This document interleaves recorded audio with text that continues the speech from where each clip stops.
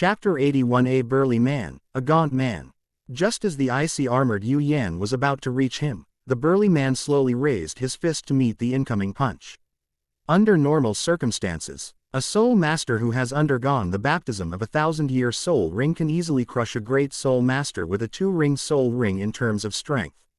This is the fundamental reason why the burly man is so arrogant. But Yu Yan was not in a normal situation. He first consumed a large amount of whale dragon to push his physical fitness to a level comparable to a 4-ring soul master. And then underwent the baptism of a soul ring of more than 4,500 years. In terms of sheer strength, Yu Yan could easily overpower a burly man, beating him to the point that even his own mother wouldn't recognize him. Of course, Yu Yan didn't unleash his full power right away. He only used the level a great soul master should have for the time being. Once the burly man relaxed, he would unleash his full power and give his opponent a big surprise. Ice fist collided with the burly man's fist. Yu Yan's figure, which was not using its full strength, was pushed backward by the force from the burly man's fist. During the retreat, the yellow second soul ring, disguised by the hidden edge secret technique, flashed, and 4 Xuanbing chains emerged from beside Yu Yan, locking onto the burly man who stood still. Martial soul, possess. Facing the 4 chains of mysterious ice, the burly man, who had a bit of a Chunabu complex, took a step forward. The blood-red wolf hat had been summoned but had not yet undergone the martial soul possession process merged with him.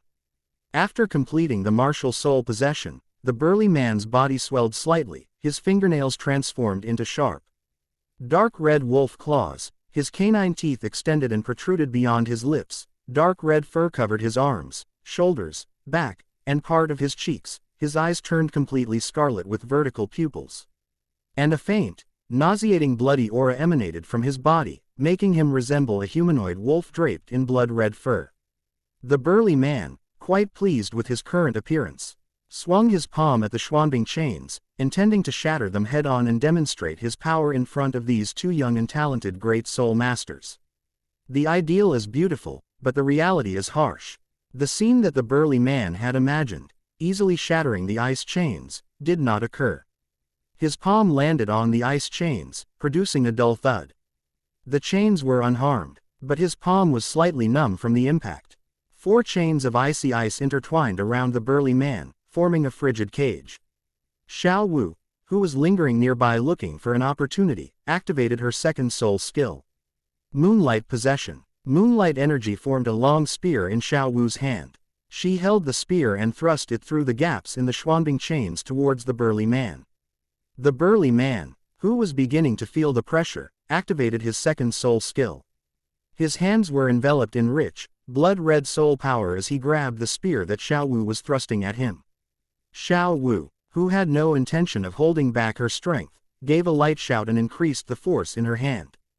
The moonlight energy spear broke free from the burly man's grasp and pierced his shoulder. The pain in his shoulder contorted the burly man's face. First soul skill, boiling blood wolf howl.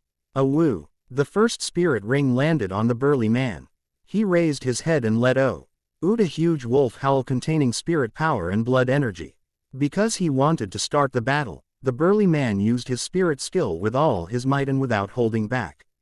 Upon hearing the sound, Xiao Wu, who was closest to the burly man, was momentarily stunned by the shock and the surge of her blood. The frost scales have a certain resistance to mental-type soul skills. In addition, after seeing Xiao Wu's situation, Yu Yan sealed the frost scales' eyes in advance, preventing sound from passing through. Since no sound could be heard, the wolf's howl naturally had no effect on Yu Yan. Xiao Wu's daze was only momentary. The burly man, trapped in the cage formed by the Xuanbing chains, was unable to take advantage of Xiao Wu's momentary daze to do anything. The amplification range of the overall enhancement already includes mental power, and the moonlight possession can also increase a certain degree of mental resistance. The combination of the two is the reason why Xiao Wu regained consciousness so quickly. The blood-boiling wolf howl had no effect on Yu Yan and Xiao Wu, but it caused Yu Qingfeng and Li Rong, who wanted to come up to help, to become dazed and their blood to surge, temporarily losing their fighting ability. In caravans further afield, many people fell to the ground because of the wolf's howl. From this perspective, the power of the boiling blood wolf howl is quite formidable. Unaffected, Yu Yan slowly contracted the cage formed by the Xuanbing chains, controlling the chains to release cold air that affected the burly man trapped inside. Once recovered, Xiao Wu used the moonlight energy that possessed her to form a sharp weapon, which she then used to strike the burly man. The first soul skill failed to work and instead made his situation even more difficult. Knowing that he would die here if he didn't fight desperately, the burly man used the third soul skill that he least wanted to use. Exchanging blood for strength, exchanging life for strength. Third soul skill, burning blood boil. The purple millennium soul ring fell, and under the influence of a special incantation, the burly man's body rapidly withered away. In the blink of an eye, the burly man turned pale, his body became skin and bones, and he looked half dead. Not long after the burly man was reduced to this miserable state, an extremely terrifying, blood-red and violent soul force was unleashed from his body, instantly increasing his strength by 2 to 3 times. Xiao Wu, retreat quickly. As Yu Yan anxiously called out to Xiao Wu, sensing something was wrong, retreated dozens of steps and came to his side. What's wrong with this guy? Looking at the burly man who had undergone such a dramatic change, Xiao Wu asked Yu Yan, who had a broader knowledge base. For the reason, it seems that they exchanged their own state for great power, and afterwards they may need to drink the blood of other creatures to replenish it. Most of the fallen soul masters are like this. Quote, in this era, under the oppressive power of the spirit howl, which worships the angel god, no one wants to become a fallen soul master hunted down by the spur. It howl unless their own martial soul is special. While Tang San destroyed the spirit howl, he failed to create an organization similar to it, allowing fallen soul masters to wreak havoc 10,000 years later. This is one of the reasons why Yu Yan dislikes Tang San. Getting back to the main point, the person in front of him clearly has a martial soul related to blood. Following this line of thought, Yu Yan deduced a highly probable conclusion. While Yu Yan and Xiao Wu were discussing, the burly man, oh, no, now he should be called a gaunt man. The gaunt man used his second soul skill, Blood Wolf Claw, to strike the ice chains repeatedly. After the third strike, the ice chains encasing him shattered, and he seized the opportunity to escape from them. The gaunt man, now free from the Xuanbing chains, glared venomously at Yu Yan and Xiao Wu. You two have caused me such great losses. I will suck your blood dry, eat your flesh, and drain your marrow and bones. Chapter 82. Teamwork leads to victory. As the gaunt man verbally vented his anger at the two of them, Yu Yan and Xiao Wu exchanged a glance and simultaneously attacked the gaunt man. Even though the gaunt man had become stronger, Yu Yan and Xiao Wu were not afraid of him in the slightest. They would only know who was stronger after they had a chance to fight. Being afraid before the battle was not their style. Chains of ice and the threads formed from moonlight energy swarmed towards the gaunt man, launching a fierce attack. Having already been trapped by the Xuanbing chains, the gaunt man naturally did not want to be trapped again. He transformed into a blood-red afterimage, nimbly dodging the chains and threads, and rushed towards Yu Yan, who was the most threatening creature and wore frost-covered scales. Yu Yan did not back down. He threw a punch to meet the attack. What an idiot! Seeing that the guy who was weaker than him still dared to throw a punch at him, the skinny man excitedly used all his strength. He wanted to take down this most troublesome idiot with one punch, and then slowly deal with the other little girl. Their fists collided, and Yu Yan was knocked backward. His frost scales cracked but did not break. He did not lose his fighting ability as the gaunt man had expected. He continued to control the Xuanbing chains and chase after the gaunt man. Not wanting to be entangled by the ice chains, the gaunt man moved again. From a god's eye view, the gaunt man was being forced to move towards the mountains and forests, the place Yu Yan wanted him to enter. Xiao Wu ran along one side, and whenever the gaunt man tried to move to another location, she would intervene in time to force him back onto the path that had forced him to head towards the mountains. After 3 minutes of fierce fighting, the gaunt man was forced to the edge of the forest, just a hair's breadth away from entering it. Standing beside the forest, the gaunt man gasped for breath. He had thought he could easily end the battle after using his third soul skill, but who would have thought that these two brats would be so troublesome? Yu Yan didn't care what the gaunt man was thinking. He took a deep breath, stopped holding back, and threw a punch at the gaunt man with all his might, intending to force him into the forest and then defeat him with his second martial soul fusion skill. With the physical attributes equivalent to a four-ringed soul master unleashed at full power, Yu Yan's speed doubled compared to before, and in the blink of an eye, he arrived in front of the gaunt man, swinging his ice fist at him. The gaunt man, who was still able to see Yu Yan's attacking figure clearly, was shocked, but he did not forget to raise his fist to fight back. Their fists collided, and the immense force from both fists sent them both staggering backward. Yu Yan, who had thrown a full-force punch, retreated 5 or 6 meters, while the gaunt man, who had hastily responded, retreated more than 10 meters. Before the gaunt man could regain his footing, Xiao Wu rushed up from the side. Approaching him, Xiao Wu dodged his punch with an incredible movement, grabbed the back of his collar with both hands, unleashed her soul power, and used her waist to drive the strength of her whole body, pulling the gaunt man and throwing him into the forest. As Xiao Wu threw the emaciated man out, threads of moonlight energy traveled along her arm to his body, binding and restraining him. Well done. Seeing the emaciated man being thrown into the forest, Yu Yan praised Xiao Wu in his heart before rushing into the forest to prepare his second martial soul fusion skill. The ice and fire Pisces gathered in Yu Yan's hand, and the second soul ring landed on the ice and fire Pisces martial soul. Martial soul fusion skill. Ice and fire mystery, ice flame burst chain, activated. Chains composed of ice and fire energies bound the gaunt man who had just stood up and was still restrained by the threads of moonlight energy. The shockwaves formed by the intertwining of ice and fire energies crashed against the trapped, emaciated man like a tidal wave. Cold, it's hot. The gaunt man, struck by the energy, felt the mystery of the alternation of ice and fire. However, this experience was not a positive one. Part of his body was frozen and lost all sensation, while other parts were roasted and emitted a burnt smell. I should have ignored those two idiots. The gaunt man, knowing he was about to die, deeply regretted stepping forward to stop the departing caravan. Exchanging blood for strength, exchanging life for strength, igniting the boiling blood of life. The gaunt man stared bloodshot at Yu Yan, whose face had turned pale from excessive consumption of soul power. He forcibly activated his third soul skill, preparing to perish together with this genius. The already half-dead, emaciated man, under the pressure of the third soul skill, instantly turned his hair white, his face dried up. His teeth fell out, and he was barely breathing, only a step away from death. Having paid such a price, the gaunt man's aura grew stronger once more, reaching the level of a fourth-ring soul master. And it continued to grow stronger.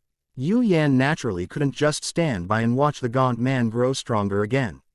He clenched his fists and whispered, "Explode." As the chains of ice and fire tightened, the two energies began to collide violently.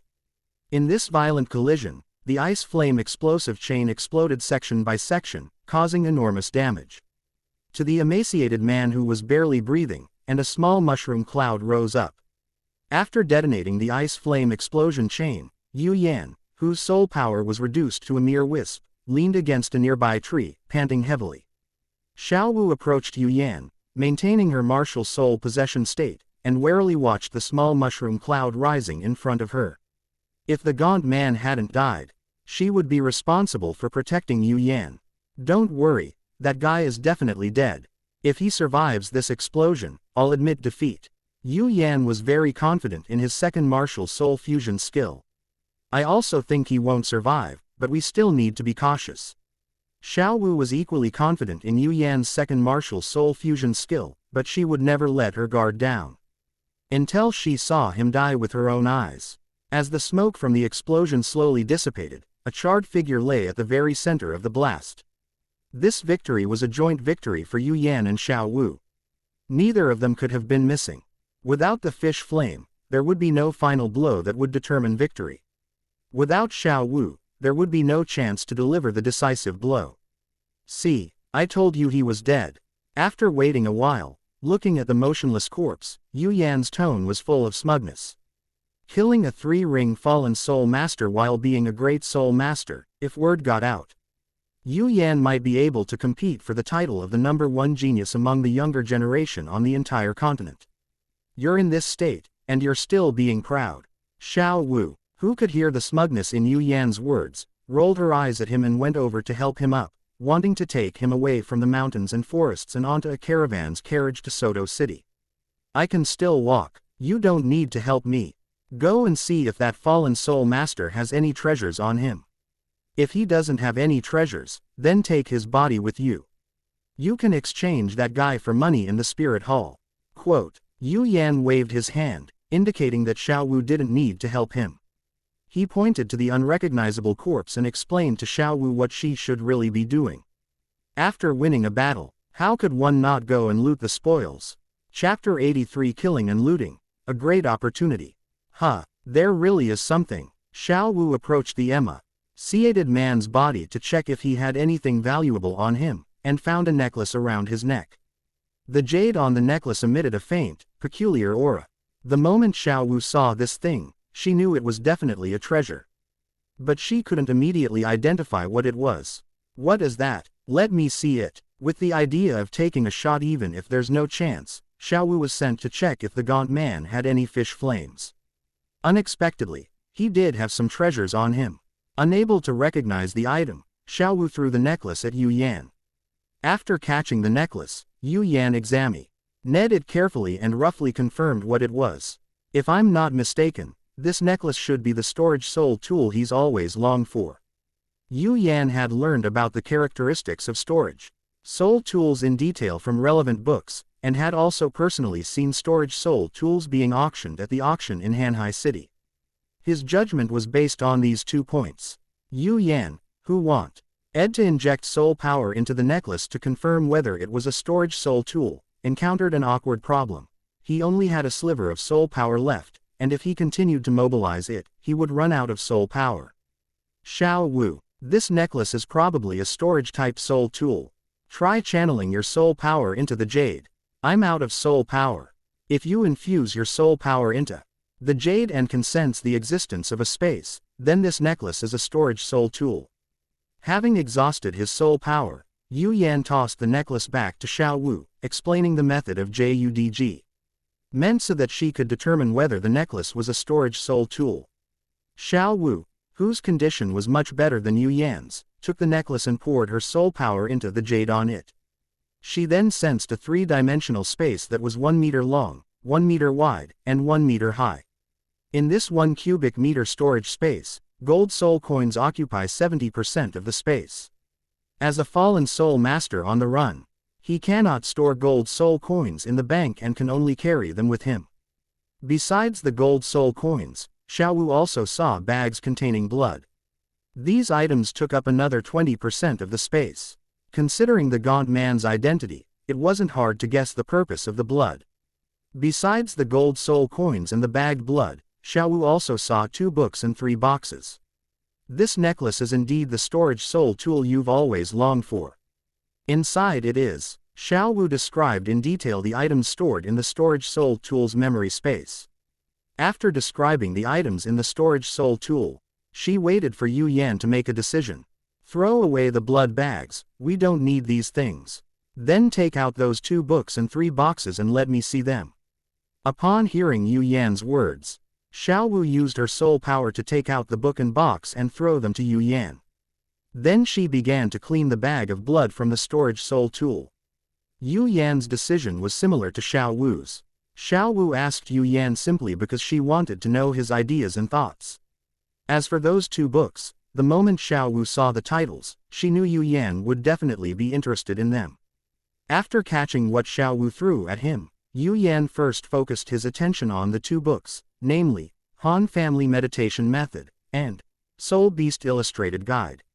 Yu Yan took the lead in opening the book, Han Family Meditation Method, and quickly skimmed through its contents. The opening of Han Family Meditation Method first introduces the origin of this meditation method.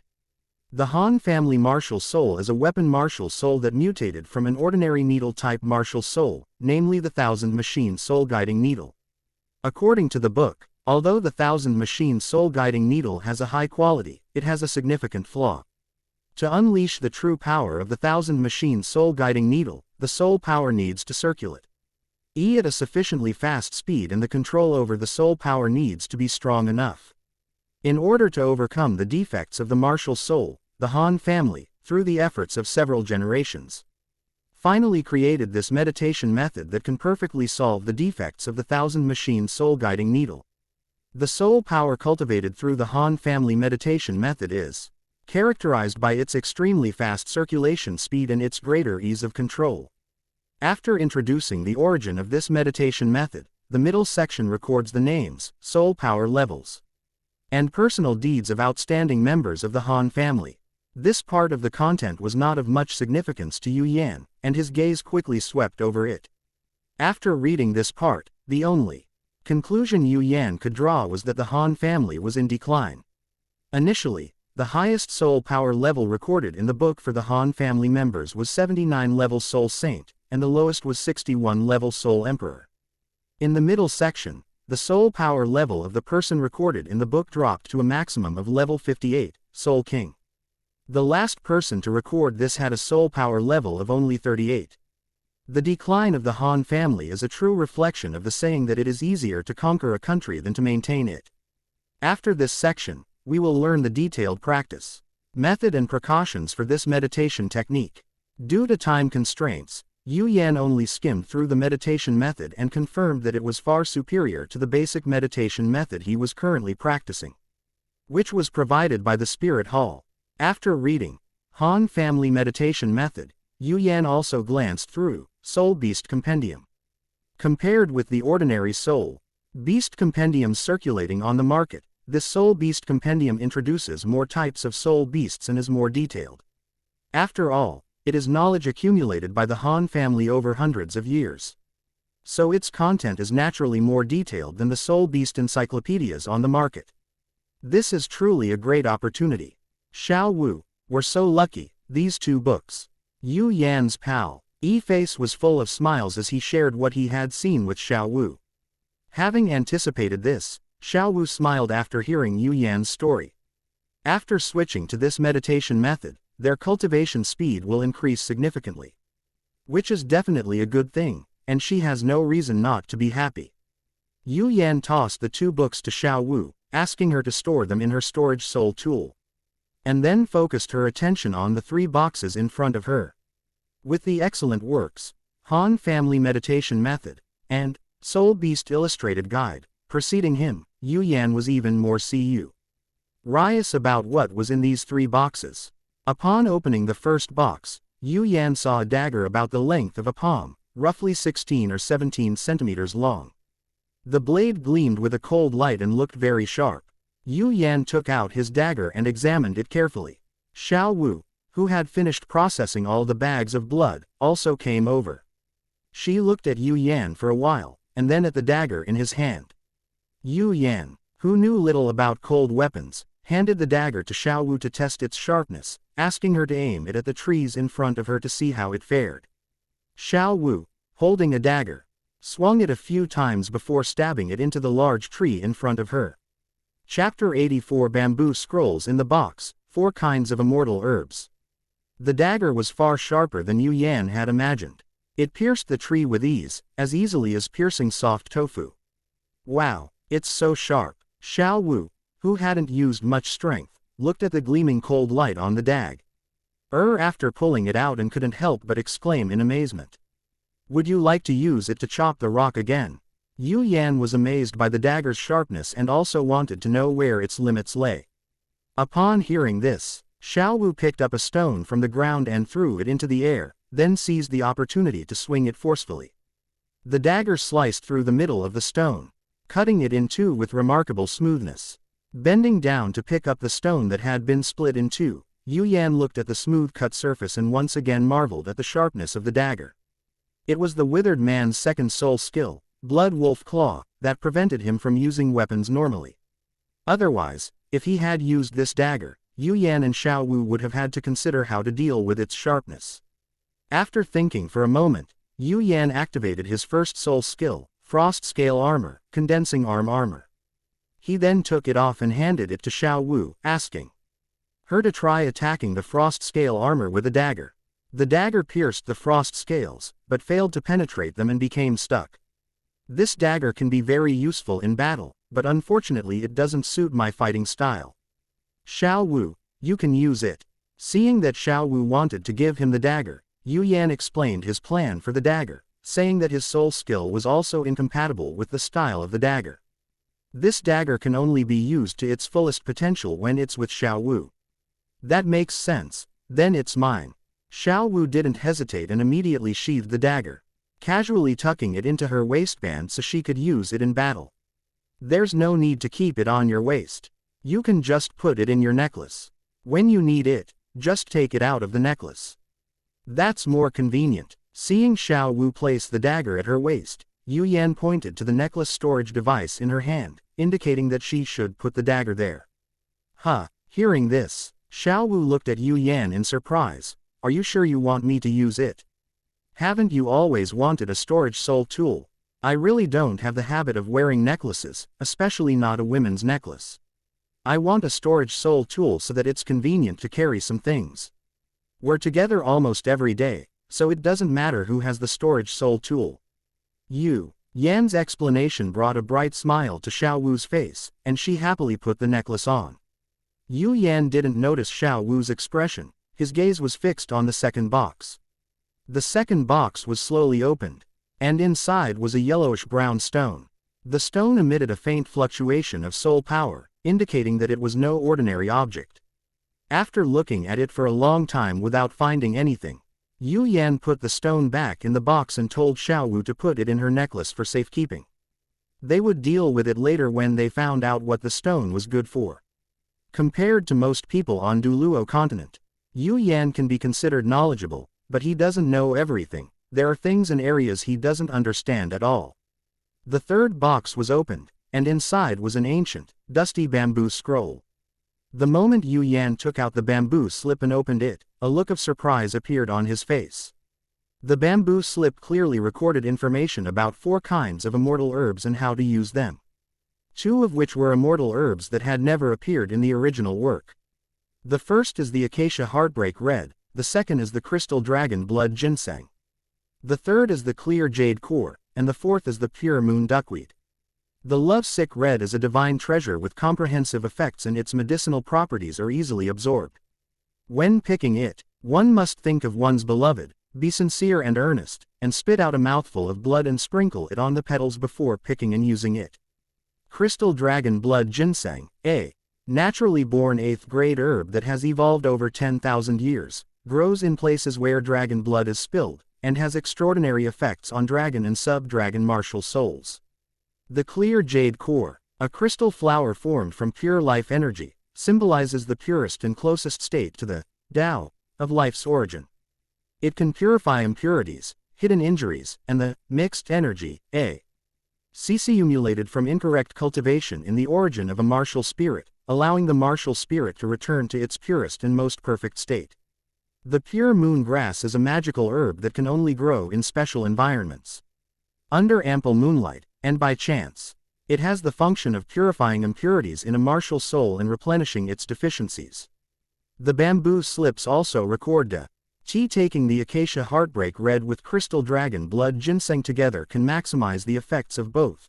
Taking the Clear Jade Core with Pure Moon Lotus together can resolve any defects in a martial soul, making the martial soul perfect. At the end of the bamboo slips was a note from the Han family ancestor. Having searched the entire world, I have found not a trace of the immortal herb. What is said there may be false. Future generations must not waste time on this. Remember this. The Han family ancestors, who failed to find the immortal herbs, believed that the information about the immortal herbs recorded in the bamboo slips was false. However, Yu Yan knew that the immortal herbs truly existed, and at least he knew the whereabouts of the first 2 kinds of immortal herbs. The Acacia Heartbreak Red grows within the ice and fire yin-yang well of Sunset Forest, while the Crystal Dragon Blood Ginseng is currently in the hands of the Agility clan, one of the 4 major single-attribute families. Yu Yan's gaze wandered over the contents of the bamboo slip, finally settling on the detailed description of the Crystal Dragon Blood Ginseng. A much more complete and better plan than before appeared in his mind. Xiao Wu stood beside Yu Yan, staring blankly at the introduction of calming jade core. Xiao Wu was lost in thought because she had seen this crystal flower with her own eyes. In the lake of life in the center of the Star Do Great Forest. Her mother had even grown this beautiful crystal flower. The lake of life is one of the 3 treasure troves of Duluo continent. The clear jade core is a crystal flower condensed from pure life energy, so it is only natural that it appears in the lake of life. I never imagined that those crystal flowers could be so useful besides healing. Anyway, these crystal flowers aren't very useful to soul beasts. When I get back, I can bring a few to Yu Yan as a surprise gift. I won't tell Yu Yan about this yet.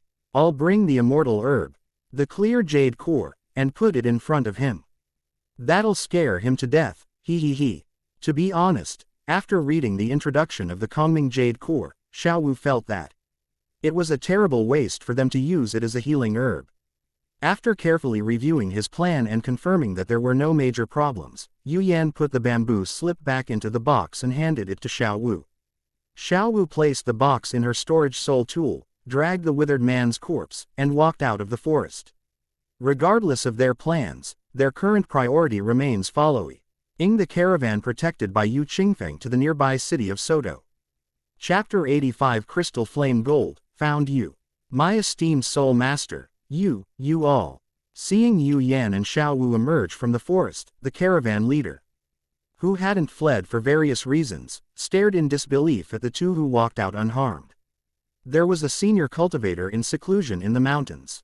After that fallen soul master angered the senior, he was casually killed by him. Anyway, there's no danger now. Let's hurry back to Soto City. Who knows if there will be any more fallen soul masters here. Noan. Gee, what the other person was shocked about. Yu Yan gave a reasonably plausible excuse, answered his questions, and urged him to quickly organize the caravan and set off as soon as possible. I am so grateful to that senior. After the caravan leader kowtowed several times towards the mountains, he stood up and loudly announced the good news that the fallen soul master had been eliminated. Those who survived in the caravan were so excited upon hearing this good news that they even shed tears of relief. Under the urging of the caravan leader, the caravan soon set off again, heading towards Soto. On the way to Soto City, Yu Qingfeng, who was in better physical condition, was the first to wake up.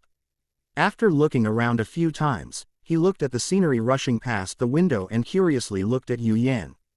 Wanting to get an answer from him, Yu Yan once again used the same story his predecessor told him, saying that a senior had killed that fallen soul master. Although Yu Qingfeng felt that there seemed to be something wrong with Yu Yan's explanation, he couldn't find any fault with it after thinking about it carefully. If it wasn't the senior who killed the fallen soul master, it couldn't have been Yu Yan and Xiao Wu who killed him, right? In Soto City, because he had something to do, Yu Yan temporarily said goodbye to Yu Qingfeng and his wife. After finding a place to stay in Soto City with Xiao Wu, he began to look for Flanders, small shops on the streets of Soto City. Soto City is located in the southern plains region of the Kingdom of Barak. It is the Sikon, the largest city in the Kingdom of Barak and also the granary of the Kingdom of Barak. Therefore, Soto City is very large, and Flanders, small shops are not as easy to find as one might imagine. As night fell, Yu Yan and Xiao Wu, having failed to find Flanders' shop, returned to the inn and huddled together to study the fish meditation method. The little fish meditation method is the Han family meditation method. Xiao Wu felt that this meditation method already belonged to them, so it would sound strange to still call it the Han family meditation method. Therefore, she took the initiative to change this meditation method to the fish meditation method. Yu Yan had no reason to refuse Xiao Wu's idea. The only thing that bothered him was why his name, Yu, wasn't in front of him. Xiao Wu's explanation was also very simple. The little fish meditation method sounds better than the little fish meditation method. After repeating the name twice, Yu Yan nodded in acknowledgement of the name, Xiao Wu meditation method. This meditation method has 2 steps to begin. The first step is to visualize a lake of mercury, and the second step is to draw a thread to form a stream. Compared to the calm and tranquil mind required for the original meditation method, the little fish meditation method requires, on the basis of cultivating a calm and tranquil mind, to visualize a vast, boundless, calm, mirror-like liquid mercury lake in the mind. This is the most difficult part of this meditation method, and those who lack talent will never be able to enter it. The book devotes 2 full pages to illustrating with numerous examples how to visualize a mercury lake. After completing the first step, while using mental power to extract mercury threads from the mercury lake, one can also absorb soul power from nature, thereby cultivating thread-like soul power. Then, one can guide the thread-like soul power to travel at high speed through the meridians along a specific and extremely complex circulation route. This route is not a traditional large-scale circulation, but rather consists of countless intricate, interwoven, and even dead-loop micro-paths. This is designed to maximize the flexibility of soul power flow and the precision of path selection. The process of drawing silk into a stream is a gradual one that requires skill. It does not require exceptional talent, but rather a great deal of patience. Having roughly understood the principles and process of visualizing a mercury lake, Yan and Xiao Wu sat cross-legged under the moonlight and began to try to visualize the so-called mercury lake. This meditation method is quite difficult and cannot be mastered in a day. After meditating for more than 3 hours, Yan, who had gained some insights but not much, lay on the bed and fell into a deep sleep. The following morning, Yan once again searched for Flanders' small shop in Soto City. After some searching, Yan successfully found his target on a street that sold clothing. Flanders' small shop was quite different from the other shops in the area. The signboard of his shop is composed of a sword, a hammer, and a blue lightning Tyrannosaurus Rex. If the 3 upper sects knew that someone was using their sect's title Duluo symbol as a shop sign, I wonder what their reaction would be. The shop door was open, and the interior looked somewhat dim. After giving Xiao Wu a wink, the 2 of them went inside together. A man who looked to be in his 40s was lying on a rocking chair in the center of the shop. He was burly and the rocking chair creaked as he rocked it. This person had a long face, a protruding chin, wide cheekbones, a flat face, and a hooked nose, which looked like a shoe insole. He was also wearing a pair of black-rimmed square crystal glasses, which looked rather strange. Looking at these distinctive and iconic features, Yan was certain that the person in front of him was definitely Flander. He wasn't handsome, his fashion sense was mediocre, and he even gave off a cunning and treacherous vibe at first glance. Combined with the personality he had learned about in the original work, it's no wonder that Lu Erlong didn't like him. If Yan can still win over the girl he likes this way, he should at least eat something in the toilet. After looking Flander up and down, Yan turned his gaze to the shop. There were many items hanging on the 3 surrounding walls, some of which were obviously damaged. There wasn't a single valuable item in the entire store. Yan's gaze did not linger on those items. He quickly scanned the items in the shop and finally fixed his eyes on a dark yellow crystal about the size of a human head by the wall. Plate crystal gold coating. I've found you. Are these all soul tools? Having just acquired a soul tool, Xiao Wu looked at the various items on the wall emitting soul power fluctuations and quietly asked Yan for confirmation. Soul tools all possess soul power fluctuations. If they are not used and connected to one's own soul power will be released externally. Xiao Wu was surprised to find so many soul tools in the shop. I don't know. Unless you pick them up and examine them yourself, you can't tell if they're real or fake. There are actually quite a few things that can release soul power fluctuations. Yan explained to Xiao Wu in a low voice, while also trying to entice Flander to speak so that he could continue. When Yan and Xiao Wu walked in, Flander had already sized up the 2 young people. After sizing them up, he continued to close his eyes and rest. Flander, who is currently only a level 75 soul saint, is unable to see through Xiao Wu's true identity. If you don't buy it, you can't just pick it up and look at it. Chapter 86 Asking for an exorbitant price, bargaining on the spot. Just as described in the original work, Flander was a complete and utter shrewd businessman.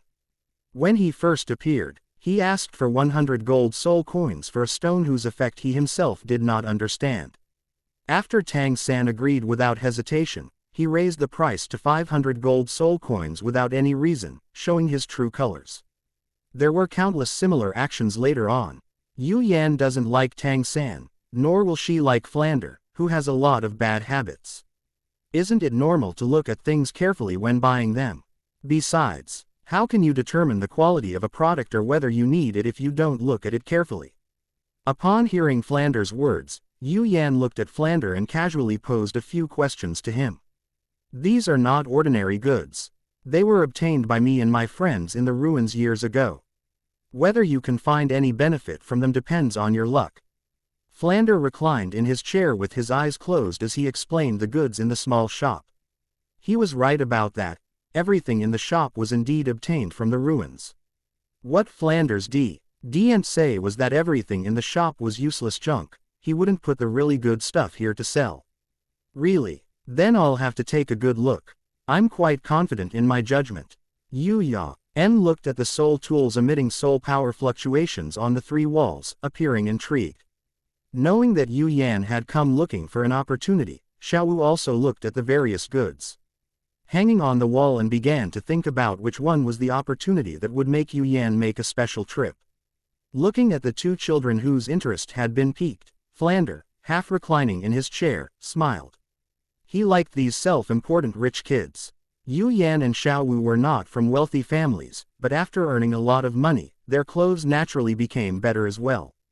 The clothes they're wearing now, both in terms of material and design, are undeniably excellent. Yu Yan's outfit features a classic and versatile black and white combination. Xiao Wu, also influenced by Yu Yan, tends to wear black and white clothes. Of course, she hasn't given up her favorite pink either, and some pink patterns are embroidered on her black and white outfit. If you make money but still live a frugal life, then making money is meaningless. That's why Flanders assumed the 2 well-dressed men were from wealthy families. After a seemingly meticulous but actually half-hearted selection, Yu Yan casually picked up a slightly damaged small cauldron and approached Flander. I think this looks pretty good. Name your price. 5,000 gold soul coins. Flander glanced at the small cauldron and quoted an extremely outrageous price. 5,000 gold soul coins.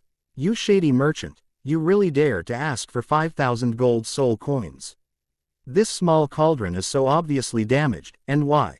Oh, you actually dare to ask for 5,000 gold soul coins? Before Yu Yan could even haggle, Xiao Wu, upon hearing the price of 5,000 gold soul coins, disregarded all the selection and went straight to Yu Yan's side, pointing at Flander and harshly criticizing the others. This is a soul tool. You've hit the jackpot by buying a soul tool with a lost crafting technique for only 5,000 gold soul coins. Flander lay half reclined in the chair, not opening his eyes to look at Yu Yan and the other man. After patting Xiao Wu on the shoulder to calm her down, Yu Yan looked at Flander and said, I found this thing appealing. So I was planning to buy it. How about selling it to me for 100 gold soul coins? Xiao Wu, who was initially a little angry, suddenly became less indignant after hearing Yu Yan mention the price of 100 gold soul coins. She turned to look at the cunning shopkeeper, curious about his response. 100 gold soul coins is too low. Since you are so determined to take it, then let's make it 3,000 gold soul coins. After glancing at the child with some surprise, Flander, who knew he couldn't sell the child for 5,000 gold soul coins, immediately lowered the price by 2,000 gold soul coins. If others knew I bought this thing for 3,000 gold soul coins, I would be laughed at.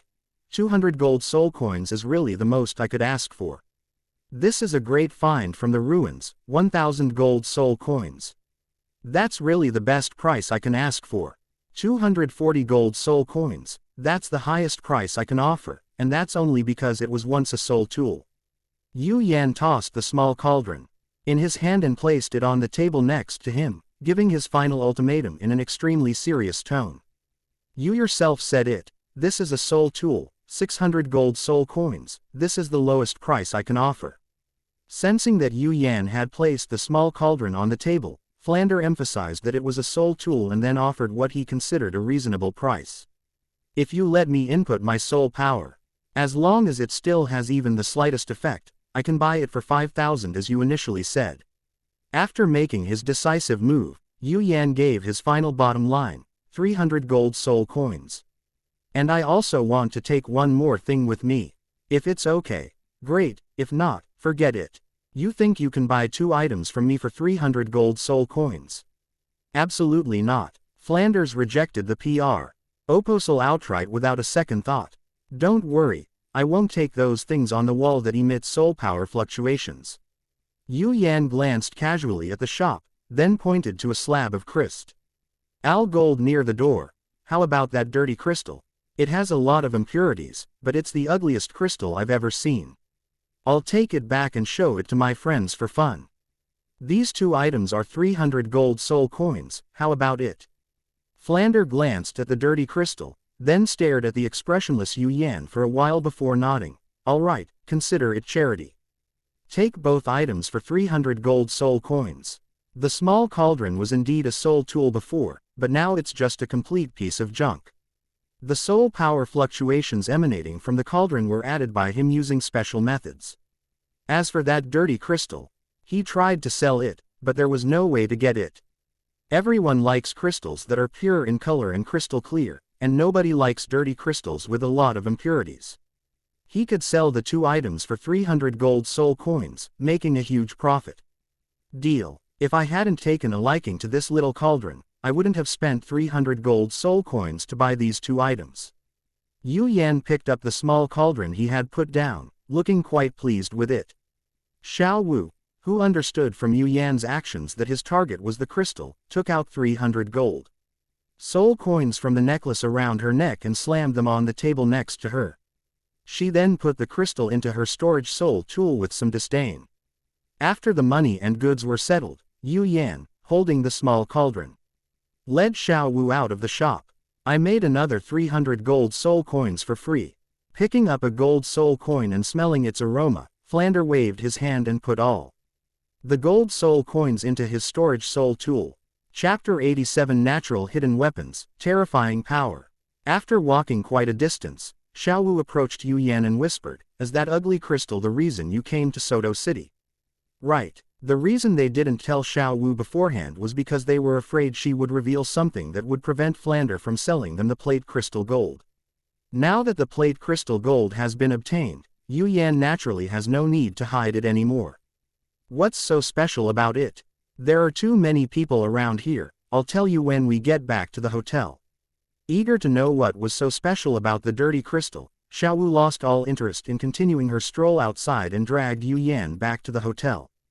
Back at the hotel, after closing the door, Xiao Wu took out a piece of crystal gold the size of a human head from her necklace and placed it on the table. Tell me quickly, what's so special about this crystal? Don't rush, let me sort out my thoughts.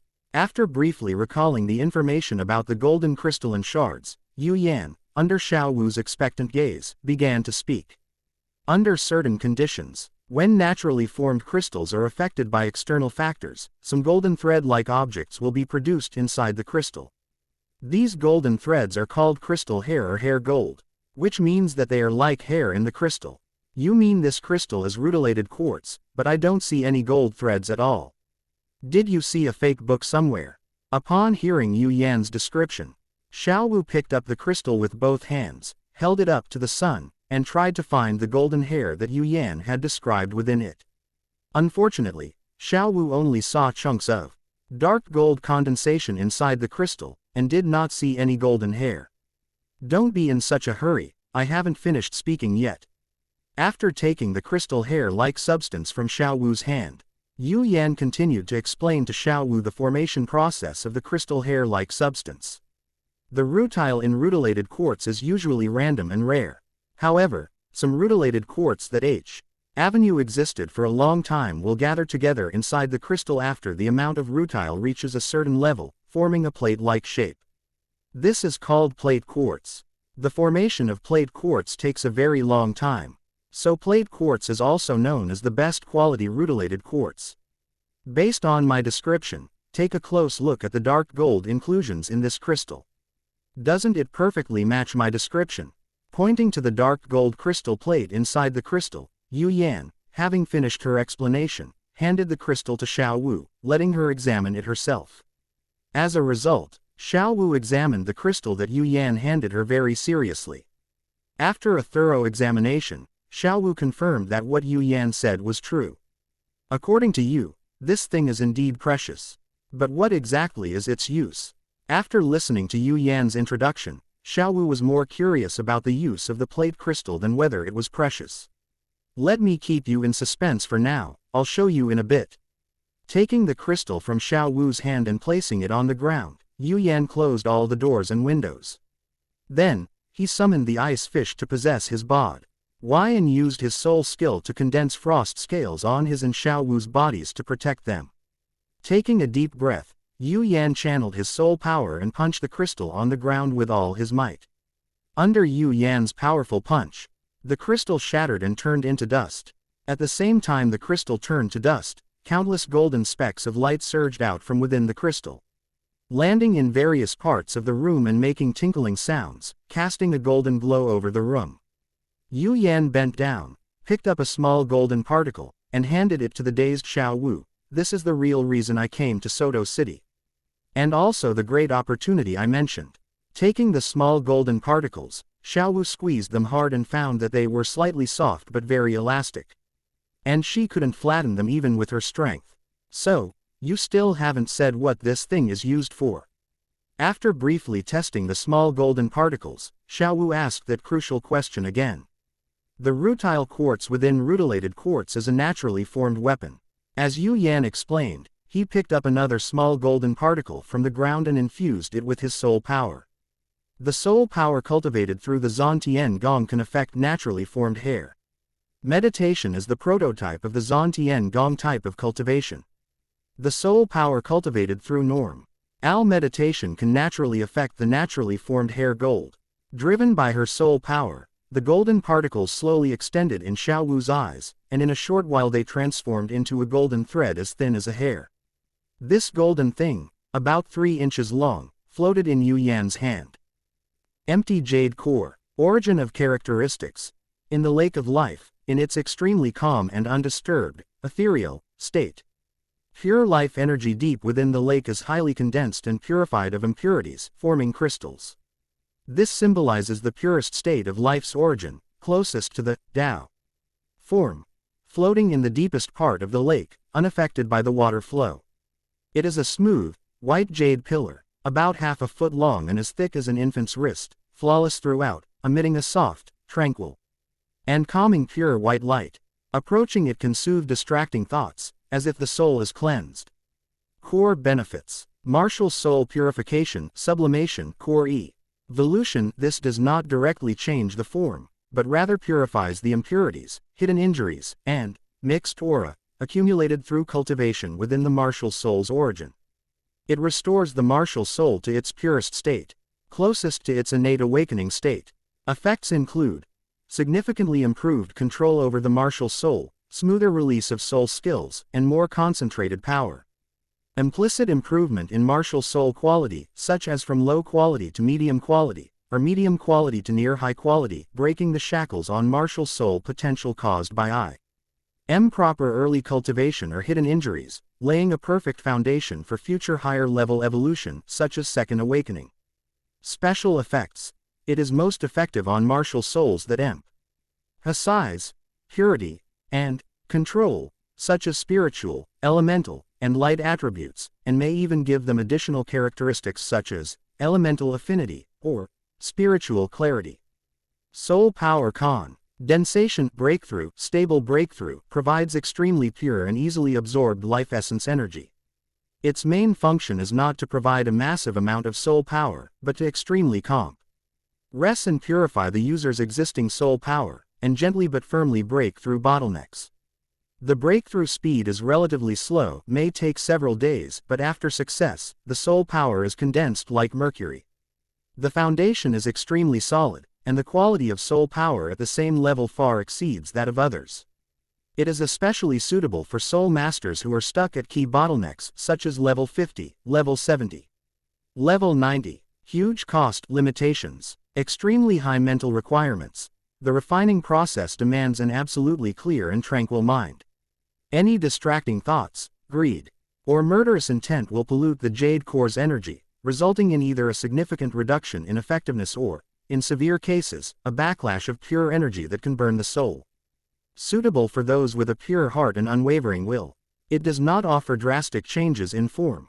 It cannot allow martial souls to gain new forms or attributes, and focuses on optimization and foundation. Slow growth, harsh environment.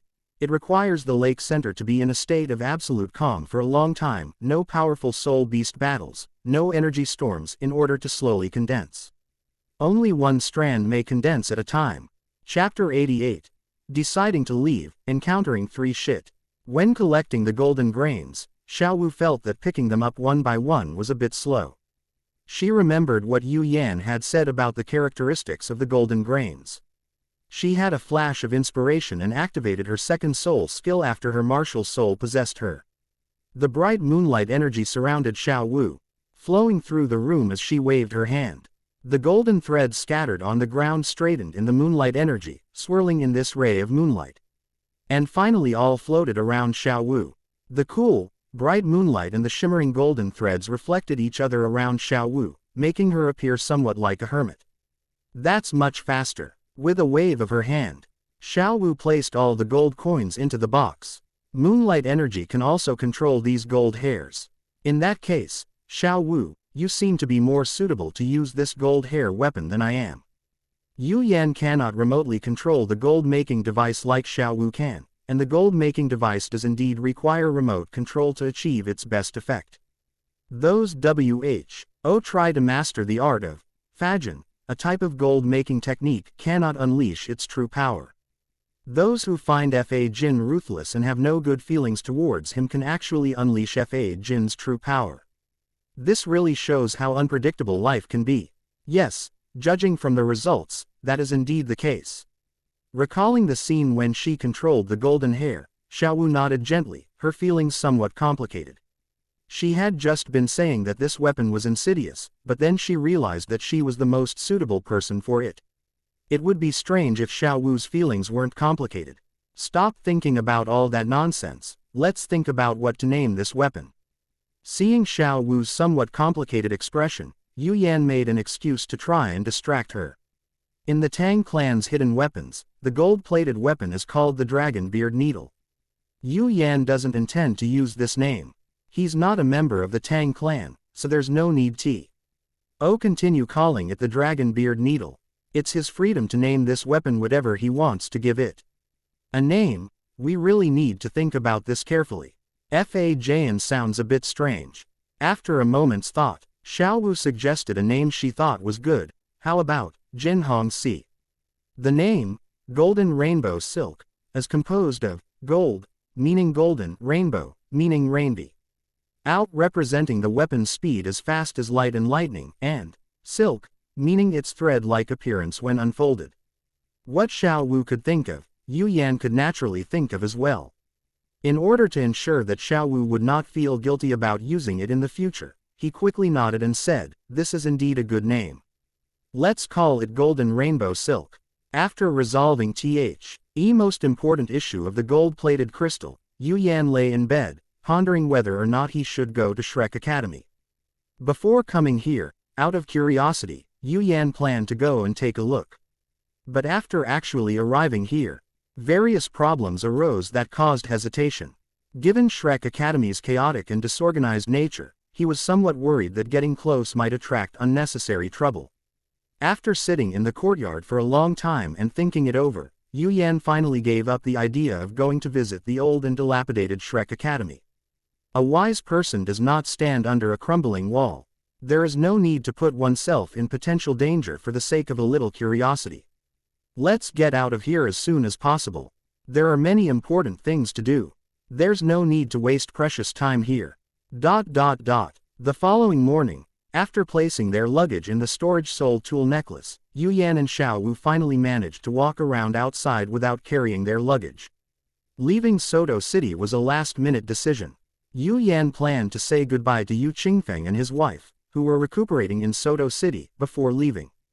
The farewell that he couldn't say in Barak City because the two of them weren't there could be done in Soto City.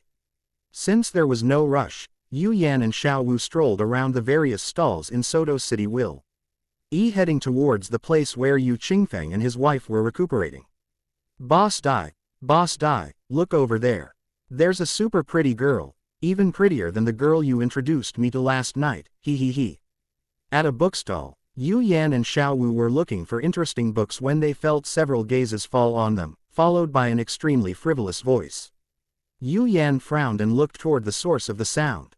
He saw 3 guys who looked somewhat familiar. The person standing in the middle was about 1.6 meters tall, the tallest of the 3. His golden hair was draped over his back, and his eyes were sinister.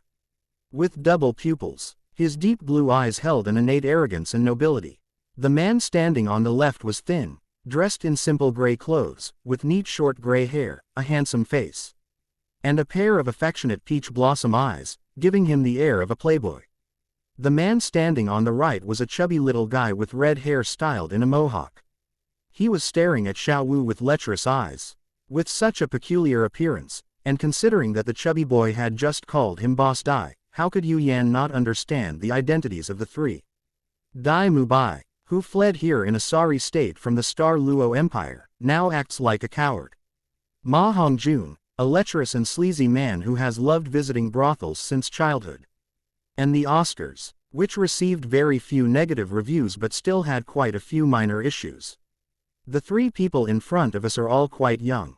Judging from the timeline, Dai Mubai should be 10 years old, Oscar should be 9 years old, and Ma Hongjun should be 7 years old. In the original book, the conflict between Shrek Academy and Kanghui Academy on the Shrek 7 Devil's first journey to the Saint Ardo Great Forest was due to Ma Hongjun's foul language towards the girls of Kanghui Academy, and the same thing is happening now. The 3 men were not very old, but they exuded a strong lewd aura. Even from a distance, Yu Yan could smell the scent emanating from them, a scent that only came from those kinds of things. Sometimes, having too strong a sense of self is not a good thing. Snort. If you don't want your eyes, I can take them off for you. Seeing the undisguised looks in the eyes of the 3 men, Yu Yan stood in front of Xiao Wu. No boy could tolerate this kind of thing, and Yu Yan was no exception. If this weren't a street in Soto City where fighting is forbidden, Yu Yan would have already summoned the Xuanbing chains to show them why the flowers are so red.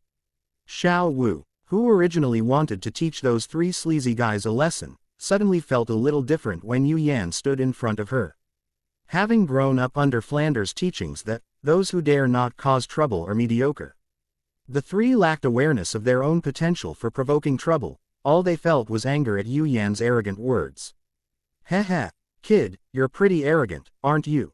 As the eldest of the 3, Dai Mubai took a step forward, his white tiger martial soul and 2 yellow soul rings appearing behind him. His aura as a great soul master spread outwards, sing the civilians around him to flee in panic. Chapter 89 Unleashing the Martial Soul, Crushing the Battle. Boss Dai is awesome, I'm in too. Seeing that his boss had already completed the spirit possession, the loyal Ma Hongjun shouted and summoned the evil fire phoenix spirit and a yellow spirit ring. Seeing that his 2 brothers had already summoned their martial souls and spirit rings, Oscar summoned a yellow spirit ring to boost his side's morale, but failed to summon his sausage martial soul. According to Yu Yan's perception, Dai Mubai's soul power level is around level 24, Ma Hongjun's is level 14, and Oscar's is level 19. The laws of the Heavenly Do Empire do indeed contain explicit provisions prohibiting fighting within the city. Yu Yan only remembers these regulations. Some people don't care about them at all. Kid, are you scared now? Come over here now, kneel down and apologize to us 3 brothers, and we might consider letting you go. Standing next to Dai Mubai, Ma Hongjun held his head high and looked at Yu Yan with disdain, his words becoming increasingly arrogant. In Soto City, a place that appears prosperous but is actually devoid of geniuses, Dai Mubai, Oscar, and Ma Hongjun have never seen anyone stronger than their peers. Therefore, they did not take Yu Yan and Xiao Wu seriously. Little fatty, if you apologize to me now, I might concede. Are going a little easier on you when I beat you up. Yu Yan ignored the provocation of these 3 piles of dog shit, summoned the ice and fire Pisces martial soul to possess him, and released his aura completely. The 2 yellow spirit rings floating beside Yu Yan piqued Dai Mubai's interest, and caused Oscar and Ma Hongjun to change their expressions slightly. They really hadn't expected that the kid opposite them had a higher spirit power level than them. Yu Yan, I'll deal with that chubby kid. Xiao Wu, protected behind Yu Yan, stood beside him and summoned her martial soul and soul ring as well. She stared at the chubby boy who had spoken rudely to her and began to negotiate with Yu Yan. The two spirit rings flashing around Xiao Wu made Ma Hongjun want to slip away. The spirit cat Wu Shui, perched on Xiao Wu's shoulder, assumed a fighting stance towards Dai Mubai, Oscar, and Ma Hongjun. How dare you? You two are not qualified to teach my brother Dai Mubai a lesson. Arrogant and disregarding Yu Yan and Xiao Wu, Dai Mubai transformed into a white shadow and charged towards Yu Yan. Having also possessed two spirit rings and been carefully nurtured by the Star Luo royal family, Dai Mubai did not believe he would lose to other spirit masters of the same age. You can just stand by and watch. Leave these three annoying stinking turds to me. He rejected Xiao Wu's suggestion. And 4 chains of mysterious ice appeared simultaneously, crossing and blocking the white figure rushing towards him. Fueled by anger, Yu Yan showed no mercy. The white tiger martial soul is a top-tier beast martial soul. And Dai Mubai is absolutely confident in his own power. He showed no intention of dodging when facing the Xuanbing chains, but instead met them at an even faster speed. Dai Mubai planned to shatter the chains made of ice blocks with a single palm strike, then quickly defeat this arrogant brat, step on his head, and ask him if he still dared to say those arrogant words. Ideals are good, but reality is cruel. When Dai Mubai's palm collided with the Xuanbing chains, the chains did not shatter as he had expected. Instead, his palm was shaken and felt a bit painful. While Dai Mubai suffered a defeat, Yu Yan benefited in the process. 4 chains of mysterious ice intersected and quickly enveloped Dai Mubai, forming a cage around his body. As the Xuanbing chain cage contracted, it continuously released chilling energy towards the imprisoned Dai Mubai. Shivering from the cold, Dai Mubai quickly released a layer of white light shield to resist the continue. Ice cold air coming from the surroundings. Feeling slightly better while protected by his first soul skill, White Tiger Barrier, Dai Mubai once again threw a full-force punch at the ever-shrinking Xuanbing chain cage. However, another experience of numbness in his palms told Dai Mubai that he could not break the chains formed by these ice blocks with his physical strength alone. The arrogant Dai Mubai could not bear being imprisoned in a cage made of chains. Another soul ring on Dai Mubai lit up, and a huge white light instantly condensed. With a tiger's roar, a ball of milky white light spat out from his mouth and collided with the shrinking Xuanbing chains. After a burst of white energy, Baihu Ligongbo exerted all his strength, but only managed to get the hem of his Xuanbing chains slightly dirty. Unconvinced, Dai Mubai tried several times, confirming that he really couldn't break the ice. Convinced he couldn't escape on his own, and with his soul power still slowing down under the influence of the cold, Dai Mubai's expression changed several times before he turned and shouted at Ma Hongjun, who was standing there motionless. "Fatty, I was careless and didn't dodge. Here's something wrong with this chain of ice. Quickly use your flames to save me." "Yes, that's right, I was careless. I suffered because I didn't avoid the chains of ice in advance, and because these ice chains were faulty. As long as I get out of this cage and take that guy seriously, beating him will be a piece of cake." From the moment Boss Dai rushed over to the moment he was trapped in the Xuanbing prison and unable to escape, only a minute had passed. Ma Hongjun was trying to comprehend the scene unfolding so rapidly. Upon hearing Boss Dai's plea for help, Ma Hongjun repeatedly said, "Oh," before using his first soul skill. Phoenix Fire Line. After the martial spirit possessed him, Ma Hongjun, who looked like a chicken, opened his mouth and spat out a dark red flame ray mixed with purplish black, which landed on the Xuanbing chains. It is true that the evil fire phoenix has obvious flaws in its martial soul, but it is indeed a top-tier fire-type martial soul, and the flames it possesses are among the best in the world. The flame rays struck the Xuanbing chains, causing the chains, which had rendered Dai Mubai powerless, to begin melting, albeit only slightly. If the Xuanbing chains hadn't been a soul ring produced by a top-tier sub-dragon soul beast that had been around for 4,500 years, they might have melted long ago under the flames of the evil fire phoenix. Seeing that his flames were effective, Ma Hongjun decided to continue using the Phoenix Fire line to rescue Boss Dai. Yu Yan, of course, would not let them have their way. His first fire fish technique, Blazing Breath, shot out from his palm and collided with Phoenix Fire line in midair. Ma Hongjun's flames were stronger, while Yu Yan's soul power was higher, and the bonus from the second soul ring, Ji feeding back to the first soul ring, was also taking effect. With both factors cancelling each other out, in this contest of fire abilities, Fish Flame ultimately gained the upper hand. The Xuanbing chain cage tightened further and further. After Yu Yan and Ma Hongjun clashed with flames once again, the Xuanbing chain cage bound Dai Mubai tightly. His arrogant brows were now covered with a layer of frost due to the cold air released by the Xuanbing chains. Chapter 90. Having accomplished his task, he departed without a trace, concealing his merit and fame. There's no way you'll make me apologize. Despite being bound by the Xuanbing chains, Ma Hongjun showed no fear. He continued to shout at Yu Yan with such vigor that anyone unaware of what had happened would probably think Yu Yan was bullying someone. It's practically impossible for Ma Hongjun, this proud little fat boy, to apologize to a stranger. Moreover, in Ma Hongjun's view, winning and losing are all matters of the martial arts world. One can lose, but one must never admit defeat. He has a master who is a soul saint, and ordinary people don't dare to mess with him. No, brother, my friend is just being stubborn. Actually, he already knows he was wrong. We are willing to apologize for our offense. We spoke without thinking, we were blind to your abilities, and we were wrong. Compared to Ma Hongjun's stubbornness, Oscar wisely chose to apologize, and also expressed his remorse for Ma Hongjun. Of course, Oscar's apology didn't mean he knew he was wrong, he simply didn't want to suffer the consequences. As a food-type support soul master, Oscar has little combat ability, his survival strategy is to strategically back down. That smile on your face is so fake, it doesn't have a shred of my sincerity. Since neither of you wants to apologize, then do it yourselves. After staring at Oscar for a while, making him feel a little uncomfortable, Oscar stood up and looked around while telling them his decision. After finding a few suitable large trees, Yu Yan dragged the two people, who were bound hand and foot by the Xuanbing chains, to the side of the trees. This time it was indeed your fault. Staring at girls and saying those vulgar things you thought were funny without any restraint was really pointless. Consider this a lesson learned, and I hope you will remember this profound lesson.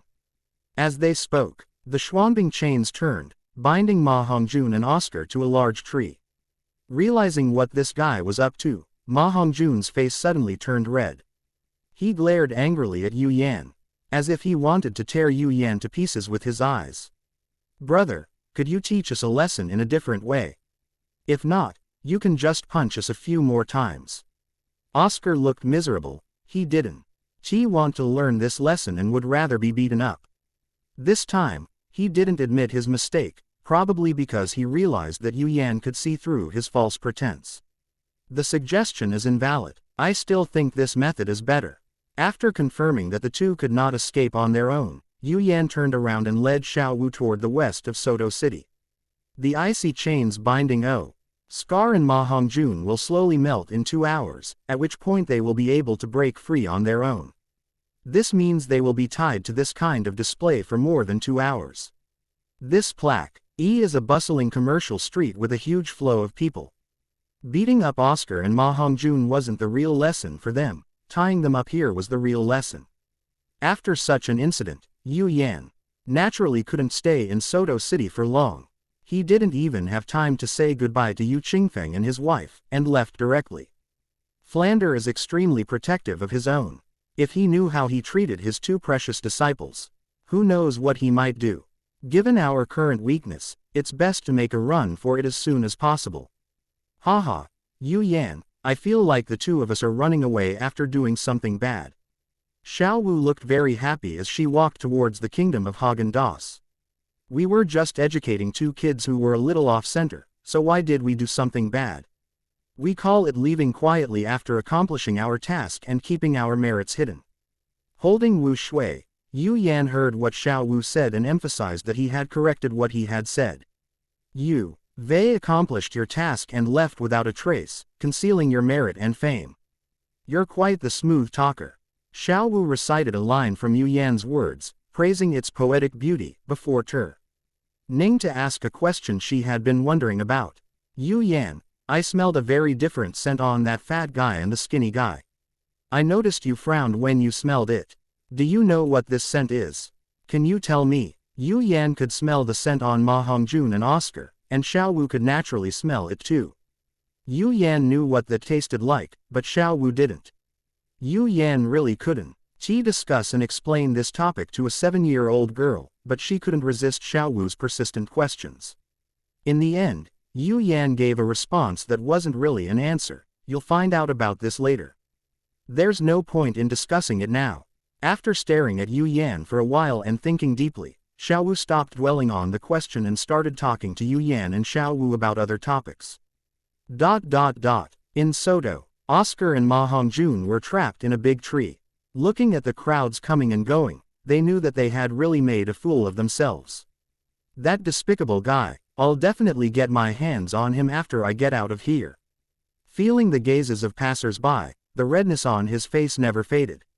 Not wanting to look at those people, Ma Hongjun looked up at the sky, his tone full of anger.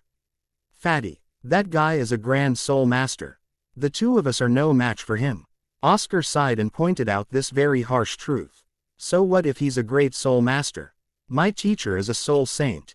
And every teacher at Shrek Academy is a renowned powerhouse. Do you think we'd let a great soul master bully us? Speaking of this, Ma Hongjun's voice was filled with excitement, as if he could already see the image of that guy being trampled under his feet.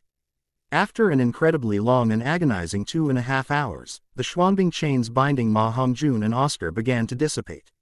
Realizing that his soul power could once again function normally, Ma Hongjun circulated his soul power to complete the martial soul possession and broke free from the Xuanbing chains. Having escaped his predicament, Ma Hongjun naturally didn't forget his good brother Oscar. He used Phoenix Fireline to rescue him.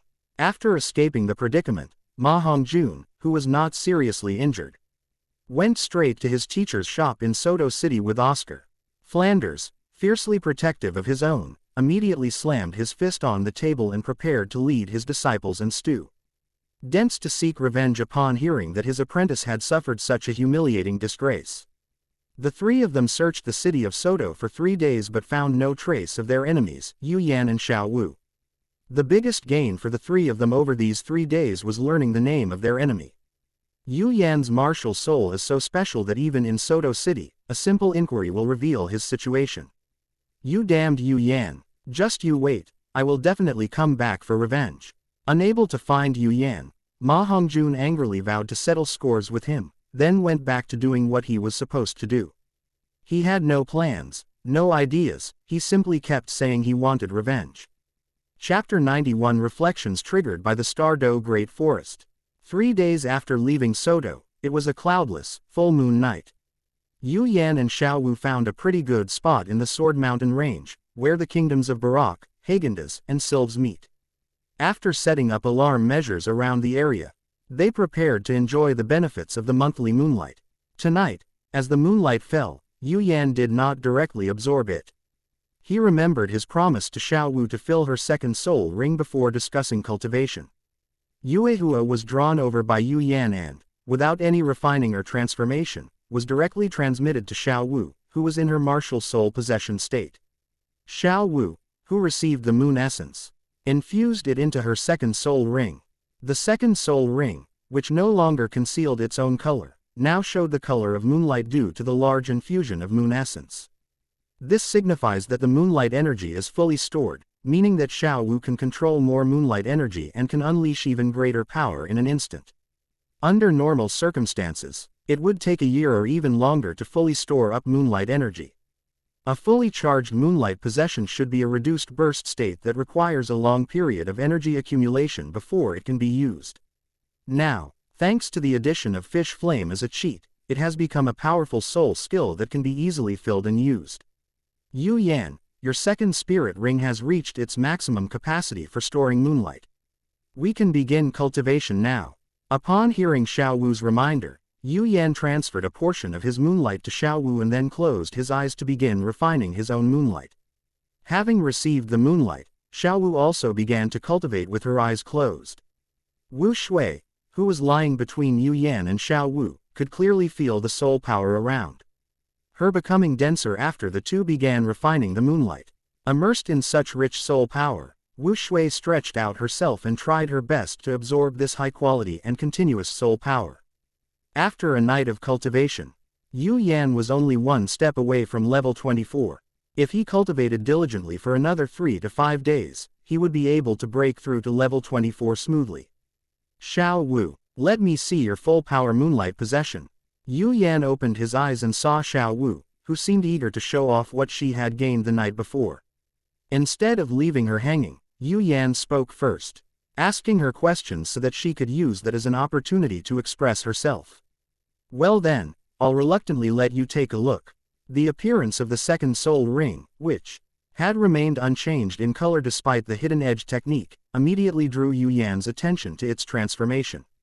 On the purple circular spirit ring, there was a new ring of patterns shimmering with moonlight energy. And the moonlight emitted was from these patterns. Upon closer inspection, you can also find rabbit elements in these patterns. As Yu Yan approached to examine the spirit ring closely, Wu Shui also arrived. Taking a closer look at the circle radiating purple light, and even reaching out her claws to touch it. Soul rings not used by soul masters are made of energy. Xiao Wu was only maintaining the soul ring and did not use any soul ring skills, so the spirit cat's claws could not possibly touch the glowing soul ring. After its claws passed through the energy-formed spirit ring, it stubbornly raised its claws and waved them repeatedly at the purple light circle in front of it, only to fail again and again. The cat's energy was frightening. It wasn't discouraged by not being able to touch the purple circle, but instead became more determined. Seeing that Wu Shui's attitude was starting to become irritable, Xiao Wu, who had been watching Wu Shui the whole time, reached out and patted Wu Shui's head, saying, "Stop fooling around," before hugging it in her arms. Wu Shui, who was initially somewhat resistant, became obedient and nestled in Xiao Wu's arms after Xiao Wu stroked her fur a few times. No longer causing any trouble. How about that? Scared by my second spirit ring?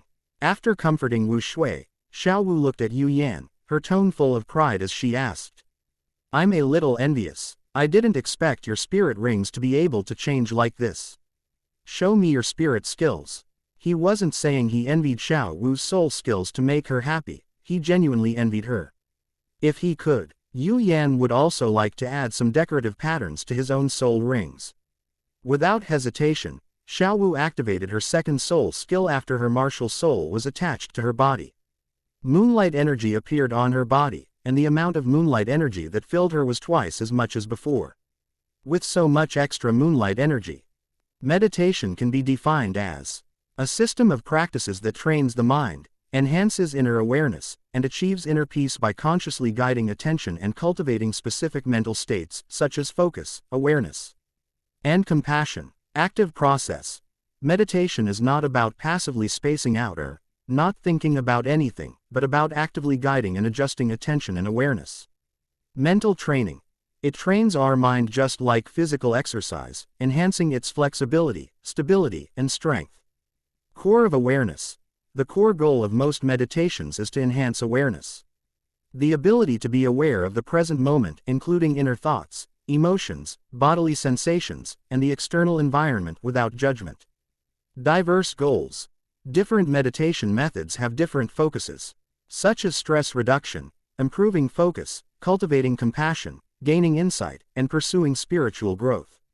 The main types of meditation based on focus and method. Focused meditation. Core principle. Focus and stabilize your attention on a single object. Objects.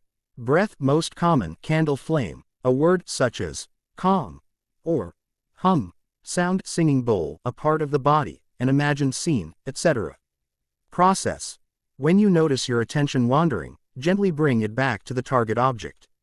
Repeat this process, like training your attention muscles. Objective.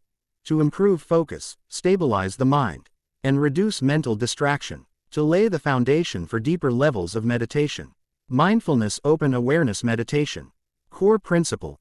Maintain open and non-judgmental awareness of any experience that arises in the present moment: thoughts, emotions, bodily sensations, sounds, smells, etc., without attachment to any specific object. The process. Like a vast, calm sky. Allow all the clouds, various experiences, to drift by. Simply observe their presence and changes, without trying to grasp or push them away. The focus is on awareness itself, not the content. Objective. To cultivate a deep awareness of inner and outer experiences, reduce automatic reactions, enhance emotional regulation, improve understanding of impermanence, and achieve deeper peace and acceptance.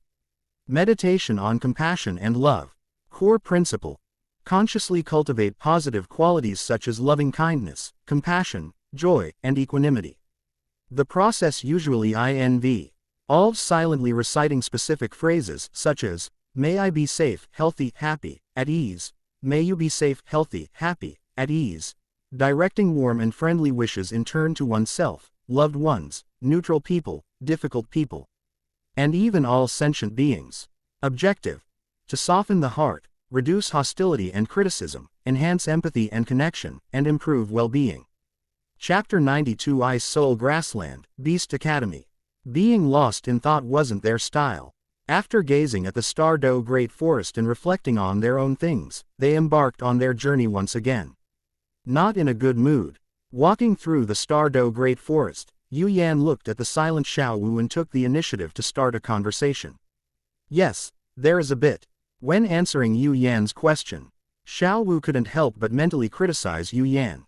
This kind of direct and undisguised way of asking questions was really too stupid. Yes, when I was looking at the Stardow Great Forest just now, I was marveling at its magnificence. When I secretly glanced at your expression, I noticed that your emotions seemed quite complicated. Could you tell me why? After thinking for a moment, Yu Yan continued the conversation, hoping that Xiao Wu could be a little happier and that she could reveal her true identity, which would make things much easier for her. In addition, Yu Yan also wanted to get in touch with the Lake of Life in the center of the Stardow Great Forest through Xiao Wu. Yu Yan absolutely refused to believe that the Lake of Life, one of the 3 great treasure troves in the mortal realm, contained nothing of value, given the abundance of immortal herbs and treasures in the yin-yang well of ice and fire. It's nothing, I was just looking at the Stardow Great Forest. Qian suddenly remembered what you said before about your views on hunting soul beasts, and it made me feel a bit sentimental. Xiao Wu, who wasn't ready to talk about this yet, composed herself and asked Yu Yan, "Will we be going to study at the Beast Academy?" The destination of this trip is the Beast Academy. Considering the attitude of the Beast Academy's admissions teachers, Xiao Wu thinks as long as the Beast Academy isn't too outrageous, Yu Yan will most likely agree to join the Beast Academy. Let's talk to the teachers at the Beast Academy first and see what the specifics are before making any decisions. Yu Yan's answer was the same as when he left Barak City. More than a month later, in the afternoon, Yu Yan and Xiao Wu, who had been leisurely enjoying themselves along the way, finally arrived at their destination, Ice Soul City, located on the Ice Soul grassland of the Haagen-Dazs Kingdom. The Beast Academy was located in the center of this city. Ice Soul City was established because of the Beast Academy, which is why the academy is located in the center of the city. According to what Yu Yan learned in the black market, the reason why the Beast Academy chose to be established in the Ice Soul grassland is because the Ice Soul grassland is rich in a rare flower called the Ice Soul flower. The Ice Soul flower is a magical flower that can greatly enhance one's soul power level after absorption. It is extremely rare and scarce in the black market. The intelligence sold to Yu Yan by a black market intelligence dealer revealed that there was a small ICE Soul Flower Nursery in the core area of the Beast Academy, which was the most important place in the Beast Academy. Generally speaking, higher education institutions have their own unique characteristics. Shrek Academy is rather abstract and cannot be considered a normal academy. The environment here is quite nice. Standing outside Ice Soul City, looking at the surrounding environment, Yu Yan nodded in satisfaction. To the north and south of Ice Soul City lies an endless grassland, the kind of grassland described in poems where the sky is vast, the fields are boundless, and the wind Lows the grass low to reveal cattle and sheep. The huge lake to the east is somewhat like Harem Lake, which Yu Yan had seen with his own eyes. More than 10 different shades of blue look extremely beautiful when they are illuminated by the sunlight. To the west are several continuous mountain ranges, with a unique, lush forest at their base and snow and ice still clinging to their peaks. Indeed, the environment here is really nice. Quote, Xiao Wu's gaze was fixed on Ice Soul Lake beside Ice Soul City, her eyes mirroring those of Yu Yan when he first saw Lake Harem. Understanding, Yu Yan didn't urge Xiao Wu, but simply stood there quietly waiting for her to finish looking at the Ice Soul Lake. After Xiao Wu came to her senses, Yu Yan said, "Let's go into the city," and got up to walk towards Ice Soul City. Following the address left by Ji Yu Yingying, Yu Yan saw a small, detached house with its gate tightly closed. After standing in front of the gate for a while and thinking about it, Yu Yan took Xiao Wu to the gate of the Beast Academy in the center of the city. At the main gate of the Beast Academy, there are more than a dozen stone sculptures of beast spirits in different shapes and sizes. In front of the stone tablet, there are also some human statues, and there are simple introductions on the stone tablets next to the statues. Yu Yan looked at the inscription on the stone tablet closest to him and realized that these were all powerful individuals who had graduated from the Beast Academy. Inside the Beast Academy, when Ji Yu Yingying heard the gatekeeper come in to report that a child named Yu Yan had come to see her, she immediately stood up excitedly. After activating her martial soul, she rushed to the school gate at her fastest speed. These are two true geniuses. If we could recruit them into the Beast Academy, the Academy would definitely achieve remarkable results in the next Continental Elite Soul Master competition. The All-Continent Elite Soul Master competition is held every 5 years. And the next competition will be held soon. Yu Yan and Xiao Wu's soul power level is not high enough to qualify them to participate in this competition. The competition they can participate in is the All-Continent Elite Soul Master competition the year after next. Upon arriving at the school gate, Ji Yu Yingying saw Yu Yan standing at the entrance of the Beast Academy. Looking at the statues and stone tablets, as well as Xiao Wu standing next to Yu Yan. Yu Yan, Xiao Wu, you really came. No, that's not right. It should be, welcome to the Beast Academy. Upon seeing the two of them in person and confirming that they had indeed arrived, Ji Yu Yingying excitedly waved and greeted them. Teacher Ji Yu Yingying, Xiao Wu and I haven't decided whether to join the Beast Academy yet. We came here because we promised you that if we didn't choose Barak Academy, we would come to the Beast Academy to take a look. To avoid any awkward situations that might arise, Yu Yan preemptively said some things. It's okay, it's fine whether you join or not. Let's go inside and talk first. After waving her hand dismissively, Ji Yu Yingying invited Yu Yan and Xiao Wu into the Beast Academy. Ji Yu Yingying genuinely didn't care whether Yu Yan and Xiao Wu would join the Beast Academy. She had already done her utmost to invite them and get them to consider the academy. Besides, the fact that Yu Yan and Xiao Wu are here and have arranged to meet her is a good sign, isn't it? As long as the leaders of the Beast Academy don't have a brain fart, this matter will most likely succeed. The campus environment of the Beast Academy is excellent, with a wide range of facilities and an unprecedentedly large library. Besides the buildings typical of high-level Soul Master academies. Perhaps because this is a Beast Academy, Yu Yan also encountered many gentle-natured soul beasts within the academy. They strolled leisurely around the Beast Academy, paying no attention to the students and teachers passing by. Some of the bolder, gentler soul beasts even ran up to the students and teachers to interact with them. This scene of humans and spirit beasts living in peace left Yu Yan speechless for a moment, and made Xiao Wu feel a little more favorably disposed toward the academy. Chapter 93 Beast Academy, 3 Requirements. Yu Yan, can you tell me why you didn't choose Barak Academy? On her way to the reception building, Ji Yu Yingying took advantage of the moment when the tension between the two sides eased and asked a question that was crucial to her. Knowing why Yu Yan and Xiao Wu didn't choose Barak Academy would help avoid potential pitfalls and increase the likelihood of them joining the Beast Academy. Because they don't respect my thoughts, nor do they respect Xiao Wu. Of all the forces that came to recruit me, only you greeted Xiao Wu and asked about my thoughts. Besides the Beast Academy, the 7 Treasure Glazed Tile School also asked Yu Yan and Xiao Wu for their thoughts at the end of the conversation. Yu Yan did not mention this because the Seven Treasure Glazed Tile School is a sect, not an academy. Upon graduating from the college, you are free. You will only bear the label of graduating from a certain college, not the label of belonging to that college. However, joining the Seven Treasure Glazed Tile School means branding yourself with the Seven Treasure Glazed Tile School's label, and if you betray or run away, you will be condemned by the public. I see. Upon hearing Yu Yan's explanation, Ji Yu Yingying turned her gaze to Xiao Wu, who was slightly inferior to Yu Yan but could still be considered a genius. It seems that this girl named Xiao Wu is a very important person to Yu Yan. When the school leaders come to talk to them, they must tell him this and make sure he does not violate this taboo. In the reception building of the Beast Academy, Yu Yan and Xiao Wu, hosted by Ji Yu Yingying, sat waiting for the arrival of the Vice Dean of the Beast Academy. The Dean was out on business and not in the academy, so the person who came to discuss terms with Yu Yan became the Vice Dean. Zhang Jing, the Vice Dean of the Beast Academy, is a level 78 Soul Saint.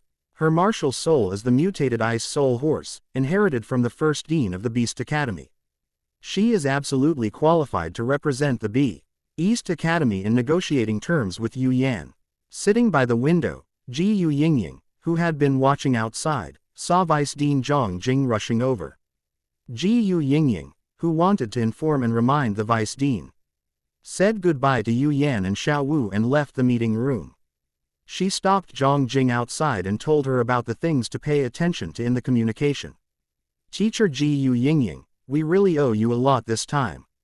The Beast Academy will never forget your contributions. If the two of them are really willing to join the Beast Academy, I will promise you an Ice Soul Grass on behalf of the Academy.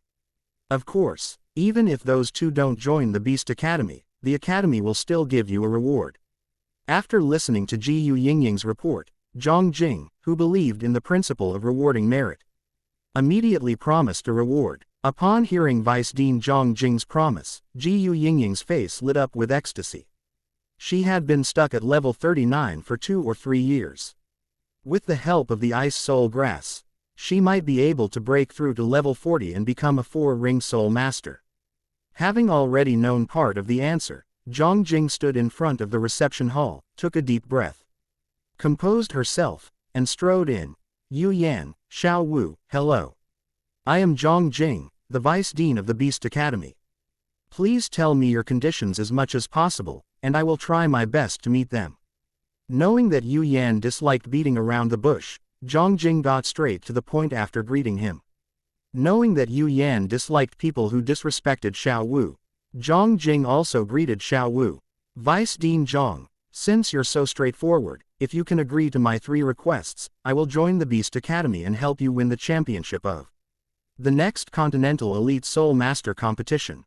Yu Yan, who could roughly guess that Ji Yu Yingying had just gone out to deliver a message, simply greeted Zhang Jing and directly stated his suggestion.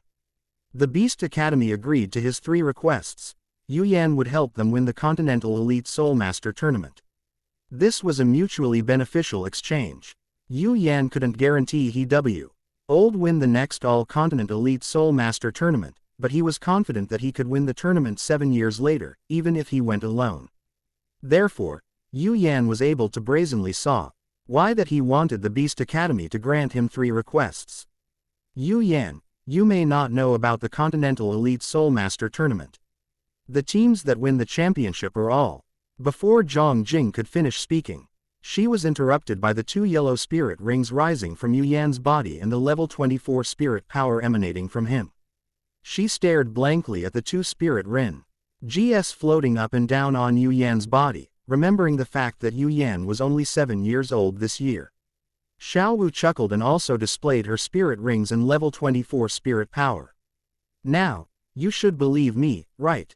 After showing off his spirit rings, Yu Yan calmly looked at Zhang Jing, waiting for her to speak further. This is truly an extraordinary genius. Our Beast Academy has really struck gold this time. Thinking this to herself, Zhang Jing, as if afraid of regretting it, said, let alone 3, as long as I can still do it, we will agree to 3 more requests. If THEY can recruit Yu Yan and Xiao Wu into the academy, then their Beast Academy can secure the championship in the next Continental Elite Soul Master competition. The thought of the Beast Academy becoming the #1 ranked academy in the competition and pioneering the Beast Academy was incredibly exciting for Zhang Jing. My first requirement is that I have unrestricted access to the library of the Beast Academy to browse books. Under Zhang Jing's expectant gaze, Yu Yan made his first request. Books are the ladder of human progress, and the library of the Beast Academy is very large, containing a great many good things. Zhang Jing, who had initially thought Yu Yan's first request would be excessive, was momentarily stunned upon hearing it. It wasn't because the request was excessive, but because it was so simple that Zhang Jing, who had prepared herself for a difficult situation, felt at a loss for words. Except for a few particularly important books that you must apply to read. You can read the other books at will. Zhang Jing had no reason to refuse this simple request. Ordinary students could read 70% of the books, and all Yu Yan wanted was a higher level of permission. Sure, no problem. Important books aren't forbidden to read, but rather require an application to read, a restriction that Yu Yan completely disregards. After discussing the first simple request, Yu Yan stated her second request. My second request is that you find the Min family, one of the 4 major single-attribute families, and I want you to act as a go-between so that I can make a deal with them. Chapter 94 Fish Flame Project, Win-Win Cooperation. Since the Clear Sky sect was forced to shut itself off from the world by the Spirit Hull, all the major and minor forces that fall owed the Tang family broke away from the Clear Sky sect. Some of them left the Clear Sky sect to join other major forces, some took the opportunity to gain their freedom, and some, like the Clear Sky sect, found a place to hide. The Min clan is related to the Haoshan sect. The clan leader, Bai He, is Tang San's great uncle and Tang Hao's maternal uncle. They carry the label of direct relatives of the Haoshan sect.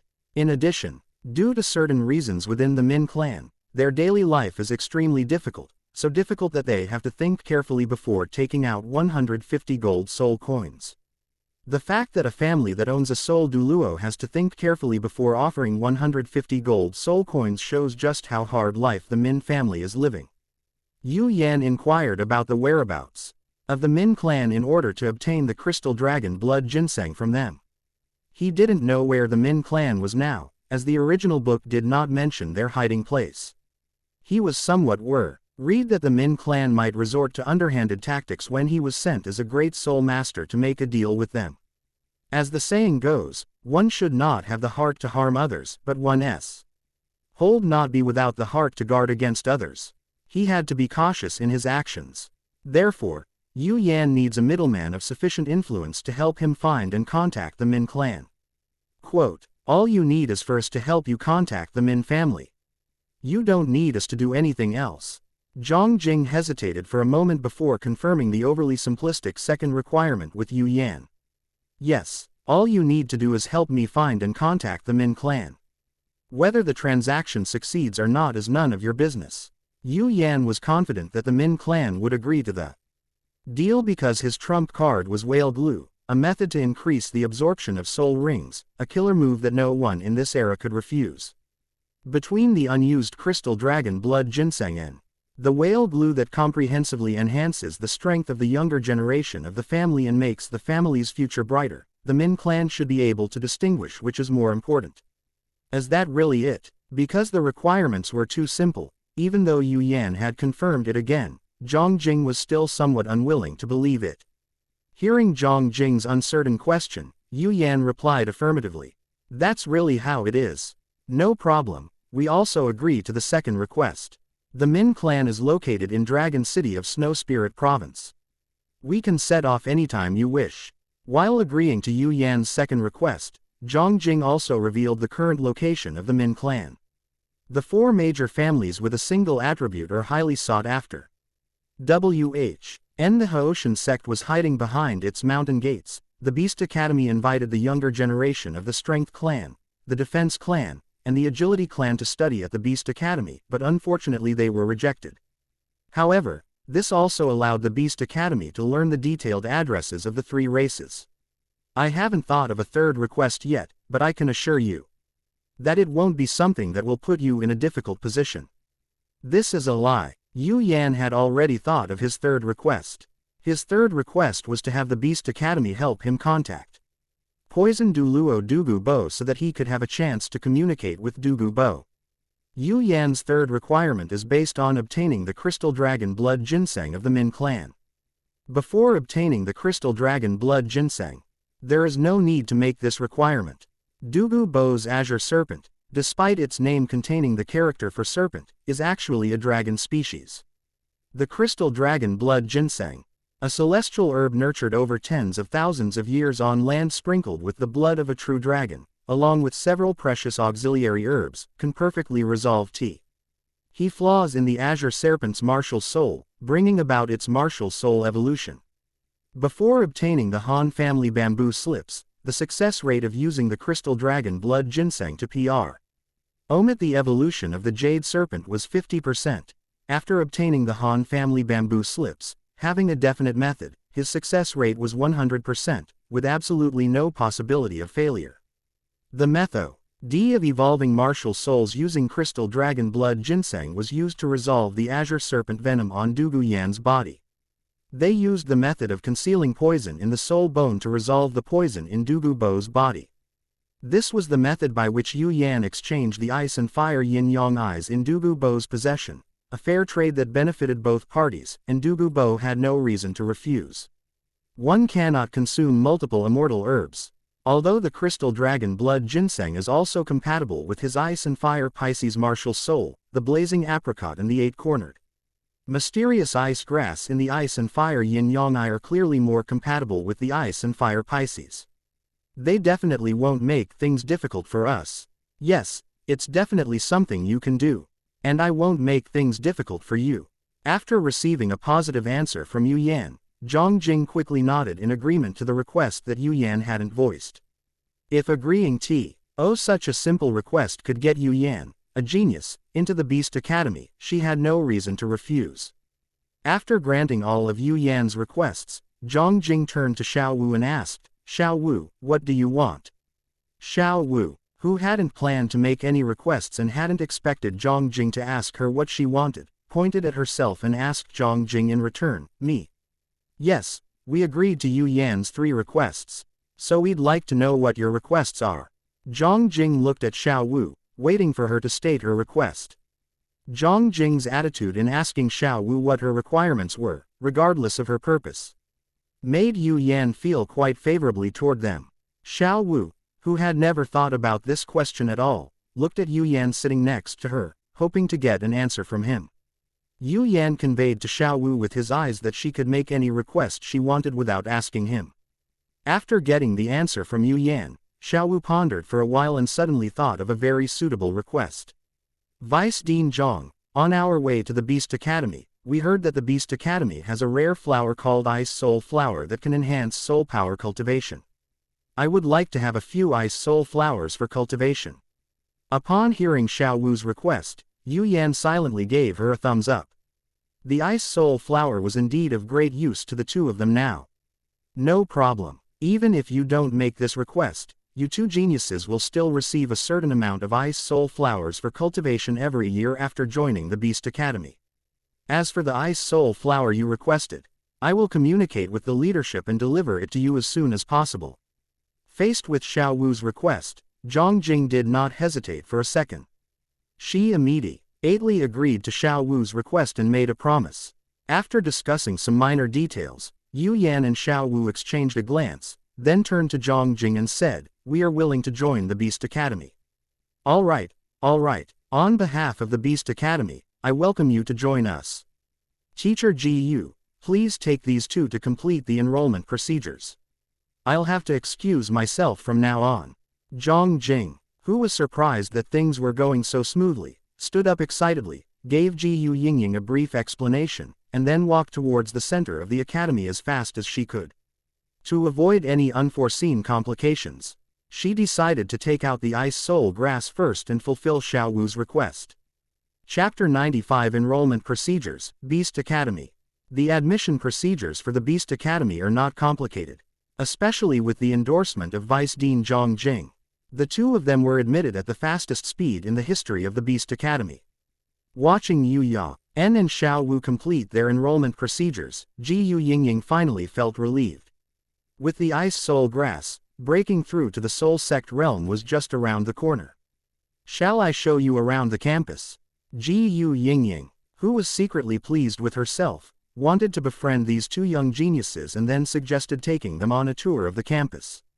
Then I'll have to trouble you, teacher Ji Yu. Yu Yan, who had the same idea, strolled around the campus with Ji Yu Yingying. The locations of important buildings such as the artificial lake, restaurant, bamboo forest, garden, teaching building, dormitory, and library were all noted down by Yu Yan and Xiao Wu. Yu Yan was quite satisfied with the library of the Beast Academy. It was a very distinctive circular building. Yu Yan only took a short walk around the library and found several books that he wanted to read. Xiao Wu also found several travelogues that looked very interesting. Just as Ji Yu Yingying was leading Yu Yan and Xiao Wu toward their on-campus accommodations arranged by the Beast Academy, a figure ran up from a distance, stood in front of the three of them, took a moment to catch his breath, and looked at Ji Yu Yingying with some complaint. Teacher Ji Yu, I've finally found you. Why are you late today? The newcomer was a woman dressed in dark blue that perfectly showcased her figure, with distinctive smoky eye makeup on her face. After glancing at the girl's makeup and styling, which he disliked, Yu Yan turned to look at Xiao Wu, thinking to himself, Xiao Wu is still prettier. I'm sorry, Yiren. I had something important to do and I was so busy that I forgot to teach you. Upon hearing the reminder that she had chosen this class monitor, Ji Yu Yingying immediately remembered that she still had classes. Given her attire, age, and the fact that Ji Yu Yingying called out the word Yiren, Yu Yan naturally thought of Meng Yiren, the granddaughter of the dragon god and snake goddess. Teacher Ji Yu, is the important matter you mentioned about those two? Meng Yiren glanced at Yu Yan and Xiao Wu, her eyes scanning them. She was curious to know what was so special about the person who keep the conscientious teacher Ji Yu so busy that she forgot to go to class. Teacher Ji Yu, we're already pretty familiar with the school, and our accommodation is just a short distance away. We can go there by ourselves. You can go and do your own thing. Yu Yan was unaware that Ji Yu Yingying had classes. If he had known, he would never have agreed to let Ji Yu Yingying be his guide. Okay, that's all for today. If you two need anything at the Beast Academy, you can come to me. After saying a few words to Yu Yan, Ji Yu Yingying led Meng Yiren and ran towards the teaching building. They were already quite late, and she had to hurry back to teach her students. Teacher Ji Yu, who are those two? On her way to the classroom, Meng Yiren, curious about the identities of the two people that teacher Ji Yu Yingying had received, asked Ji Yu Yingying about their identities. They are geniuses who joined the school. The boy is called Yu Yan, the same Yu Yan who has 2 soul skills in 1 ring. The girl is called Xiao Wu. They will represent the Beast Academy in the next Continental Elite Soul Master competition. They are our trump card for winning the championship. Meng Yiren is a student at the East Academy and one of the pre-selected contestants for the next Continental Elite Soul Master competition. She is also the granddaughter of Long Gong and Shi Po, honorary teachers of the Beast Academy. For both public and private reasons, Ji Yu Yingying could not find a reason to deceive Meng Yiren. Is it the fish flame of the mutated martial soul ice and fire Pisces? Meng Yiren didn't have much of an impression of the name Xiao Wu. But she had a deep impression of the name Yu Yan. She went home for a while and often heard her parents and grandparents discussing Yu Yan. After hearing it so many times, she gained a certain understanding of Yu Yan. Yes, that's him. Meng Yiren remembered Yu Yan, which saved Ji Yu Yingying the trouble of explaining. Isn't he studying at Barak Academy? How come he's at the Beast Academy? In Meng Yiren's memory, her grandfather Meng Shu once said that Yu Yan had refused all offers of service and was a member of the Barak Kingdom. Barak Academy was too pushy and didn't respect them much. So our Beast Academy took advantage of the situation. After answering this question, Meng Yiren said somewhat unconvinced, the final winning teams of the L Continent Elite Soul Master Tournament are basically just 2 or 3. With just those 2, do we really have a chance to win the championship? Meng Yiren's words contained both a statement of objective facts and her own sense of resentment. As a child prodigy, How could Meng Yiren possibly accept such praise for someone younger than her? For example, Lovaki and Orbi from Barak Academy came to challenge Yu Yan because they were dissatisfied with the outcome. I'll let you in on a secret. Yu Yan and Xiao Wu are already second ring Great Soul Masters. Ji Yu Yingying leaned close to Meng Yiren's ear and whispered what she had just seen. What? It can't be real. I remember Yu Yan is only 7 years old this year. That Xiao Wu should be the same age as him, right? They are Great Soul Masters, is that true? Meng Yiren, who will soon be 11 years old, has a soul power level of 18. She thought she was a genius, and the people around her thought she was a genius too. Upon hearing such an outrageous story, Meng Yiren, a 7-year-old Great Soul Master, was still somewhat unwilling to believe it. It's true. I was also very surprised when I saw the spirit rings on them. Ji Yu Yingying patted Meng Yiren's shoulder in advance to comfort her. According to the information they registered, they are still 4 months away from turning 8 years old. Deeply affected, Meng Yiren was somewhat absent-minded throughout the day. The accommodations arranged for Yu Yan and Xiao Wu by the Beast Academy were among the best in the academy. They were 2-story detached houses with complete facilities and some flowers and plants in the yard. The Beast Academy is not bad. Lying on the soft bed in her second-floor room, and reflecting on what she had seen, heard, and felt that day, Xiao Wu gave the Beast Academy an excellent evaluation. It's really quite nice, it makes you feel very comfortable. After today's conversation, Yu Yan also developed a favorable impression of the Beast Academy. To be precise, it was Yu Yan's attitude towards Ji Yu Yingying and Zhang Jing that made her feel more favorably toward the Beast Academy. By the way, Yu Yan, if we don't win the Continental Elite Soul Master Tournament, will the Beast Academy hold a grudge against us? Given our cultivation speed and even with some fortuitous encounters, if we fail to win the Continental Elite Soul Master Tournament, I might as well just smash my head against a tofu block and die. You can't die from bumping into tofu. There's no way we won't win the championship. Yu Yan, you're so confident. Xiao Wu, I'm just stating the objective facts. Chapter 96 Speed and Efficiency. On the morning after enrolling in the Beast Academy, Yu Yan and Xiao Wu were reading books that interested them in the library when they saw Vice Dean Zhang Jing walk in a hurry and sit down opposite them without any regard for her image. Yu Yan, Xiao Wu, you two are really here. Zhang Jing, unable to find the two at their accommodation, remembered Yu Yan's first request. So, on a whim, she came to the library to look for them. Who would have thought she would actually find them there? Zhang Jing, who grew up in the Beast Academy, was seeing students rushing to the library as soon as they enrolled. What does Dean Zhang want with us about? Yu Yan shifted his gaze from the book in front of him to Zhang Jing, who had rushed over, wondering what she wanted. I promised you yesterday, so I'm here today to fulfill the 2 requests I can make. Zhang Jing's words surprised Yu Yan. So fast. Of course, I'm afraid you 2 little geniuses will run away. Zhang Jing said jokingly, half seriously, and then took out a badge engraved with the Ice Soul Horse mark and placed it in front of Yu Yan. With this token, you can freely enter and exit most of the Academy's grove areas, including the library. Thank you. Yu Yan picked up the token on the table and casually put it in his pocket. The token is the product of an exchange of interests between the 2 parties, and it is rightfully Yu Yan's. He will not engage in such superficial politeness. I discussed it with the higher-ups at the Academy, and we can give you 4 Ice Soul flowers at once. Before you graduate from the Beast Academy, you will also have a quota of 1 Ice Soul flower every year. I didn't bring the Ice Soul flower because it needs to be absorbed in a special place to maximize its benefits. You 2 can come find me whenever you want to absorb the Ice Soul flower to improve your soul power. After delivering the token, Zhang Jing brought up the request she had made to Xiao Wu the day before. Thank you, Dean Zhang. We'll rest and familiarize ourselves with the Academy for 2 days before absorbing the Ice Soul flower. When Zhang Jing asked about her requirements, Xiao Wu looked up from the travelogue in front of her, thanked her, and gave her a rough time frame. Xiao Wu didn't have any ideas about when to absorb the Ice Soul flower. She would just discuss it with Yu Yan when she got back.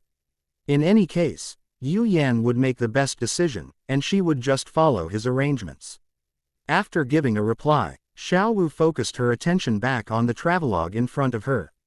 Ever since reading the first travelogue, Xiao Wu had fallen in love with this kind of book. It was so interesting to learn so many new things from a book with a strong story and to understand the different perspectives of different people on the world. Dean Zhong, our previous understanding of the ice soul flower was all hearsay. Could you tell us more about the ice soul flower? After glancing at Xiao Wu and realizing that she had once again handed over the decision-making power to him, Yu Yan took the initiative to ask about the precautions for absorbing the ice soul flower.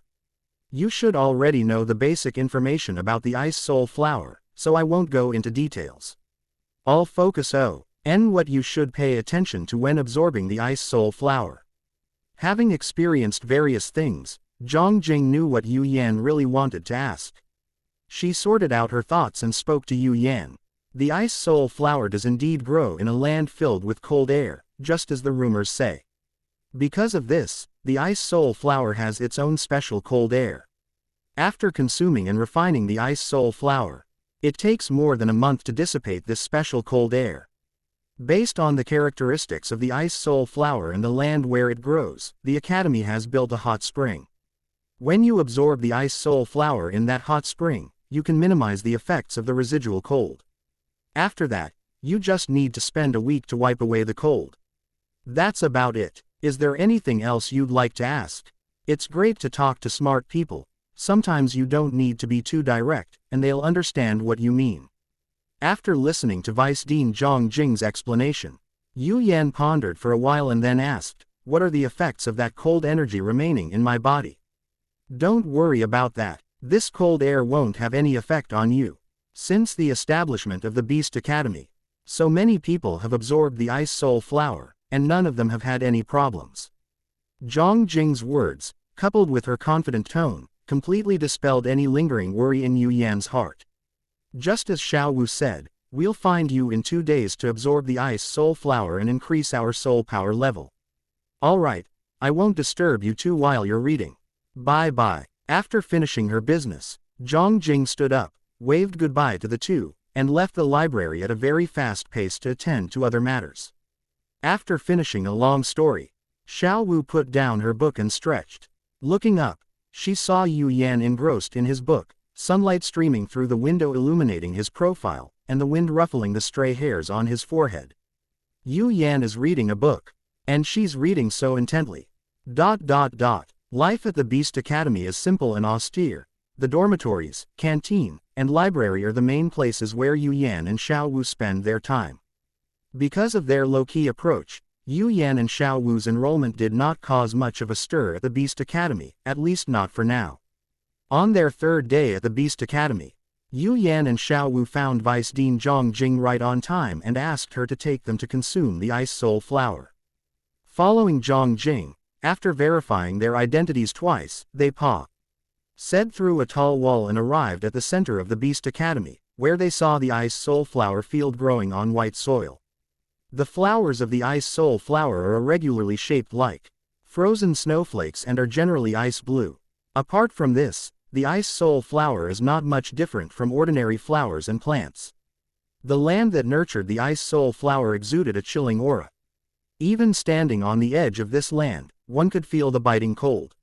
The frigidity of the cold was similar to that of the ice fish when it first awakened. If one were to go further in, the sea, cold would likely become even more intense. The chill emanating from the white earth intertwined and mingled, enveloping the area in a thin layer of white mist. Besides the cold air, Yu Yan also sensed that the soul power in the white earth was very rich. If he could stay here to cultivate, his cultivation speed would definitely increase even further. Standing there, Yu Yan felt several probing gazes fall upon him and Xiao Wu.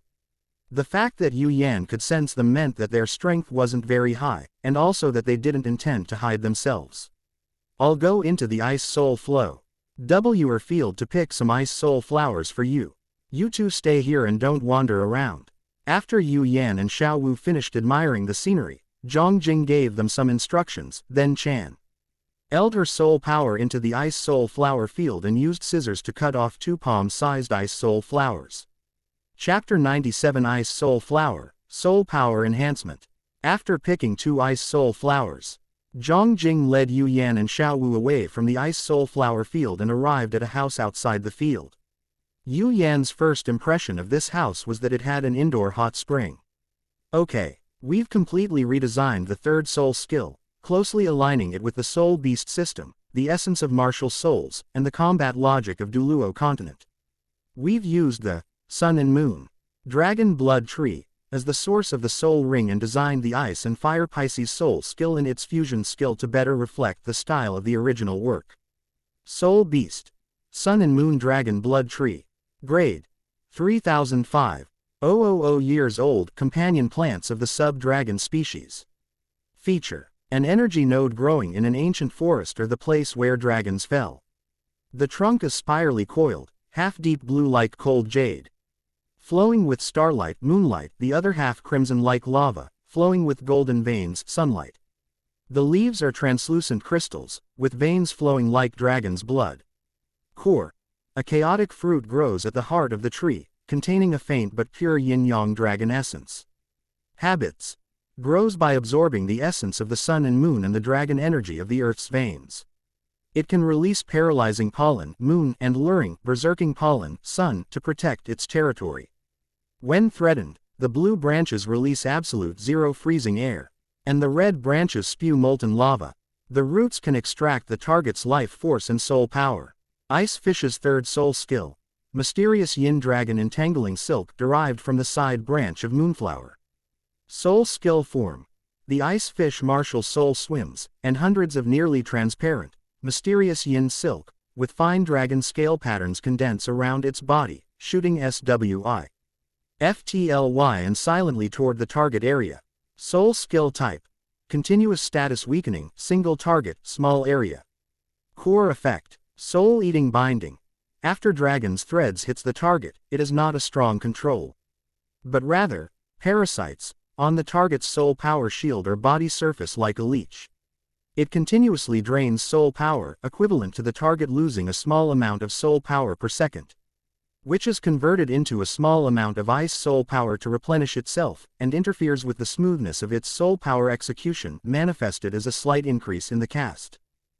Pre-casting animation and a slight extension of the skill cooldown. Dragon's chill corrodes bones. The cold energy of the dragon vein contained in the Zhan Yin silk will continuously penetrate, causing the target's body area, such as the entangled part, to gradually stiffen and become numb, reducing their body coordination and reaction speed, not absolute deceleration, but affecting micromanagement. Replenishing source passive: if the parasitized target uses a soul skill, the ice fish will absorb an extra trace of pure energy due to the violent fluctuation of its soul power, tempora. Riley and slightly increasing its own mental acuity or the penetration of its ice soul skills. Combat logic: instead of strong crowd control, it focuses on continuous, covert interference and attrition, aiming to cut flesh with a dull knife, and weaken the threat of the enemy's core soul master or agility-based attackers. Similar to the parasitic roots and freezing aura of the sun and moon dragon blood tree. Visual: fine, barely perceptible cold threads, only reflecting the ghostly light of dragon scales after hitting the target, under the fluctuation of soul power. Firefish's third soul SK, ill, infusion of the blazing sun dragon vein, derived from a branch of the sun essence. Soul skill form: the firefish martial soul emits a rousing dragon roar, and its tail flicks out a pure crimson gold, dragon breath fire line, with dragon scale phantoms, which accurately strikes a friendly unit. Soul skill type: single target burst buff. Core effect: dragon's fury unleashed. The target ally immediately gains 1 layer of dragon's fury status, greatly increases the instantaneous burst power of its next offensive soul skill based on the firefish soul power strength bonus, and comes W. ITH a strong mental intimidation, derived from dragon's might. Blood surge: the dragon breath contains the essence of the sun and the dragon's energy, which stimulates the target's life force, Sig. significantly increasing their movement speed and attack speed for the next few seconds, similar to burning blood essence but without side effects, and causing crimson gold dragon patterns to appear on their body surface. Ember protection. After the buff ends, the remaining dragon essence will form a temporary, fire-scale ember layer on the target's body surface, providing a small amount of damage. Absorption or negating a low-level negative status effect. Combat logic. The catalyst skill, enhanced with precision, aims for explosive gains at crucial moments such as when a powerful attack Pei Soul Master is charging up their ultimate move, or when an agile attack type Soul Master is engaging. Similar to how the Sun and Moon Dragon Blood tree infuses its symbiotic dragon with the essence of the Sun and Dragon Blood. Visual. A condensed and blazing dragon-shaped line of fire is injected into the teammate, causing their aura to surge instantly, and dragon patterns to appear on their body. Third Soul Ring Martial Soul Fusion Skill. Sun and Moon Mystery, Dragon Blood Stealing Heaven's Change. The fusion is based on the Ice Fishes, Mysterious Yin Dragon Entangling Silk, as a Paris ITIC Guide, and the Fire Fishes, Blazing Yang Dragon Vein Infusion, as an Energy Burst Fuse. The core of the fusion is to simulate the process by which the Sun and Moon Dragon Blood tree devours and transforms external energy to nourish itself. Activation form. Mysterious Yin Corrosion. The Ice Soul Master activates a soul skill, and hundreds of mysterious yin threads silently pierce into the body of the strongest enemy, beginning to frantically parasitize and absorb their soul power and essence at a speed far exceeding that of single target skills. Dragon Vein Grafting. The Fire Soul Mast. Almost simultaneously activated their soul skills, directing the Blazing Sun Dragon Vein, not towards their teammates, but towards the enemy parasitized by the profound Yin Silk. The Raging Sun Zen's Dragon Yuan was forcibly injected into the target's body, mixing with the massive energy stolen by the profound Yin Silk. Stealing a chance.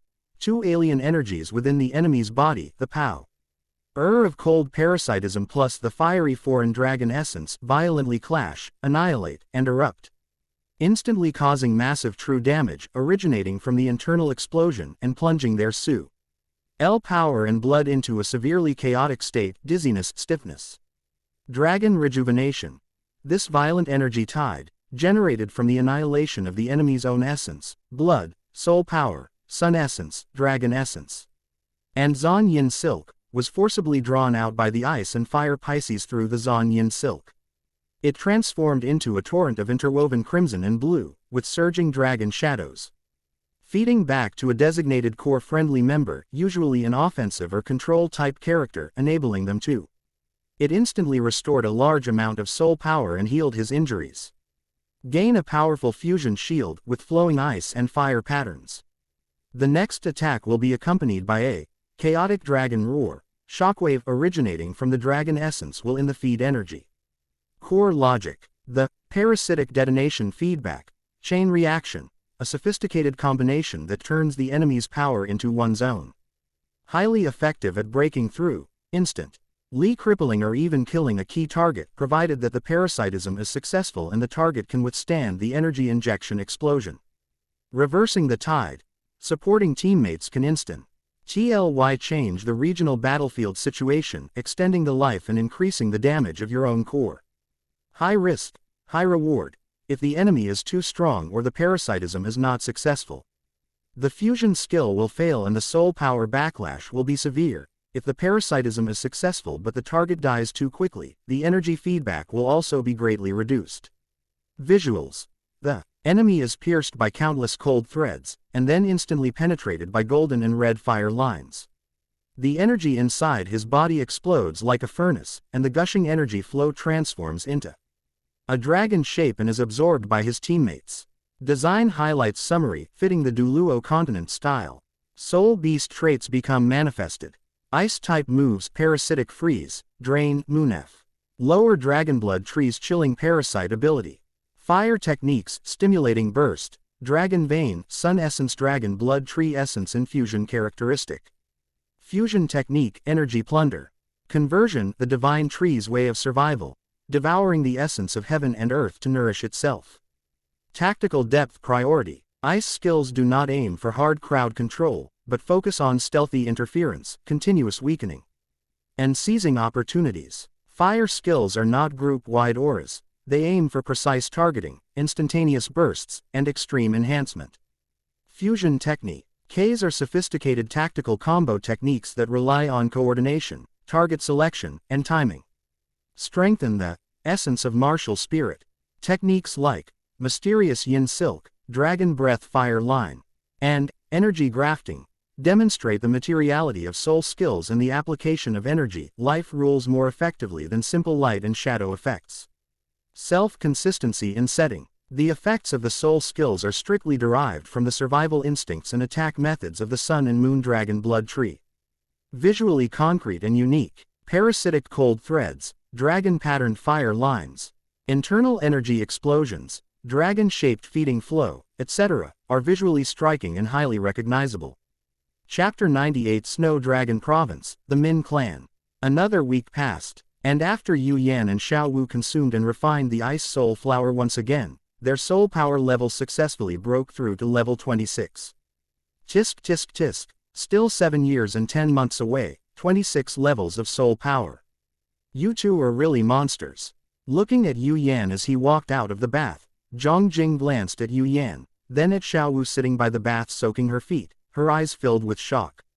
At the same time, Zhang Jing also began to think about what she was doing when she was the same age as these two little monsters, and what level she was. After thinking for a long time, Zhang Jing finally found the answer she wanted in a corner of her memory.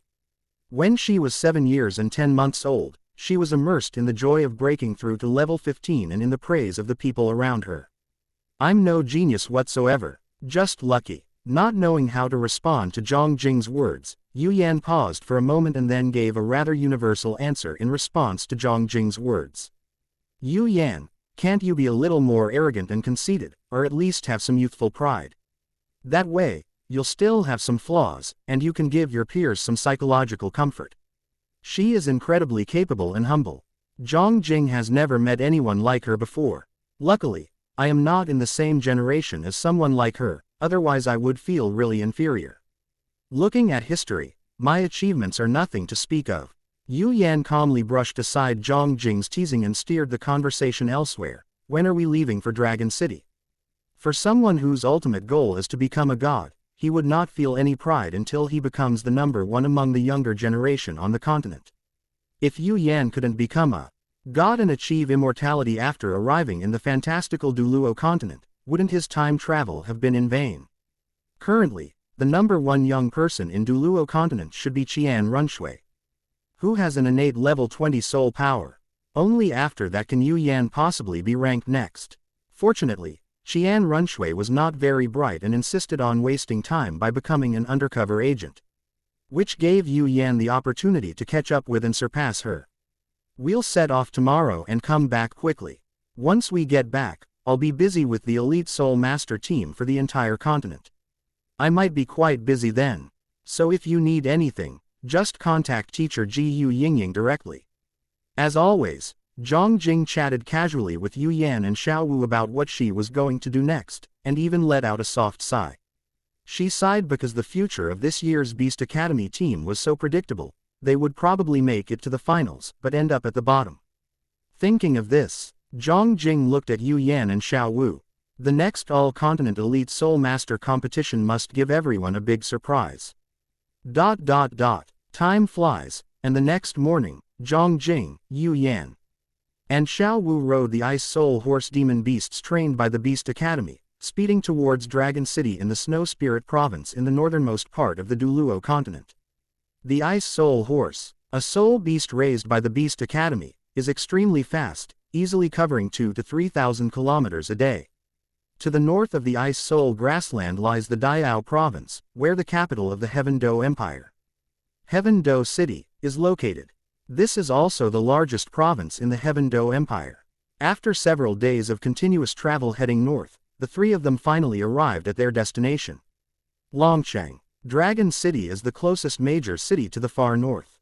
It snows for 10 months of the year, making it a city standing amidst ice and snow. The ice and now have created various wonders in the rain. Yu Yan and Xiao Wu arrived at a good time. just in time for the 2 months when it doesn't snow much in Longcheng. Even without snow, the temperature in Longcheng is still below zero. Fortunately, Zhang Jing and the other two are soul masters and are not afraid of the cold here. The cold temperature had dulled the usually lively Wu Shui's energy. It lay quietly in Xiao Wu's arms. Like a wilted eggplant, you can wander around Dragon City as you like. There are still many fun things to do here. I'm going to submit a visit request to the Min clan.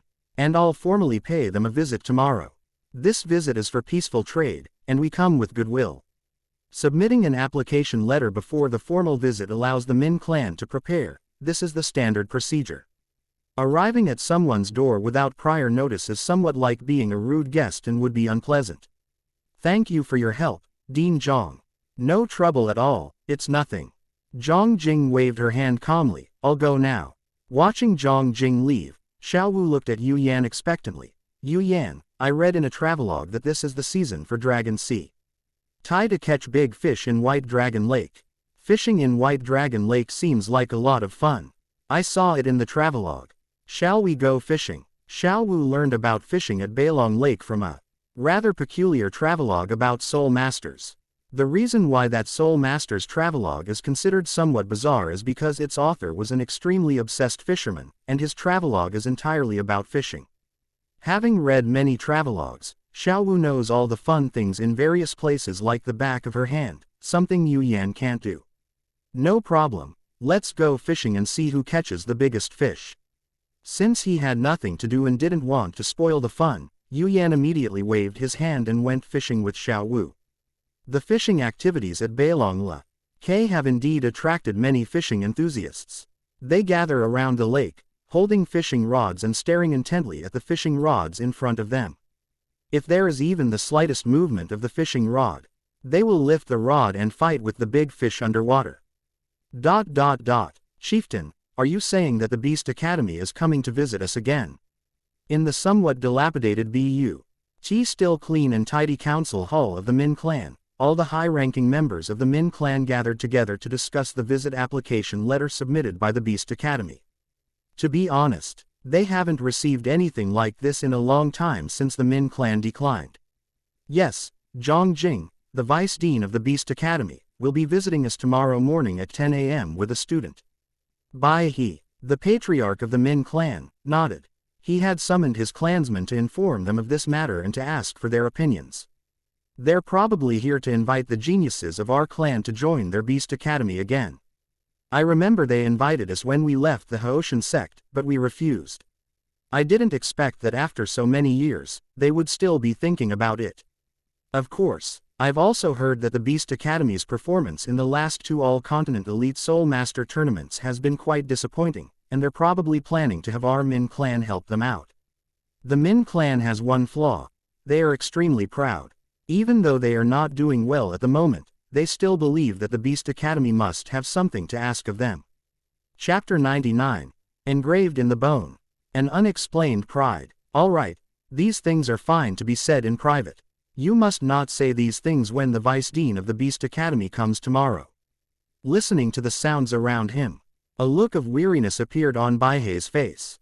Baihe was originally very proud. He was a pure speed soul master at level 81, faster than some title Duluo. He was the patriarch of one of the 4 famous single attribute families in the world. His family had close ties with the direct line of the Clear Sky sect, and he was also the maternal uncle of the Clear Sky Duluo. With these titles, the White Crane has the right to be proud and to look down on everyone. But after a certain incident, all the things that made Baihe proud turned into sharp arrows aimed at him, forcing him to hastily sever ties with the Haoshan sect and flee to this remote dragon city to hide. In the years that the Min clan has struggled to survive, Baihe has lost almost all of his pride. Seeing that these tribespeople couldn't offer any good advice, Baihe waved his hand, signaling them to go about their own business. What exactly is the purpose of the Beast Academy's personal visit? If they invite the younger generation of my clan to join again, should I agree? If I agree, will my tribe agree? After the high-ranking officials who had come to discuss matters left, Baihe picked up the visit application letter handed to him by Zhang Jing, looked out the window with his cloudy eyes, and pondered the future of the Min clan. Xiao Wu, I'm not taking you with me to the Min clan today. You stay at the inn and wait for me to come back. The day after arriving in Dragon City, he was going to visit Yu Yan of the Min clan. He patted Xiao Wu's head and prepared to leave her there. Bai He, the patriarch of the Min clan, is a sole Duluo of level 80 or above. Yu Yan is unsure whether Xiao Wu's identity will be discovered by a sole Duluo. Therefore, for safety's sake, it's better to let Xiao Wu stay at the hotel and wait for him to return. Perfect timing for me to sleep in. Xiao Wu, who had stopped, suddenly remembered something and sat up abruptly. Also, don't touch my head. I heard that being touched on the head will stunt your growth. I'm going to be taller than you in the future, so don't even think about ruining my growth plan. He learned from Vice Dean Zhang Jing that the patriarch of the Min clan was a sole Duluo, and then he started thinking of an excuse not to go to the Min clan. Who would have thought that before Xiao Wu could come up with an excuse, Yu Yan would be the first to suggest not taking her along. Haha, okay, I won't ruin your growth plan. I hope you'll grow taller than me in the future. Amused by Xiao Wu's words, Yu Yan petted the spirit cat Wu Shui and then closed the door and left. On the way to the Min clan, Zhang Jing told Yu Yan about the Min clan and what to pay attention to when talking to them. When talking about things to note, Zhang Jing couldn't help but complain to Yu Yan about the bad temper of the Min clan. Pride and confidence were practically ingrained in them, and you old feel their omnipresent pride in every second you talk to them. 7 years ago, Zhang Jing, who was not yet the vice dean, came with the Beast Academy to invite the Min clan to join the Beast Academy, and naturally she was furious. Hearing Zhang Jing's incredibly lifelike imitation of the Min clan's speech, Yu Yan couldn't help but burst into laughter. Her expression was truly amusing. Upon approaching the Min clan, Zhang Jing immediately stopped criticizing them. She adopted a businesslike expression and strode towards the Min clan's residence. Approaching the Min clan's residence, Yu Yan could tell that the Min clan's life was indeed not very good. Their gate looked somewhat dilapidated, obviously not having been replaced for a long time. Even though life wasn't easy for them, Yu Yan could still sense an inexplicable arrogance from the two middle-aged men standing at the door to welcome them. Zhang Jing, the vice dean of the Beast Academy and a level 78 soul saint, has come to visit the Min clan with Yu Yan. A student of the Beast Academy, Zhang Jing, who had previously expressed various grievances against the Min clan, bowed to the two soul masters who were welcoming them at the door and introduced herself, which was the normal procedure for guests to visit. Welcome, Vice Dean Zhang. The clan leader and the others have been waiting in the hall for a long time.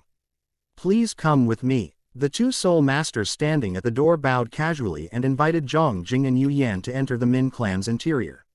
Upon joining the Min clan, Yu Yan gained a deep understanding of the clan's poor quality of life and their inexplicable pride.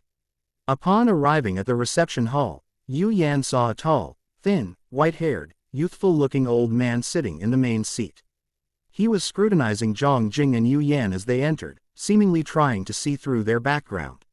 Sitting in the main seat, with his white hair and youthful face, Yu Yan thought of Bai He, the patriarch of the Min clan.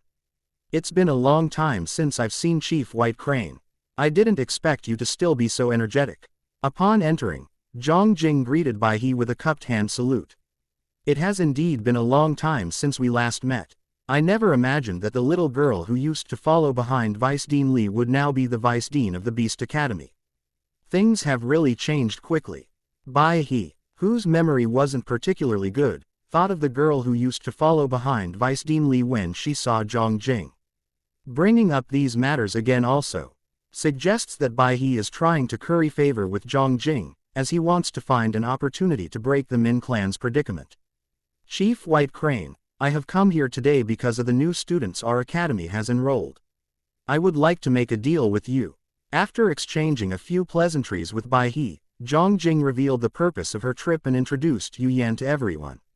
A little brat like you wants to make a deal with my Min clan. Before the White Crane clan chief could speak, an old man sitting next to him slammed his hand on the table, his voice filled with intense anger. Proud as he was, he felt insulted when he heard that a little child wanted to make a deal with them. They are from the Min clan. How dare this little kid do that? Age has nothing to do with what you're doing.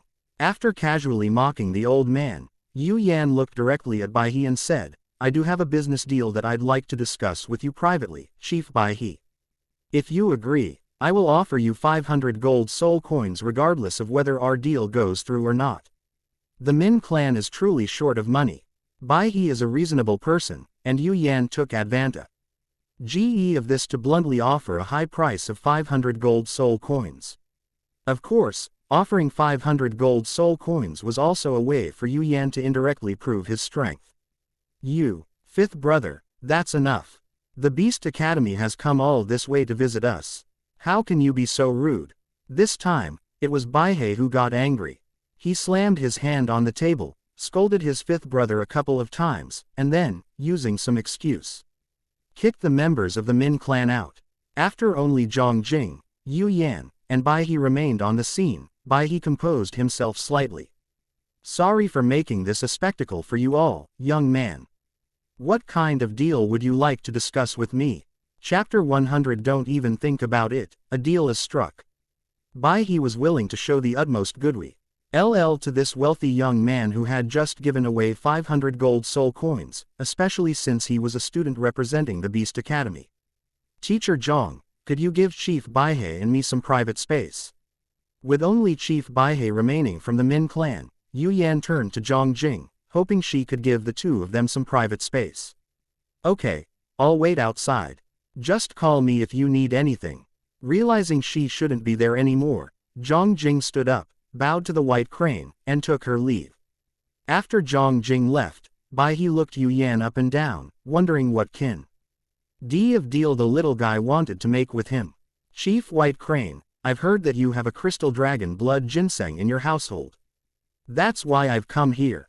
Ignoring Bai He's scrutinizing gaze, Yu Yan thought for a moment and then decided to get straight to the point. Bai He's previously gentle expression suddenly turned serious the moment Yu Yan mentioned the crystal dragon blood ginseng. He never imagined that Yu Yan's purpose in coming here would be to find the most precious treasure of his Min clan. The old men of the Broken Clan had asked him many times, but he hadn't handed over the crystal dragon blood ginseng. For a little kid to ask for the Min clan's treasure was simply wishful thinking. Where did you get this information from?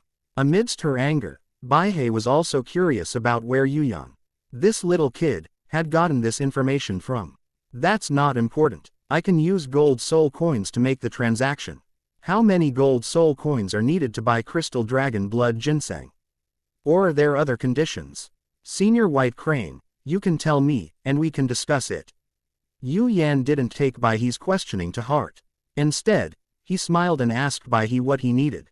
Using whale gelatin for trading is the last resort. No one reveals their hand right at the start of a trade. I won't sell. For the sake of the Beast Academy, Bai He, won't make things difficult for a little kid like you. But if you bring this up again, don't blame me for turning my back on you. Bai He flatly refused Yu Yan's request. The crystal Drago blood ginseng was a precious treasure that one of his ancestors from the Min clan had risked his life to retrieve, and he had never considered selling it. Moreover, if it really came down to selling the crystal dragon blood ginseng, he would rather sell it to those old fogies of the Broken Clan than to this little kid in front of him. Senior White Crane, is it really impossible to discuss this? Yu Yan looked at Bai He and asked again. Don't bring this up again. I'm only doing my best to avoid making things difficult for you out of respect for the Beast Academy. I hope you'll take care of yourself. The white crane slammed its paw on the table in front of it, leaving a handprint on the table.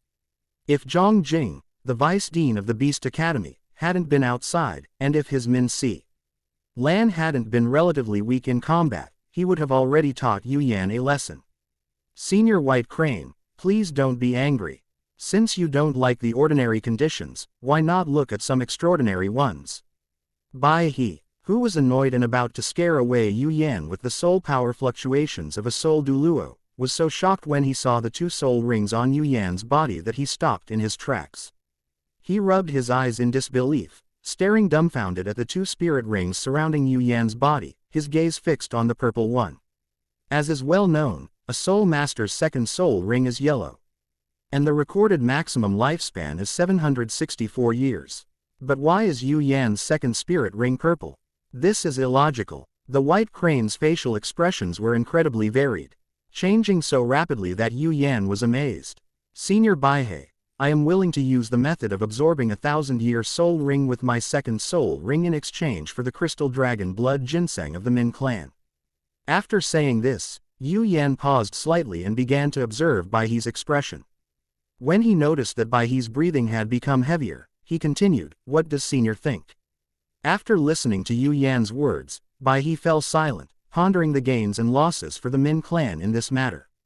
The crystal dragon blood ginseng had been stored in the Min family's home for a long time. He knew that the crystal dragon blood ginseng was extremely precious, but he didn't know how to use it. The method of obtaining a second soul ring after 1,000 years may not be of much use to these old folks, but it is extremely useful to the younger generation in the clan. Every soul master knows the benefits of absorbing soul rings of higher age. As the words were about to come out, Baihei hesitated, repeatedly weighing the pros and cons of the matter in his mind. This matter is of utmost importance, and the white crane has no choice but to think it over carefully. Young friend Yu Yan, could you briefly explain to me the method of obtaining the second soul ring in 1,000 years? I really cannot make a decision based on just one soul ring. Baihei said this because he had thought of a very important question. The Min clan is very poor. If Yu Yan's second soul ring technique requires something extremely precious, their clan simply cannot afford it. The change in Baihei's attitude and voice also shows that Baihei was indeed considering exchanging the second soul ring after 1,000 years, which was extremely important. The age of the Abso RBED spirit ring is related to many factors such as the quality of the spirit, physical strength, and mental strength. My method can directly improve the physical strength of a spirit master. A spirit master with the physical strength of a spirit master can naturally absorb a 1,000-year spirit ring. Furthermore, this method has not been discovered by anyone yet, and the required items are not expensive or difficult to obtain. In response to Baihei's question, Yu Yan gave a brief answer. When considering the current situation of the Min clan, Yu Yan also took the opportunity to explain the price of this method. The price of whale dragons varies depending on their age.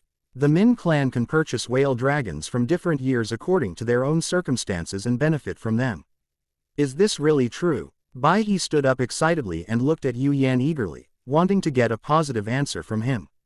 If it weren't true, how could a mere great soul master like me dare to make a deal with the esteemed clan chief Baihei, a soul Duluo? Yu Yan gave Baihei the answer he most wanted. Good, good, good. After saying, good, 3 times, Baihei looked at Yu Yan and expressed his apology. I was rude earlier, and I hope my friend Yu Yan will forgive me. I agree to your deal. The crystal dragon blood ginseng is on me, and I can give it to you now. Just as Yu Yan predicted, in this era, no one can refuse the method of increasing the age of their spirit rings. A box made of a special material was taken out of the jade pendant at Baihei's waist and placed on the table. Senior White Crane, please wait a moment, I have some additional conditions to discuss with you. Yu Yan did not accept the box handed to him by Baihei. The method for the whale dragon to increase the age of its absorbed soul rings was too simple. In order to prevent the method from being leaked too early, some additional conditions had to be explained in advance. Chapter 101. Displaying Talent, Stunning the White Crane. Additional conditions. Baihei stared at Yu Yan for a while before frowning and saying, the method to increase the age of a soul ring is indeed extraordinary. Young friend Yu Yan, please feel free to state your conditions. Baihei harbored resentment because of Yu Yan's words, but when faced with the method to increase the age of his soul rings, he felt that the other party's actions were quite reasonable. Chief White Crane, as a soul Duluo, you should be able to see my soul power level, right? Before discussing the terms, Yu Yan said something that had nothing to do with what was about to be said. Upon hearing Yu Yan's question, Baihei, who had been shocked by the purple second soul ring on the other party, finally paid attention to Yu Yan's soul power level. With a gentle sweep of the white crane, Baihei could clearly see Yu Yan's soul power level, level 26. After seeing Yu Yan's soul power level, Bai He couldn't help but marvel. The fact that the other party could reach level 26 at this age, coupled with the second soul ring of 1,000 years, meant that his future achievements would definitely surpass those of Bai He. For young friend Yu Yan to possess a soul power of level 26 at this age is truly remarkable. Based on Yu Yan's appearance and temperament, Bai He judged that Yu Yan was around 13 or 14 years old. It was mainly Yu Yan's calm demeanor that made him seem older. He'd seen 13 or 14-year-old level 26 soul masters before. There was nothing strange about it. Chief White Crane, do you know how old I am this year? Bai He's attitude surprised Yu Yan quite a bit. She was the first person to remain so calm after learning about his soul power level. Judging from your age, you're around 13 or 14, or even a little older. Around 11 or 12. Having stated his assessment, Bai He continued, young friend Yu Yan, it's indeed impressive to possess level 26 soul power at such a young age, but I've seen many geniuses. Listening to Bai He's rambling story, Yu Yan almost burst out laughing. He thought Bai He had the composure to remain calm even if Mount Tai collapsed in front of him. But who would have thought that he had completely misunderstood? Senior, I will not be 8 years old for another month. Your guess is completely wrong. In order to ensure the smooth progress of the negotiations, Yu Yan interrupted Bai He's example and revealed his real age. Just like the Haoshan sect, Bai He, who was about to give an example of a titled Duluo from the Haoshan sect, froze the moment Yu Yan revealed his real age. He patted his head, seemingly unwilling to believe what he had just heard. Young friend Yu Yan, what did you just say? Bai He, who was reluctant to believe what she heard but seemed to have indeed heard it, struggled with the conflict between her left and right brains for a while before choosing to directly ask Yu Yan to confirm whether she had misheard. I said, I'm still a little over a month away from turning 8, Senior White Crane, your guess is completely wrong. Bai He's attitude pleased Yu Yan. With such achievements, how could he not feel a bit arrogant? What? Finally realizing what he had heard, Bai He exclaimed in surprise. He looked Yu Yan up and down, muttering to himself. You're not going to be 8 years old until a month later. Are you lying to me? 8 years old, a level 26 Great Soul Master. Are you kidding me, young friend Yu Yan? Senior Bai He, why would I lie to you about something so easily exposed? This is my proof of martial soul awakening, would you like to see it? Yu Yan grinned crookedly, placed a martial soul awakening certificate on the table, and pushed it towards Bai He. The utterly shocked Bai He immediately stood up, transformed into a white phantom, and came to Yu Yan's side, picking up the martial soul awakening certificate. He looked at the martial soul awakening certificate in his hand, rubbed his eyes in disbelief, looked at the certificate again, and rubbed his eyes again. After repeating the process 5 times to confirm that the martial soul awakening certificate was genuine, Bai He looked at Yu Yan with the eyes of someone looking at a monster, his feelings incredibly complicated. Young friend Yu Yan, your talent is extraordinary. I have lived for so long, and today I have finally met a true genius. As someone who has truly seen the world, Bai He has met many geniuses, but after today, when talking to others about who is a genius, he can probably only think of Yu Yan. He is under 8 years old, a level 26 Great Soul Master, and has a second purple soul ring. All the geniuses Bai He knew would be defeated by this formidable record. Since Senior Bai He is aware of this matter, we can continue to discuss the additional conditions. After giving Bai He a moment to react, Yu Yan stated his additional condition. My additional condition is T. The method I have described must not be passed on to outsiders and can only be used by members of the Min clan. The method of increasing the age of the whale dragon's soul rings will be of great use to Yu Yan in the future. And he may even use this method to exchange with others. He does not want outsiders other than the Min clan to know about this method. Upon hearing Yu Yan's conditions, Bai He frowned, pondering the meaning behind his words. Is showcasing your talent a warning to me? If the Min clan fails to keep their promise, will he retaliate against them after becoming powerful? While Bai He was pondering, Yu Yan calmly drank the tea placed in front of him, showing no sign of urging him on. Yu Yan believed that Bai He, as the head of the clan, would make a wise decision. Time passed second by second, And as the tea was almost finished, Bai He sighed softly. Young friend Yu Yan, I agree to your request. I swear on the 1,000-year reputation of the Min CL. And that the method you mentioned for increasing the age of soul rings will never be revealed to outsiders. If I break this oath, may the descendants of my Min clan never be able to cultivate it again. The Min clan is extremely proud, and the fact that the White Crane is willing to make such a solemn oath on behalf of the Min clan shows that they will never reveal this method. Thank you for your cooperation, Senior Baihe.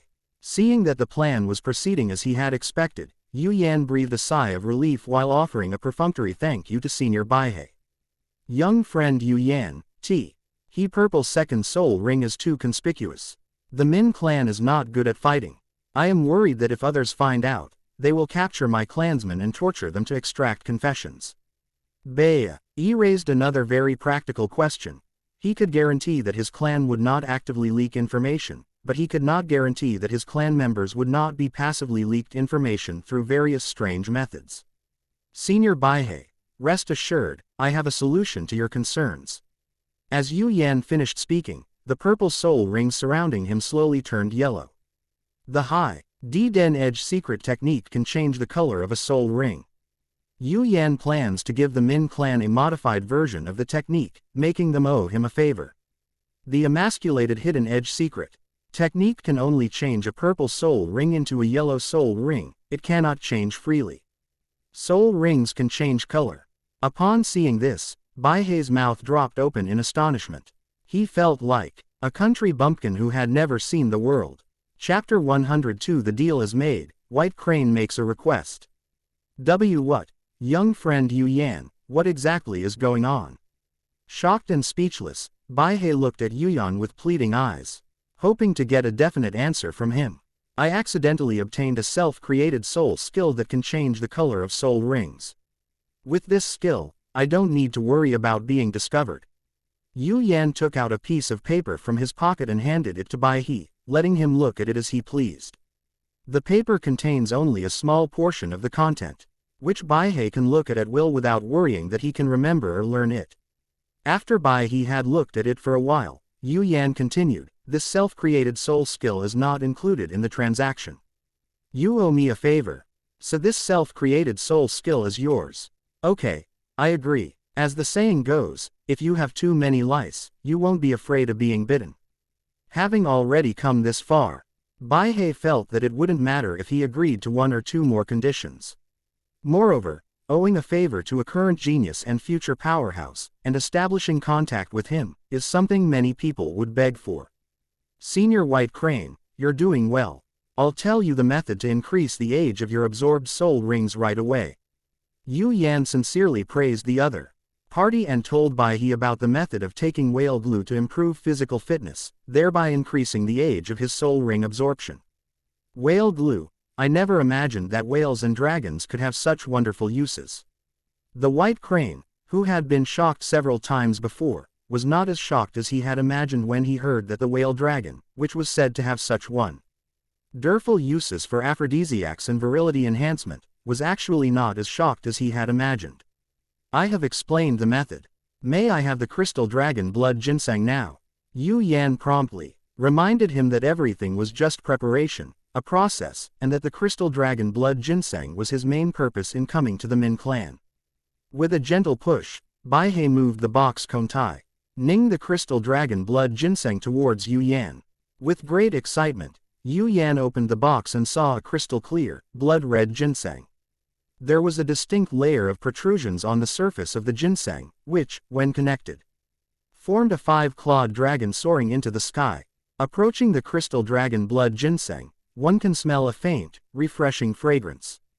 This is the most important part of the Fish Flame project, the immortal herb crystal dragon blood ginseng.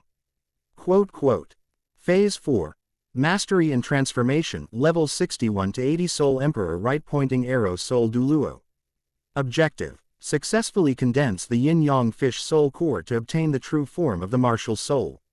Explore ultimate attributes, spatial influence, and even make initial contact with time. Fusion skills become an important component of regular combat power. Soul Ring Acquisition. 7th Soul Ring, 30,000 years or more. Depending on endurance, target soul beast. 100,000-year Ice Emperor, Snow Emperor Inheritor, Ultimate Ice 100,000-year Fire Dragon King, Phoenix Inheritor, Ultimate Fire, or a soul beast that simultaneously possesses ice and fire and is extremely powerful. Ice skill. Based on the selected soul beast. Gain a powerful ultimate ice ability, such as a simplified version of the Ice Emperor's Spatial Freeze or the Snow Emperor's Frost Domain, or a powerful ice attribute skill. Ultimate attribute, rule application. Fire skills. Similarly, acquire a powerful ultimate fire ability, such as a simplified version of the Phoenix's Rebirth Fire or the Fire Dragon King's Blazing Flames, or a strong fire attribute skill. Ultimate attribute, rule application. 7th Martial Soul Fusion Skill. Martial Soul True Form. Ice and Fire Pisces Soul Core Fusion Skill, activating the Martial Soul True Form. The Soul Master briefly transforms into an ice and fire energy body, or a giant Pisces Dharma image appears behind them, greatly enhancing the power, range, and control of all ice and fire attribute soul skills. The core effect is the ability to instantly unleash the first 6 fusion skills. Power and consumption depend on the current state, while simultaneously maintaining a larger and more stable ice and fire rotation, and blazing storm. In true form state, the balance between ice and fire reaches an unprecedented level of harmony, greatly optimizing the burden on the body and the consumption of soul power. Comprehensive enhancement. Tactical core.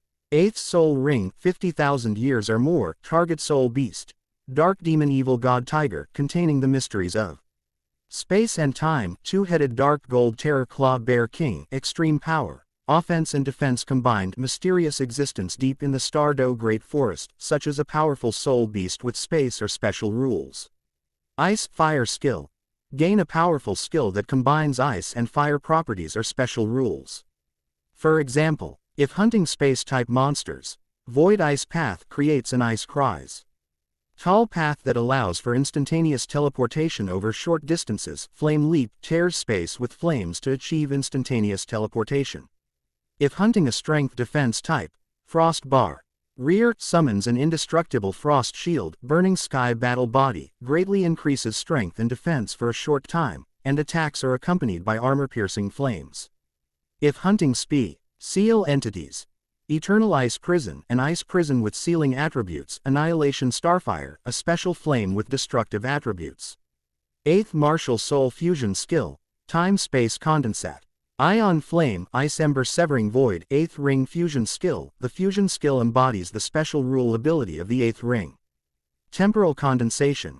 Attacks the target area, causing slight disruptions to the flow of time within the area scorched by flames, potentially slowing down or creating illusions, and temporarily destabilizing spatial structures, creating spatial rifts or portal effects. Rule Level Impact. Multiple strikes. Ice Slaying Sky. Unleashes a massive sword-light shockwave of mixed ice and fire, seemingly capable of freezing and severing space itself. Its power is unparalleled, distorting and rippled the very fabric of space in its path. Ultimate Cutting, Spatial Disturbance. Key Training Directions. Soul Core Application. Proficiently master the Yin-Yang Fish Soul Core for efficient conversion and restoration of soul power, as well as absolute control over ice and fire power. The soul core is the foundation of its powerful endurance and explosive force. Mastery of Martial Soul True Form. Deeply develop various application modes of Martial Soul True Form, and master the fusion techniques that can be seamlessly connected and combined in the true form state. Rule Exploration. Continuously try to deepen the understanding of the fundamental rules of ice and fire, and gain an initial understanding of the mysteries of space and time. The Path to Perfect. Ion. If you obtain the ultimate attribute, you will embark on the path to reach the ultimate realm. Phase 5. The Pinnacle and the Path to Godhood. Levels 81 to 99 Soul Duluo Right Pointing Arrow Ultimate Duluo, Level 100 Godhood. Objective. To reach the pinnacle of ice and fire attributes, comprehend deeper levels of rules, and prepare for Godhood at Level 100. The power of the fusion skill is enough to overturn rivers and seas and influence the rules of heaven and earth. Soul Ring Acquisition. 9th Soul Ring, 100,000 years or more. Target is a top-tier existence within 100,000 years or close to the level of a ferocious beast. Target Soul Beast. one of the 3 heavenly kings of the far north, Ice Emperor, Snow Emperor, ferocious beasts of the Star-Do Great Forest, such as the 10,000 Demon King. Bear King, overlords of the deep sea, existences at the level of the deep sea demon Whale King, fire attribute super soul beasts, such as the evil eye tyrant overlord, or the power left behind by fallen gods. Ice, fire skills. Gain a devastating single target or extremely large area skill, or a powerful domain or rule-based ability. For example, a simplified version of Snow Dance Extreme Ice Domain. Ice Explosion instantly detonates ice. Ultimate Fire burns heaven and boils the sea. Domain, rebirth from the ashes, survival, rebirth, etc. Chapter 103. I am Yu Yan, and I would like to learn from you all. After discussing all the details, Bai He led Zhang Jing and Yu Yan towards the training ground of the Min clan's residence. On the way to the training ground, Bai He pulled a member of his tribe and asked him to gather all the tribesmen at the training ground. The Min clan is very poor because they lack offensive capabilities and good means of making a living, and because their members are proud and unwilling to do certain things.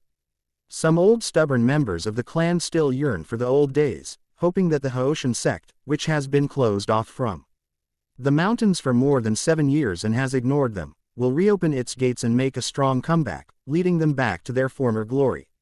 These people use the same words every day to hinder the development of the Min clan.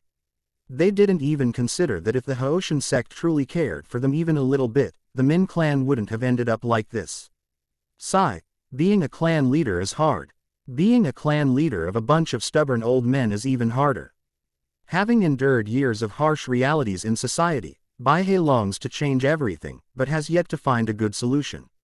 Yu Yan is a super genius who can definitely shatter the clansman's illusion that the Haoshan sect is invincible, and can also shut up those who deny that he sent his granddaughter Bai Chenxiang to study at the Beast Academy. On the way to the training ground, Yu Yan noticed that there were very few young adults in the Min clan. Almost everyone he saw along the way was a young child or an elderly person. More than half an hour later, all the members of the Min clan who were still in the clan arrived at the clan training ground. Perhaps because of their martial soul, the sharp-tailed swift, most of the Min clan members who arrived were standing on the roof. Everyone, you must have already heard yesterday that Zhang Jing, the vice dean of the Beast Academy, has come to visit. Looking at the few remaining members of his clan, Bai He stood in the center of the training ground, channeling his soul power to amplify his voice so that everyone could hear it. As Bai He's voice faded, Yu Yan could feel everyone's gaze drawn to him. The members of the Min clan were scrutinizing Zhang Jing and Yu Yan. Before the clansman could ask, Bai He continued speaking according to her prepared speech. You guessed right. She came to invite the younger generation of our clan to join the Beast Academy, and I agreed. This was the result of Bai He's discussion with Zhang Jing and Yu Yan on their way to the training ground. After learning about the Min clan's situation, Zhang Jing agreed to Bai He's request without hesitation. If this method could bring more talented students to the Beast Academy, she would be willing to do it every day. Yu Yan had no objection to this. Bai He's idea could conveniently conceal the deal between the two, so he had no reason to refuse. Chieftain, why? We can raise our own descendants. So why send them to the Beast Academy? The Beast Academy doesn't even have a contra Duluo, so what's the point of us joining it? No sooner had Bai He finished head speaking than the old men of the Min clan immediately raised objections. They used to follow the Haoshan sect, the #1 sect in the world, and now they were being asked to send their descendants to a Beast Academy that didn't even have Soul Duluo. This was too shameful. So, Bai He's voice amplified, silencing all other voices. The students brought by the Beast Academy will compete against the young people of our race. If he loses, there's no need to bring this up again. Bai He's words silenced the old men of the Min clan who were shouting. How could they not know the fighting strength of the Min clan? Chieftain, the Min clan excels in speed, but combat is not our forte. The group of old men looked at each other, and finally the oldest one stood up, subtly implying the Min clan was not good at fighting and would be at a disadvantage in a fight against the students brought by the Beast Academy. Seeing this, Yu Yan felt that Bai He was really being a very stifled clan leader. The child brought by the Beast Academy is named Yu Yan. He will be 8 years old in a month. Any child under the age of 15 in our clan can come forward to fight him. Vice Dean Zhang Jing said that as long as one person from our clan can win, they will not mention joining. After glancing at the clansmen who raised objections, Bai He first stated Yu Yan's age, and then made a decision that no one could refuse. The Min clan's nature wouldn't allow them to refuse this completely provocative proposal. Some of the more impulsive ones were already itching to teach Yu Yan, this arrogant fool, a lesson. As Bai He finished speaking and left, Yu Yan could feel all the eyes of the Min clan focused on him, a variety of gazes. After glancing sideways at Bai He walked to the Sen chair of the training ground amidst everyone's stares and reached out to the younger generation of the Min clan at the edge of the training ground. Yu Yan from the Beast Academy humbly requests guidance from the members of the Min clan. The younger generation of the Min clan looked at each other, and from their whispered conversation, it was clear that they were discussing who should go up and bully the little boy, Yu Yan. Bai He watched everything with a smile, letting the younger generation of the clan discuss without making a sound to disturb them. Bai Yu of the Min clan, a level 12 soul master with 1 ring. Don't say I'm bullying you because you're young. Before long, a handsome young man arrived at the training ground and bowed to Yu Yan in a very standard greeting before a soul master duel. Absolutely not, as long as you don't feel like I'm bullying you. Upon hearing Bai Yu's soul power level, Yu Yan's honest words caused his face to flush red. Fine, I was going to go easy on you. But since you're so ungrateful, I won't hold back anymore. Bai Yu's voice was filled with obvious anger. He possessed the swift spirit of the Min clan, and a pair of large white wings appeared behind him, with a yellow spirit ring surrounding him. Judging from the color of Bai Yu's yellow spirit ring, the age of his first spirit ring is probably around 200 years. Bai Yu, assuming a fighting stance, propelled himself forward with a burst of speed, transforming into a white blur as he charged toward Yu Yan, eager to end this tedious battle as quickly as possible. Yu Yan grinned crookedly, and the ice and fire Pisces possessed him. His second soul ring landed on the ice fish in his left hand, and his second ice fish skill, Xuanbing chain, blocked him in the air, extending towards the charging Bai Yu. Bai Yu moved nimbly, easily bypassing the Xuanbing chains, and then rushed towards Yu Yan. Bai Yu has no long-range attack methods. If he wants to defeat Yu Yan, he can only do so by getting close to Yu Yan and using his agile movements. The Min clan certainly has something to be proud of. Bai Yu, who is only level 12, is no less fast than a level 19 soul master. While praising the speed of the Min clan, Yu Yan condensed 2 more Xuanbing chains, which, together with the Xuanbing chain he had used before, continuously sealed and compressed Bai Yu's activity space. Chapter 104 Defeating Bai Chenxiang, reporting his level. Seeing that his range of activity was getting smaller and smaller, Bai Yu, who did not want to lose face in front of his clan, used his first soul skill. Stepping Swallow. Bai Yu, who was already extremely fast, increased his speed by another 50% after using the acceleration soul skill, Stepping Swallow. He moved nimbly among the 3 Xuanbing chains, trying to break free from their confinement. Bai Yu's speed has indeed increased, but it is not so fast that Yu Yan cannot react to it. His speed is still within Yu Yan's control. Under Yu Yan's control, the Xuanbing chains always managed to block Bai Yu's path in time, cutting off his progress. 2 minutes later, the Xuanbing chain cage took shape, and Bai Yu was completely trapped inside. Battle over. Yu Yan has won this battle. Seeing that Yu Yan had stopped the process of shrinking the Xuanbing chain cage, Bai He loudly announced the outcome of the battle. Yu Yan unlocked the Xuanbing chains that imprisoned Bai Yu, releasing him from the cage. Bai Yu, who had just said he was going to teach Yu Yan a lesson, now just wanted to crawl into a hole in the ground. In fact, he did pretty much do just that. After leaving the training ground, Bai Yu hid behind a pillar, unwilling to be seen by his clansmen. After Yu Yan's easy victory, the Min clan members, who had previously looked down on Yu Yan, now looked at him with more caution. They may be arrogant, but that doesn't mean they're stupid. It's clear from the fight between Yu Yan and Bai Yu that Yu Yan is much stronger than Bai Yu.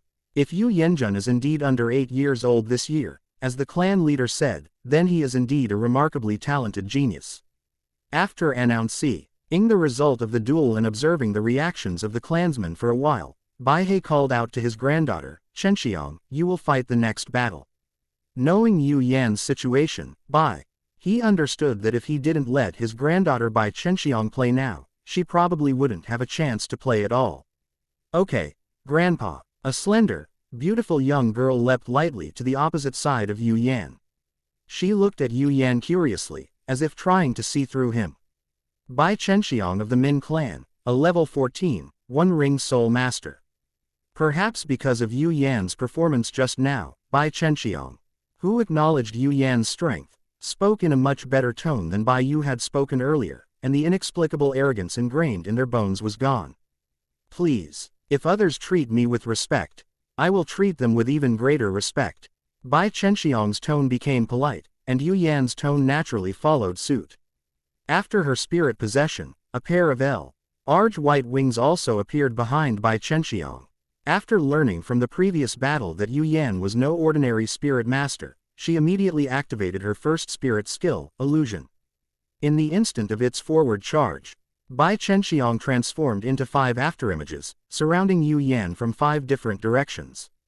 4 of the 5 afterimages were illusions, but they looked exactly like Bai Chenxiang herself. The extreme speed granted by the swift martial soul, combined with the indistinguishable afterimages, made it difficult to deal with her without a corresponding countermeasure. Yu Yan, who also lacked any special reconnaissance methods, couldn't immediately distinguish which afterimage was the real body. Since we can't tell the difference, let's attack together. Yu Yan waved his hand lightly, and 6 chains of mysterious ice appeared beside him.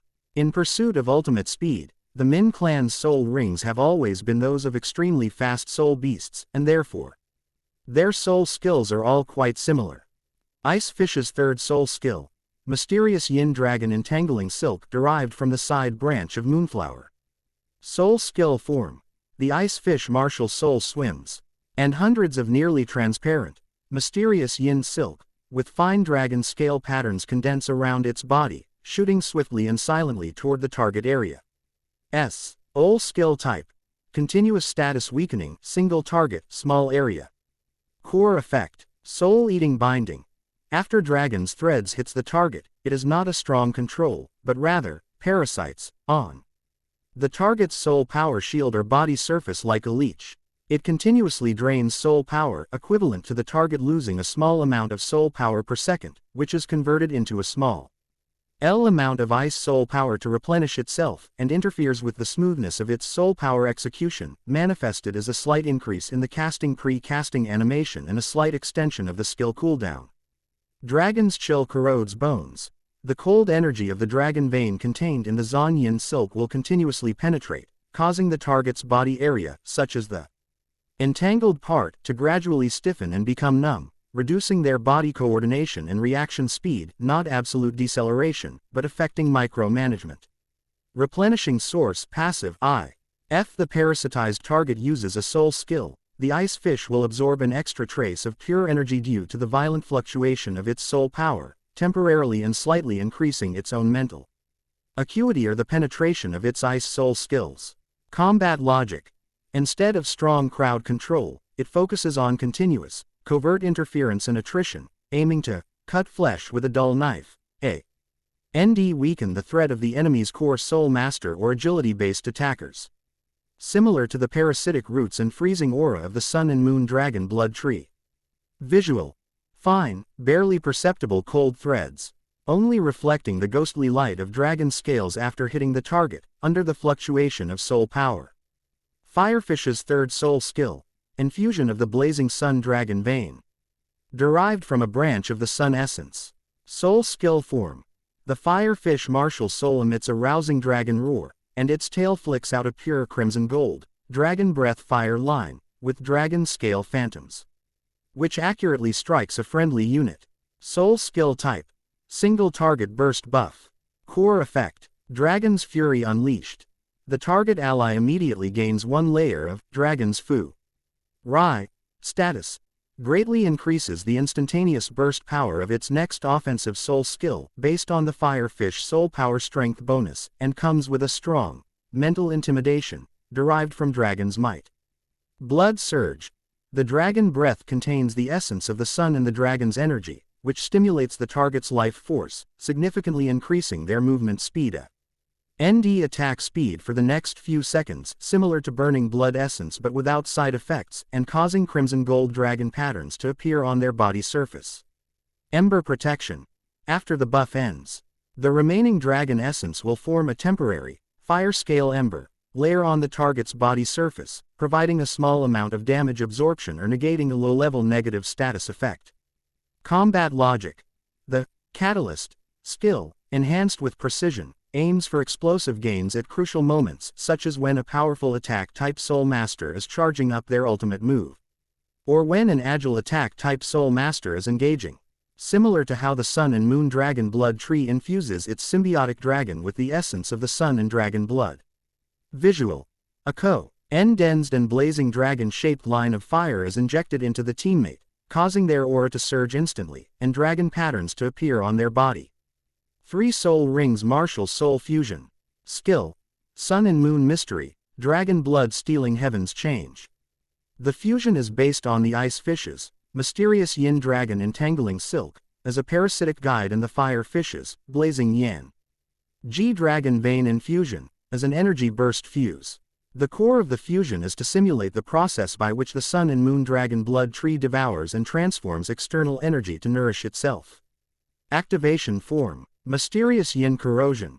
The Ice Soul Master activates a soul skill, and hundreds of mysterious yin threads silently pierce into the body of the strongest enemy, beginning to frantically parasitize and absorb their soul power and essence at a speed far exceeding that of single target skills. Dragon Vein Grafting. The Fire Soul Masters almost simultaneously activated their soul skills, directing the Blazing Sun Dragon Vein, not towards their teammates, but towards the enemy parasitized by the profound Yin Silk. The Raging Sun Essence Dragon Yuan was forcibly injected into the target's body, mixing with the massive energy stolen by the profound Yin Silk. Chapter 105 Yu Yan wins complete victory, Zhong Jing with the crooked mouth. Admiring strength is human nature, especially among the Min clan, who crave what they lack most. Admiration for strength is ingrained in their very being. Chief, is he really not 8 years old yet? An old man with white hair and beard, standing on the wall, snapped out of his daze from the 2 soul rings surrounding Yu Yan. He looked at Bai He in shock and asked to confirm whether what he had learned was true. Do you think I would lie to you about something like this? The White Crane glanced indifferently at the clansman standing on the wall who had asked the question, and answered the question with a rhetorical question. Arrogance ingrained in their bones can also be considered an advantage in some ways, because this arrogance makes them disdain doing many things. The Min clan, having received the answer from the clan leader's question, all looked at Yu Yan with eyes that seemed to regard him as a monster. An 8-year-old second ring soul master, this. Standing opposite Yu Yan, Bai Yu looked at Yu Yan with caution in her eyes. I probably can't win this battle. Having reached a conclusion in his mind, Bai Yu instantly activated his 2 soul skills. Losing is one thing, but daring to make a move is another. Based on Bai Yu's 2 soul skills, Yu Yan could deduce that his first 2 soul skills should be illusion and flight. The illusion split Bai Yu's figure into 5, and flight allowed Bai Yu to freely change direction in the air, avoiding the blockade of the Xuanbing chains. Bai Yu always managed to fly out of the fish flame cage before the Xuanbing chain cage could fully form, thanks to He agility granted by her flying soul skill. The Min clan members standing nearby breathed a sigh of relief when they saw that the 2 sides were deadlocked and neither could do anything to the other. They've already been thoroughly outmatched by Yu Yan in terms of talent. If they keep losing in the competition, they'll have no face left to hide. As pure speed-type soul masters, they may not be able to win in battles against other soul masters of the same level, but soul masters of the same level should not even think about defeating them. A pure speed-based soul master is really troublesome. After a slight sigh, Yu Yan used his first ice fish technique, frost scales, to cover his body. At the same time, 6 Xuanbing chains formed a huge cage around the training ground, trapping him and Bai Yu inside. Bai Yu, suspended in midair, gently flapped his large white wings. He was at a distance from Yu Yan, pondering what Yu Yan would do next. just as Bai Yu was pondering what Yu Yan was going to do. A fierce chill emanated from the frost scales, and the white chill quickly filled the training ground. The moment Bai Yu touched the cold air, he understood what Yu Yan's purpose was. Because this cold air was affecting and reducing his speed, which he was so proud of, and many more ice crystals appeared on his feathers. I had hoped to draw the game, but it seems that's not going to happen.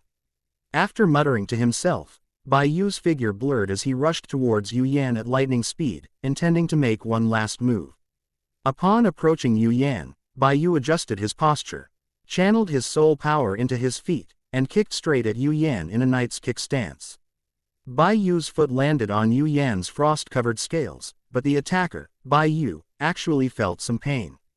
It's really hard. Bai Yu flapped its wings and retreated, widening the distance between the two. Fish Flame reached out to grab Bai Yu, but seeing Bai Yu distance herself, it released an even more intense burst of cold air.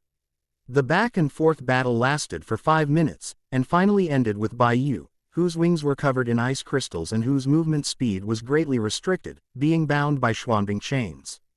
The battle is over. Yu Yan is the winner. Bai He, acting as the referee, stepped forward to announce Yu Yan's victory. Does anyone else in the clan wish to challenge Yu Yan? Over the next hour, Yu Yan defeated 5 young geniuses from the Min clan. He even had to pause the competition to recover his soul power after exhausting it. The battle ended Yu Yan winning all 5 of his matches. During this battle, Yu Yan, who only used the ice fish technique, could feel that his control over the Xuanbing chains had increased significantly. The Min clan is indeed a pretty good sparring partner. At this moment, Yu Yan had already decided that once the Min clan joined the Beast Academy, he would definitely find a way to get them as sparring partners. They were just too useful. Now, you should have no objections, right? After watching the entire battle with Yu Yan, Bai He, who was increasingly satisfied with Yu Yan, came to the center of the clan's training ground and loudly asked the clansmen for their thoughts.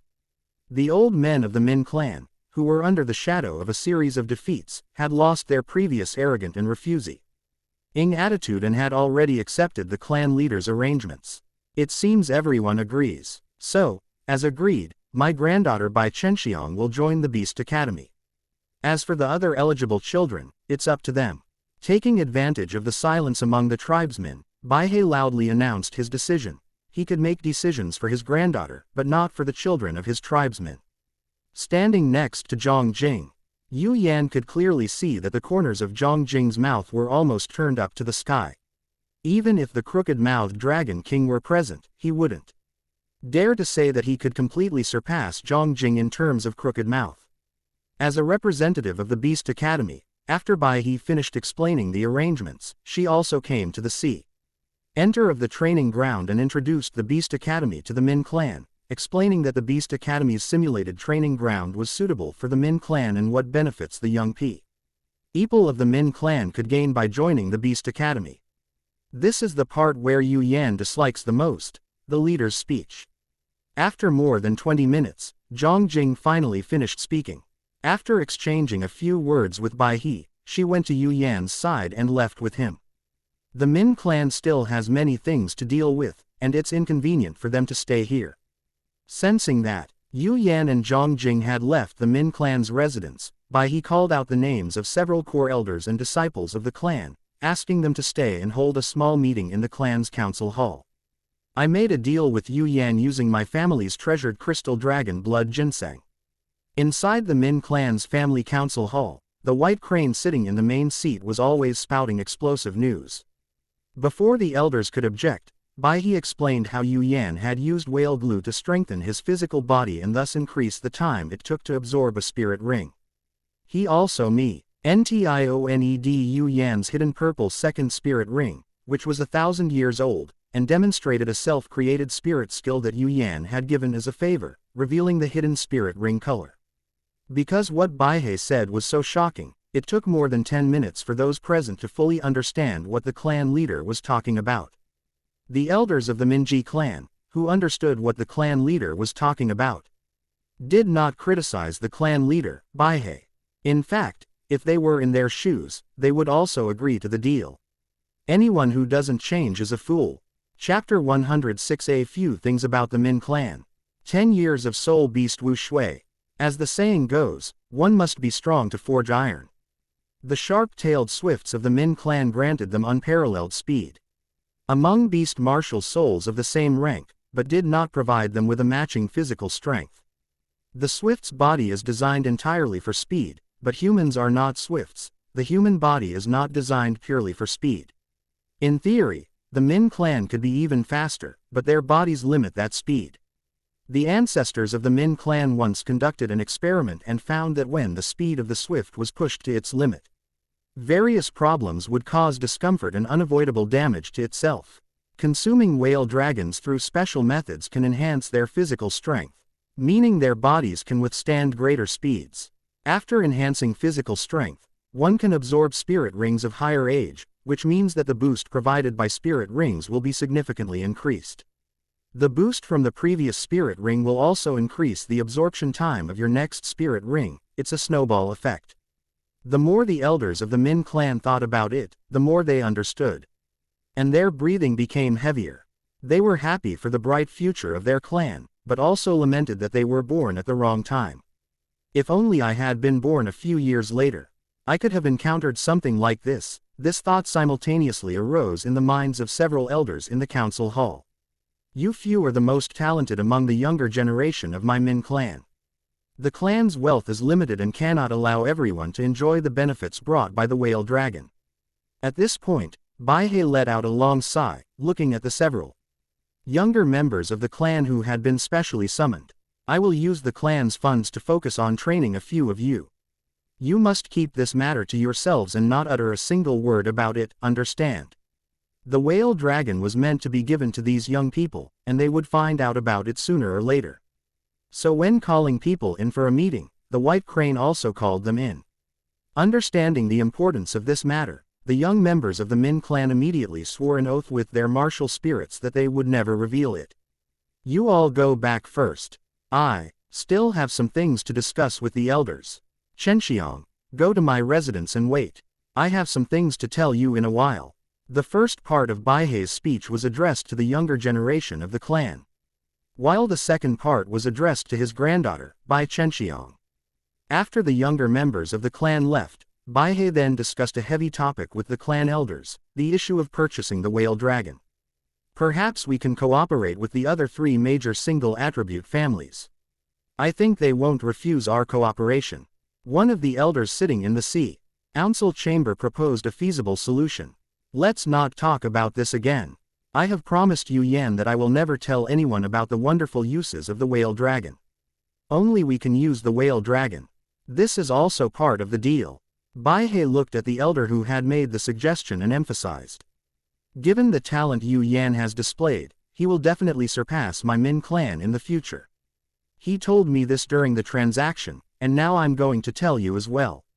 Furthermore, I swear on the 1,000-year-old reputation of the Min clan that if you do not wish to tarnish the 1,000-year-old reputation of the Min clan, then you should stop thinking about these things. Baihe did not spell out his meaning, but the elders present understood what he meant. The matter of gold soul coins is no small matter for the Min clan at present. Baihe and the elders of the Min clan discussed it for more than an hour and finally came up with a feasible solution. After the meeting, Baihe sat alone in the council hall for a while before getting up and heading towards his residence. He had some things to tell his granddaughter, Bai Chenxiang. Grandpa, you're back. When Bai Chenxiang saw her grandfather return, she immediately went over to help the somewhat tired grandfather. After Baihe sat down, she stood there quietly, waiting for Baihe to speak. As the saying goes, one must be strong to forge iron. The sharp-tailed swifts of the Min clan granted them unparalleled speed among beast martial souls of the same rank, but did not provide them with a matching physical strength. The swift's body is designed entirely for speed, but humans are not swifts. The human body is not designed purely for speed. In theory, the Min clan could be even faster, but their bodies limit that speed. The ancestors of the Min clan once conducted an experiment and found that when the speed of the swift was pushed to its limit, various problems would cause discomfort and unavoidable damage to itself. Consuming whale dragons through special methods can enhance their physical strength, meaning their bodies can withstand greater speeds. After enhancing physical strength, one can absorb spirit rings of higher age, which means that the boost provided by spirit rings will be significantly increased. The boost from the previous spirit ring will also increase the absorption time of your next spirit ring. It's a snowball effect. The more the elders of the Min clan thought about it, the more they understood, and their breathing became heavier. They were happy for the bright future of their clan, but also lamented that they were born at the wrong time. If only I had been born a few years later, I could have encountered something like this thought simultane. Owsley arose in the minds of several elders in the council hall. You few are the most talented among the younger generation of my Min clan. The clan's wealth is limited and cannot allow everyone to enjoy the benefits brought by the whale dragon. At this point, Baihe let out a long sigh, looking at the several younger members of the clan who had been specially summoned. I will use the clan's funds to focus on training a few of you. You must keep this matter to yourselves and not utter a single word about it, understand? The whale dragon was meant to be given to these young people, nth. EY would find out about it sooner or later. So when calling people in for a meeting, the White Crane also called them in. Understanding the importance of this matter, the young members of the Min Claw immediately swore an oath with their martial spirits that they would never reveal it. You all go back first. I still have some things to discuss with the elders. Chenxiang, go to my residence and wait. I have some things to tell you in a while. The first part of Baihe's speech was addressed to the younger generation of the clan, while the second part was addressed to his granddaughter, Bai Chenxiang. After the younger members of the clan left, Baihe then discussed a heavy topic with the clan elders, the issue of purchasing the whale dragon. Perhaps we can cooperate with the other three major single-attribute families. I think they won't refuse our cooperation. One of the elders sitting in the council chamber proposed a feasible solution. Let's not talk about this again. I have promised Yu Yan that I will never tell anyone about the wonderful uses of the whale dragon. Only we can use the whale dragon. This is also part of the deal. Baihe looked at the elder who had made the suggestion and emphasized. Given the talent Yu Yan has displayed, he will definitely surpass my Min clan in the future. He told me this during the transaction, and now I'm going to tell you as well. Furthermore, I swear on the 1,000-year-old reputation of the Min clan that if you do not wish to tarnish the 1,000-year-old reputation of the Min clan, then you should stop thinking about these things. Baihe did not spell out his meaning, but the elders present understood what he meant. The matter of gold soul coins is no small matter for the Min clan at present. Baihe and the elders of the Min clan discussed it for more than an hour and finally came up with a feasible solution. After the meeting, Baihe sat alone in the council hall for a while before getting up and heading towards his residence. He had some things to tell his granddaughter, Bai Chenxiang. Grandpa, you're back. When Bai Chenxiang saw her grandfather return, she immediately went over to help the somewhat tired grandfather. After Baihe sat down, she stood there quietly, waiting for Baihe to speak. Deep down, Bai Chenxiang felt a sense of awe and respect for this stern and unsmiling clan elder. Yes, I'm back. After responding to her granddaughter, Baihe sat down on a chair in the courtyard. Don't be too nervous. You'll be going to the Beast Academy soon. I have something I want to talk to you about. It's not really an explanation, just a simple chat between grandfather and granddaughter.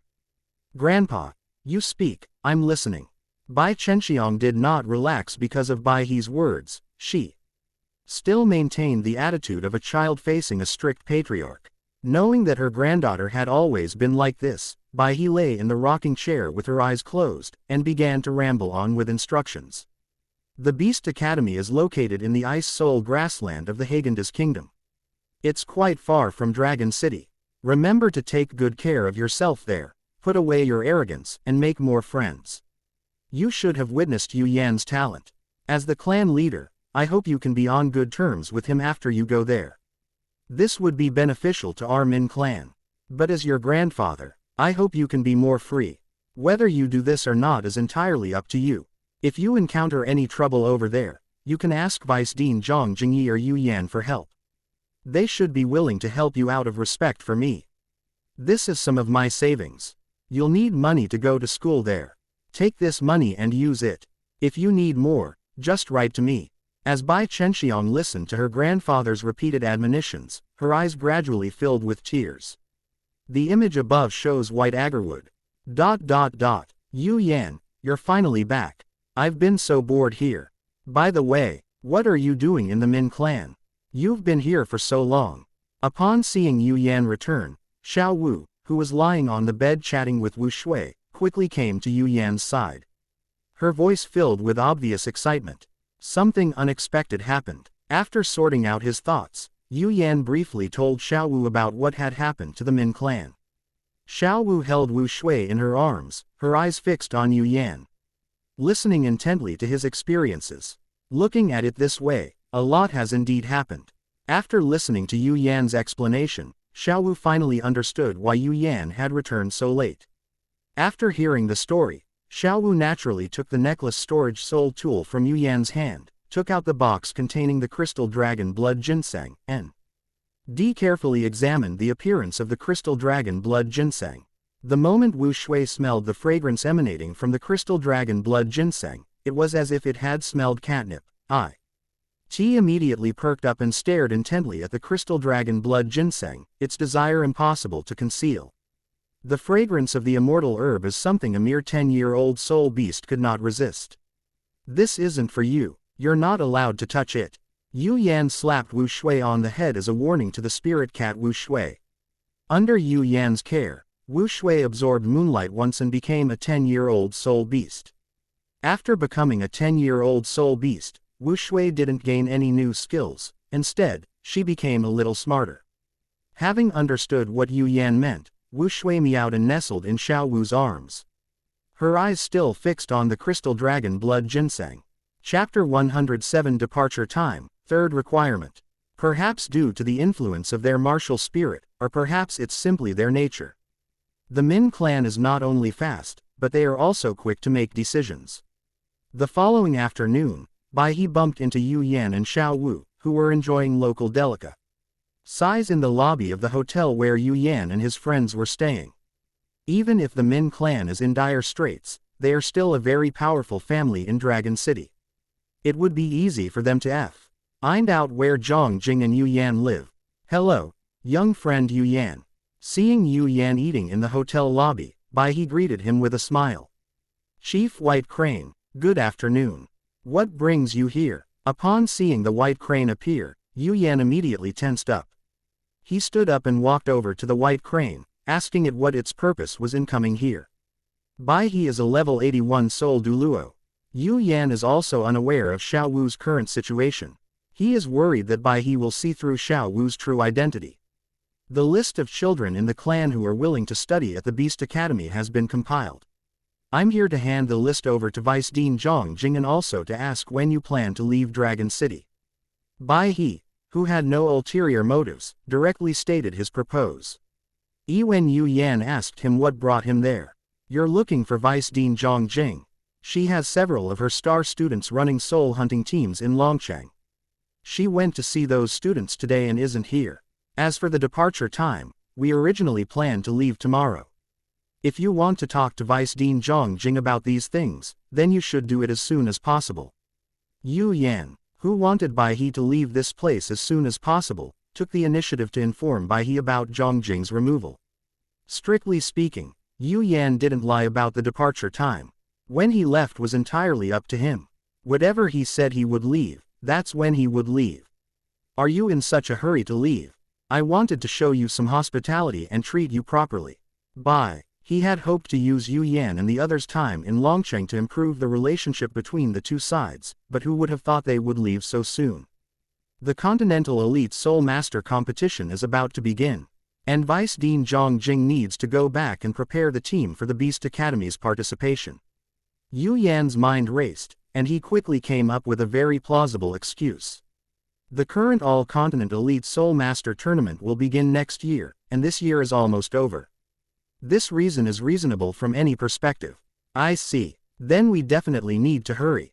Upon hearing this reason, Bai He smiled helplessly, bid farewell to Yu Yan, and followed the direction Yu Yan indicated to find Zhang Jing and tell her about her clansmen going to study in the Min clan.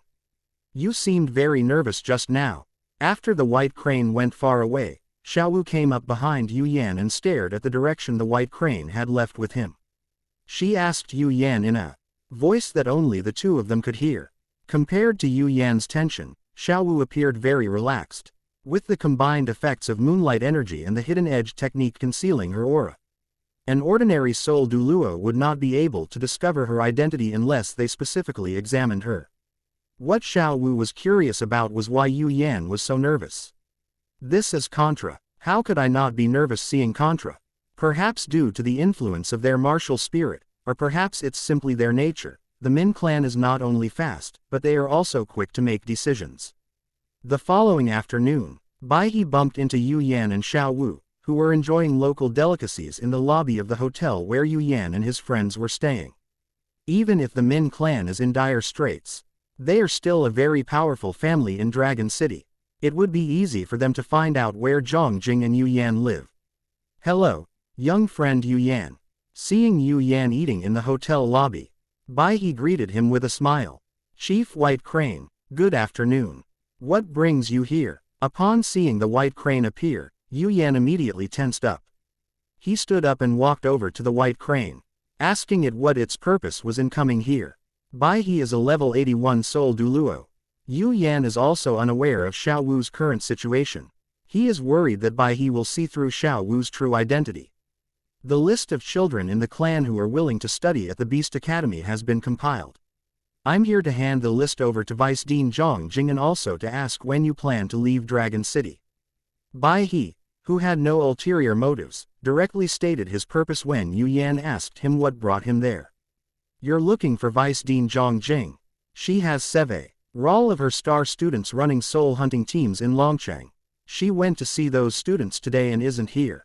As for the departure time, we originally planned to leave tomorrow. If you want to talk to Vice Dean Zhongjing about these things, then you should do it as soon as possible. Yu Yan, who wanted Bai He to leave this place as soon as possible, took the initiative to inform Bai He about Zhongjing's removal. Strictly speaking, Yu Yan didn't lie about the departure time. When he left was entirely up to him. Whatever he said he would leave, that's when he would leave. Are you in such a hurry to leave? I wanted to show you some hospitality and treat you properly. Bai He had hoped to use Yu Yan and the others' time in Longcheng to improve the relationship between the two sides. But who would have thought they would leave so soon? The Continental Elite Soul Master competition is about to begin, and Vice Dean Zhongjing needs to go back and prepare the team for the Beast Academy's participation. Yu Yan's mind raced, and he quickly came up with a very plausible excuse. The current All-Continent Elite Soul Master tournament will begin next year, and this year is almost over. This reason is reasonable from any perspective. I see. Then we definitely need to hurry. Upon hearing this reason, Bai He smiled helplessly, bid farewell to Yu Yan, and followed the direction Yu Yan indicated to find Zhongjing and tell her about her clansmen going to study in the Min clan. You seemed very nervous just now. After the White Crane went far away, Xiao Wu came up behind Yu Yan and stared at the direction the White Crane had left with him. She asked Yu Yan in a voice that only the two of them could hear. Compared to Yu Yan's tension, Xiao Wu appeared very relaxed. With the combined effects of moonlight energy and the hidden edge technique concealing her aura, an ordinary soul Duluo would not be able to discover her identity unless they specifically examined her. What Xiao Wu was curious about was why Yu Yan was so nervous. This is Contra. How could I not be nervous seeing Contra? Yu Yan rolled his eyes at the extremely relaxed Xiao Wu, emphasizing Bai He's identity as a soul Duluo while also using the power of a soul Duluo to explain why he was nervous. You're nervous about Contra. When you were telling the story yesterday, you didn't seem nervous at all. You seemed quite smug. Xiao Wu didn't believe a word Yu Yan said. If he had even a little fear of soul Duluo, he wouldn't have made such a series of demands. Of course I was nervous. I was just bragging to you. Actually, I was incredibly nervous yesterday when I was discussing the deal with the Min clan. Yu Yan composed himself and tried to gloss over the matter with the most sincere tone possible. Unfortunately, after spending a lot of time together, Xiao Wu could see right through Yu Yan's little thoughts and state of mind. Sitting at the dining table, the two chatted for 2 or 3 hours about this pointless and boring topic. Sometimes, Whether a topic is boring or not depends mainly on who you're talking to. Yu Yan, how come I didn't know?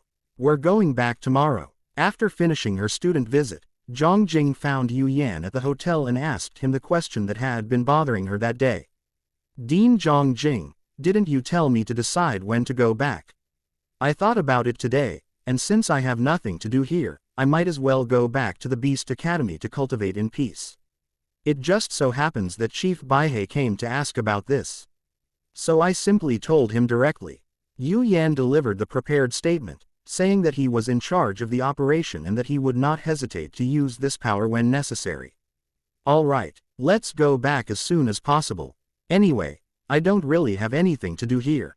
Zhang Jing didn't really have any thoughts on this. Her main purpose in coming to Longcheng was to fulfill Yu Yan's second request. If it weren't for Yu Yan's request, she wouldn't have been able to come to Longcheng, a remote city in the north, in recent years. By the way, Dean Zhang Jing, may I now state my third request? After chatting with Zhang Jing for a while, Yu Yan wanted to take the opportunity to bring up his third request. The crystal dragon blood ginseng had already arrived, and he still needed to meet with Dugu Bo as soon as possible to exchange the ice and fire yin-yang well. Yu Yan was absolutely certain that the ice and fire yin-yang eye, the place where the ice and fire dragon king fell, was his greatest opportunity in the Duluo continent. Sure, I'll feel more at ease if you complete your third request as soon as possible. Zhang Jing couldn't wait to fulfill Yu Yan's 3 requests so that she could tie Yu Yan to the Beast Academy's war machine. My third request is that the Academy help me contact Senior Poison Duluo Dugu Bo. I want to make a deal with him. After saying his request, Yu Yan, fearing that Zhang Jing would misunderstand the difficulty of his request, quickly added, just like the deal with the Min clan this time, I only need an opportunity to communicate with Senior Dugu. As for whether the deal is successful or not, it has nothing to do with the Academy. You've really given me a tough challenge. After hearing Yu Yan's third request, Zhang Jing suddenly realized that the reason why the first 2 requests were so simple was simply to add difficulty to this third request. Poison Duluo Dugu Bo is a loner who keeps to himself, and for most of the year, the entire Soul Master world doesn't know where he is. Despite the difficulty, Zhang Jing did not refuse Yu Yan's request. Dugu Bo has a granddaughter studying at Tiando Academy, and Prince Shwexing who can contact Dugu Bo. If things are handled properly, it wouldn't be difficult to get in touch with Dugu Bo and give Yu Yan and Dugu Bo a chance to communicate. Chapter 108 Girls' Friendship. Introduction to the Little Fish Meditation Method. I'll trouble the Academy with this matter. Seeing that Zhang Jing only said it was a difficult problem and didn't say it was impossible, Yu Yan already had a general idea of what was going on. This is a requirement of the transaction between the 2 parties, and he won't feel embarrassed about it. If the Beast Academy can't do this, Yu Yan has another path to take, which is the 7-treasure glazed tile school, which hasn't been rejected yet. Yu Yan's plans always have 2 or 3 backup options. Don't worry, the Beast Academy will definitely do its best to get this done for you. Zhang Jing, who had hoped to take the opportunity to play the victim and gain more favor, realized after hearing Yu Yan's RDS that playing the victim would not work at all with him. So, Zhang Jing put aside her original idea and patted her chest to guarantee that she would definitely get this done for Yu Yan. Dean Zhang Jing, rest assured, I will definitely win a championship for the Beast Academy in the All-Continent Elite Soul Master competition 6 years from now. Zhang Jing gave her assurance, and Yu Yan too. The opportunity to emphasize the deal that the 2 sides had initially agreed upon, guaranteeing that they would definitely win a championship. All right, I'll be waiting for you to bring back the first champion from the Beast Academy.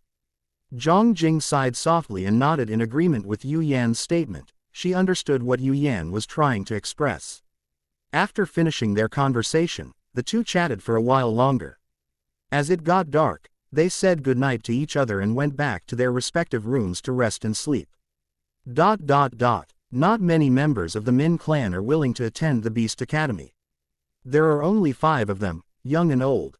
The youngest is Bai Chenxiang, and the oldest is Bai Qing, a 17-year-old soul master with 3 rings. Bai Chenxiang went to SCH. Wu mainly because of her grandfather's orders. Bai Qing was willing to go to school partly because he was curious about Yu Yan, and partly because he wanted to participate in next year's Continental Elite Soul Master competition. The Min clan rented a carriage for the 5 of them, and they left Dragon City together with Zhang Jing and the others, heading towards the Beast Academy. The White Sea. Rain stood on the city wall of Dragon City, and only after the figure had completely disappeared did it leap back to the Min clan. For the sake of his family's future, he needed to think carefully about how to earn gold soul coins. After a leisurely 2 weeks of progress, Zhang Jing returned to the Beast Academy with Yu Yan, Xiao Wu, and the 5 members of the Min clan who were willing to join. Sister Xiao Wu, I'll go with Vice Dean Zhang to complete the enrollment procedures first, and I'll come visit you tomorrow. 4th Soul Ring, approximately 6,000 years, 2 head. Ed Crimson Demon Dragon, power and pseudo domain. Ice skill. Open black lens bracket frozen domain. Stasis close black lens bracket. Deploys an ice domain, greatly reducing enemy movement, attack speed and freezing non-energy attacks projectiles. Fire skill. Open black lens bracket lava burst close black lens bracket. Summons a giant lava fireball to bombard the area, causing an area of effect impact and continuous burning of the terrain.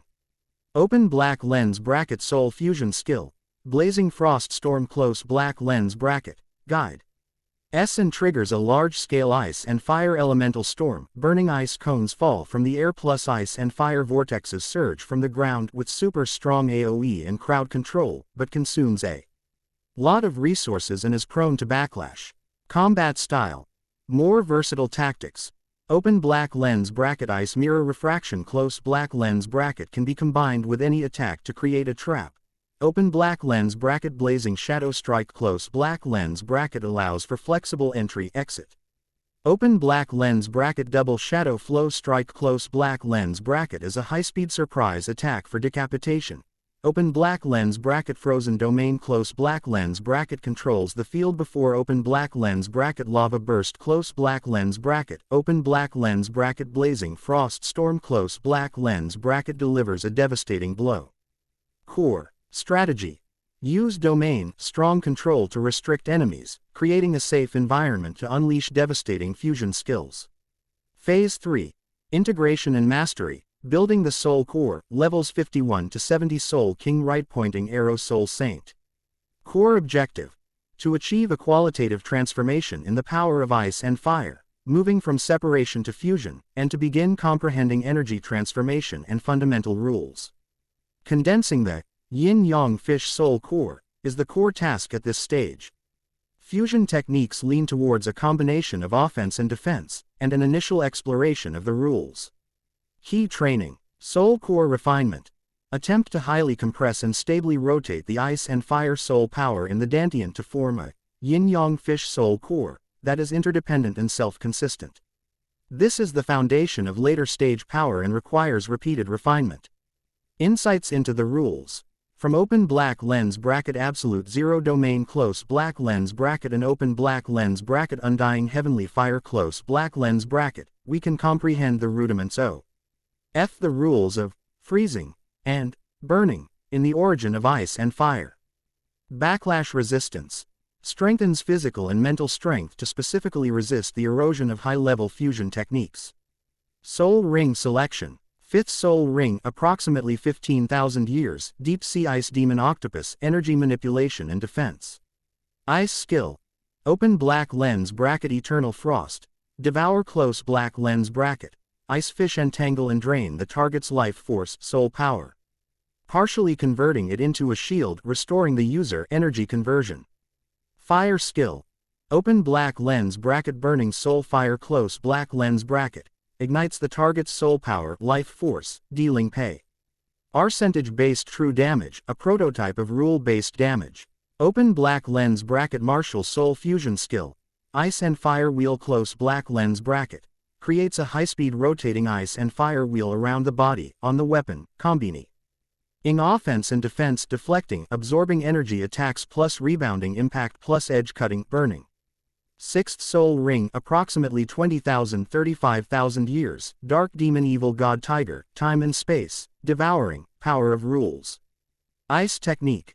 Open black lens bracket absolute 0 domain close black lens bracket. Freezing an extremely compressed point. Attempting to condense matter, energy, and even briefly affect the flow of space manifestation of the rules. Fire skill. Open black lens bracket unquenchable heavenly fire close black lens bracket. Releases a special flame that is difficult to extinguish and burns the essence, soul power, life force manifestation of the rules. Open black lens bracket. Soul fusion skill. Ice flame disintegration close black lens bracket. A powerful center attracts and gathers enemies. Right pointing arrow compresses ice and fire energy to the extreme. Right pointing arrow triggers an annihilation, explosion, mixed damage, ignores some defense. Inflicts severe injury, energy disorder. Immensely powerful, with severe backlash, soul power plummets, internal injuries. Combat style. Open black lens bracket ice and fire cycle close black lens bracket serves as a permanent defensive countermeasure. Open black lens bracket eternal frost devour close black lens bracket and open black lens bracket soul burning flame close black lens bracket target high soul power, high health enemies. Open black lens bracket absolute 0 domain close black lens bracket freezes key targets, spatial nodes. Open black lens bracket ice and flame disintegrate. Qian close black lens bracket is the ultimate trump card to reverse the battle. Core strategy. Control the flow of energy on the battlefield, absorption, ignition, annihilation, to dismantle powerful enemies with rule level power. Phase 4. Manifestation of laws. Beginning of the divine path, levels 71 to 99 soul saint right pointing arrow limit Duluo. Core objective. Using the yin-yang fish soul core as a source, achieve a comprehensive sublimation of domain, true form, and soul skills. Pursue the ultimate in ice and fire attributes, absolute 0, world burning flames. Develop fusion skills that demonstrate the rules and even touch upon spacetime. Reach the threshold of godhood. Key training. Soul core application. Efficiently converts soul power, rapidly restores it, and amplifies the power and control of all ice and fire soul skills. Rule imprint. Integrate the comprehended rules of ice and fire into soul skills, soul bones, domains, and spirit. Domain fusion. Attempt to merge the terrain skills created by open black lens bracket frozen domain close black lens bracket and open black lens bracket lava burst close black lens bracket, or the domains acquired afterward, into a more powerful, ice and fire domain. Divine sensing. Seeking a divine position that aligns with one's own path, the god of chaos, creation, destruction, or the elemental gods of ice and fire. Soul ring selection. 7th soul ring, 30,000 plus years, primarily for suitability target. 100,000-year-old ice and fire attribute ferocious beasts such as Ice Emperor, Fire Dragon King, or other special exotic beasts. Ice fire skills. Gain a powerful ultimate attribute skill or a simplified version of a domain such as open black lens bracket Emperor's Pal. Great cold without snow close black lens bracket for simplified control, or open black lens bracket burning sky flame close black lens bracket for continuous area burning. Open black lens bracket soul fusion skill. Soul true form, ice and fire Pisces soul close black lens bracket, core transformation point. After activation, it may transform into an energy body of ice and fire, or manifest as a giant Pisces. The power, range, and control of all ice and fire soul skills have been greatly increased. Core ability. Open black lens bracket instant fusion skills close black lens bracket. No additional soul power, time preparation is required. All martial soul fusion skills obtained from the first 6 soul rings can be activated instantly. Consumption and power are calculated based on the true form state and the age of the soul rings. There is still backlash, but it is controllable. It can more stably maintain open black lens bracket ice and fire cycle close black lens bracket and open black lens bracket blazing storm close black lens bracket. Chapter 109A Hasty April, completing the requirements. Meeting a titled Duluo is not something one can do at will, especially for someone like Dugu Bo, who is naturally aloof, has unpredictable whereabouts, and acts solely based on his own likes and dislikes. Trying to arrange a meeting with him is as difficult as climbing to the heavens. The first month back at the Beast Academy. Why? Yu Yan and Xiao Wu have both mastered the Little Fish meditation method, and the advanced meditation method has given them a comprehensive improvement. The Beast Academy successfully made contact with Prince Snowstar, who was the easiest person to reach, and began negotiations with him. The 5 members of the Min clan who came to study at the academy gradually became familiar with life at the Beast Academy. And as they left their clan, they began to be exposed to new ideas. The second month after returning to the Beast Academy, Yu Yan and Xiao Wu both broke through to level 27, and their cultivation speed of the high-level meditation method was significantly faster than that of the low-level meditation method. Bai Qing, the member of the Min clan with the highest soul power level, lined Yu Yan's invitation to be a sparring partner because she had to participate in the team training of the Beast Academy. After several twists and turns, through Xiao Wu's recommendation and introduction, Bai Chenxiang became the sparring partner of Yu Yan and Xiao Wu. The Beast Academy is stuck with Prince Shwexing. While it's true that Prince Shwexing is the easiest to contact, he is also the most greedy and troublesome one. It's the 3rd month since I returned to the Beast Academy. Barak Academy, having finally discovered that Yu Yan was studying at the Beast Academy, sent a letter to Yu Yan inquiring about his return and offering generous terms. Yu Yan burned the letter in front of Zhang Jing.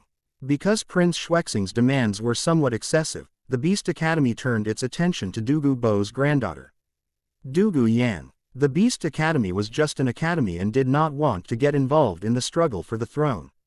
The 4th month since returning to the Beast Academy, Yu Yan and Xiao Wu successfully broke through to level 28.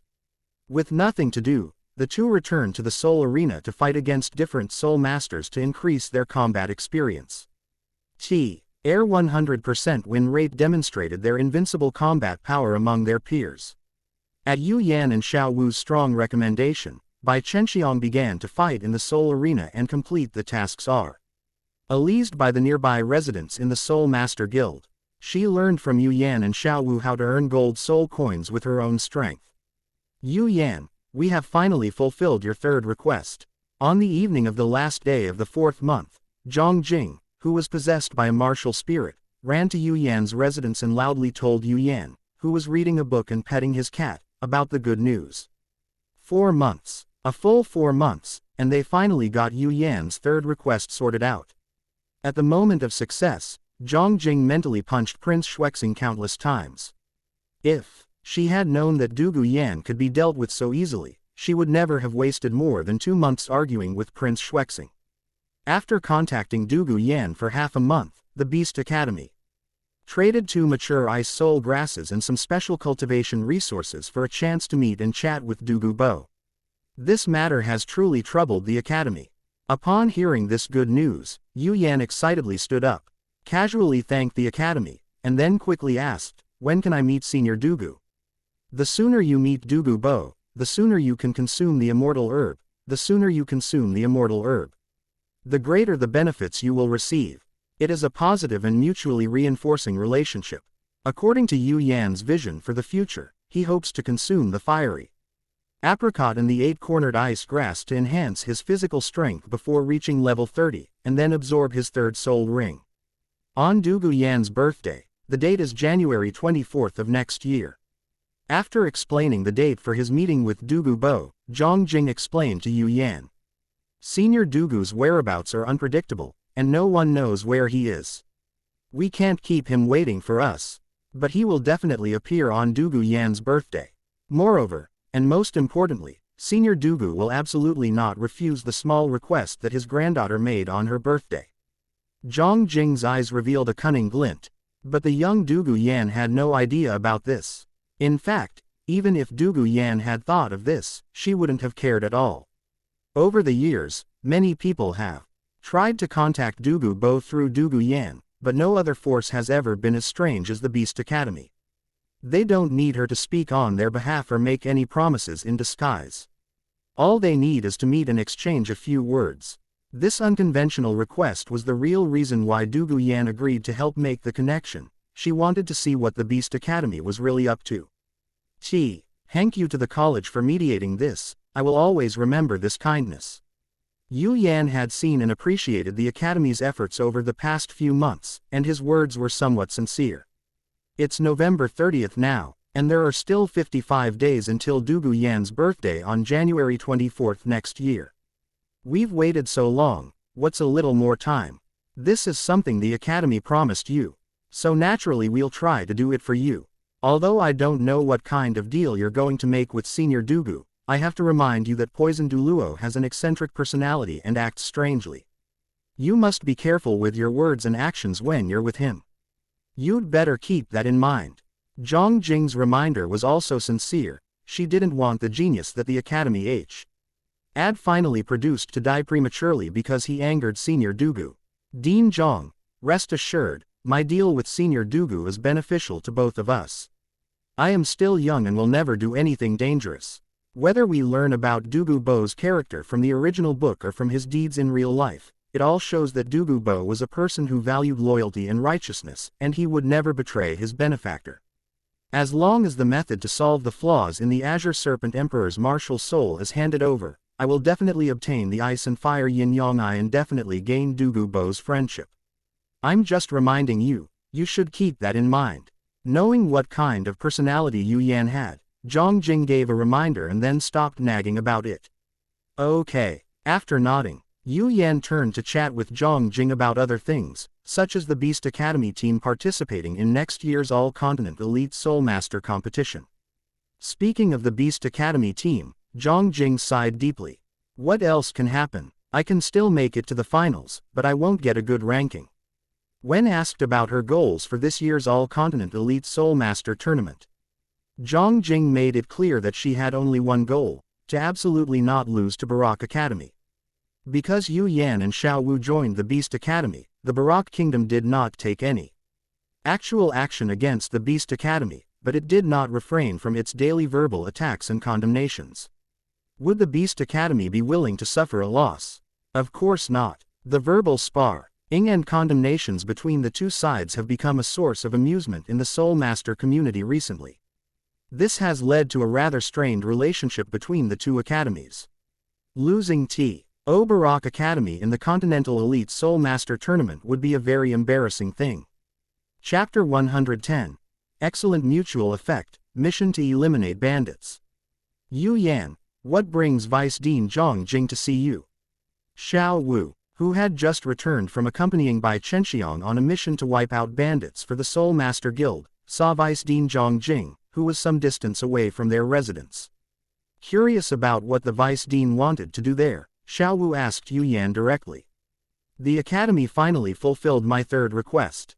Vice Dean Zhang came to inform me and express the time to meet with Senior Dugu.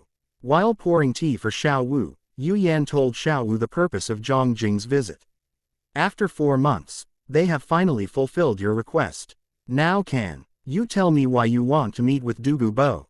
While Xiao Wu was relieved that the Beast Academy had finally fulfilled Yu Yan's request, she asked the question that had been bothering her for a long time. Before this, Xiao Wu had asked Yu Yan, but Yu Yan always brushed her off, saying that the matter had not yet been completed and it was not appropriate to talk about it. I can tell you a little bit. I want to exchange a valuable piece of land with Dugu Bo, a land that will be of great benefit to us. In addition, I also want to gain Dugu Bo's friendship and get his help. I'll tell you the rest after I succeed. In a good mood, Yu Yan revealed some information to Xiao Wu. It is indeed Yu Yan's style to share and talk to Xiao Wu about the benefits they would gain after obtaining the Ice and Fire Yin-Yang Eye before the matter is even settled. That would be nothing more than empty promises. A treasure trove that will greatly benefit us. Xiao Wu didn't understand what Yu Yan was talking about. What treasure land? If Dugu Bo really had a treasure land, would he be willing to exchange it with Yu Yan? The situation is a little complicated, but that's about it. Anyway, I'll explain it to you in detail once I get that treasure land. After finishing this topic, Yu Yan changed the subject and brought up another matter. I will meet Dugu Yan's grandfather, Dugu Bo, on Dugu Yan's birthday, which is January 24th next year. Facing a title Duluo, we might encounter some unexpected situations. Vice Dean Zhang Jing and I will go together. You can stay at the Beast Academy. Dugu Bo is a titled Duluo. Even if he's weak, he's still a genuine titled Duluo. Xiao Wu is not yet able to meet with a titled Duluo. The two will have to separate for a while on this journey to Tiando City. No problem. You and the Vice Dean go ahead. Last time I went to Dragon City, I was exhausted. This time I'm not going at all. I want to have a good rest at the Beast Academy. Knowing that she couldn't meet with a titled Duluo, Xiao Wu followed Yu Yan's lead and expressed that she didn't want to go to Heaven Do City. Huh, if that's what you're saying, then I won't bring you a present when I come back. Yu Yan launched a threat without bringing a gift, which was extremely effective on Xiao Wu. Xiao Wu tugged at Yu Yan's arm, acting cute and charming, which was equally effective on Yu Yan, causing him a huge amount of damage. Time flew by and it was mid-December. Yu Yan, Xiao Wu, and Bai Chenxiang rode their horses across the Ice Soul grassland and arrived at the foot of a mountain that was neither too high nor too low. The three of them were here because they had taken on a mission to eliminate bandits, a task that few people were willing to undertake.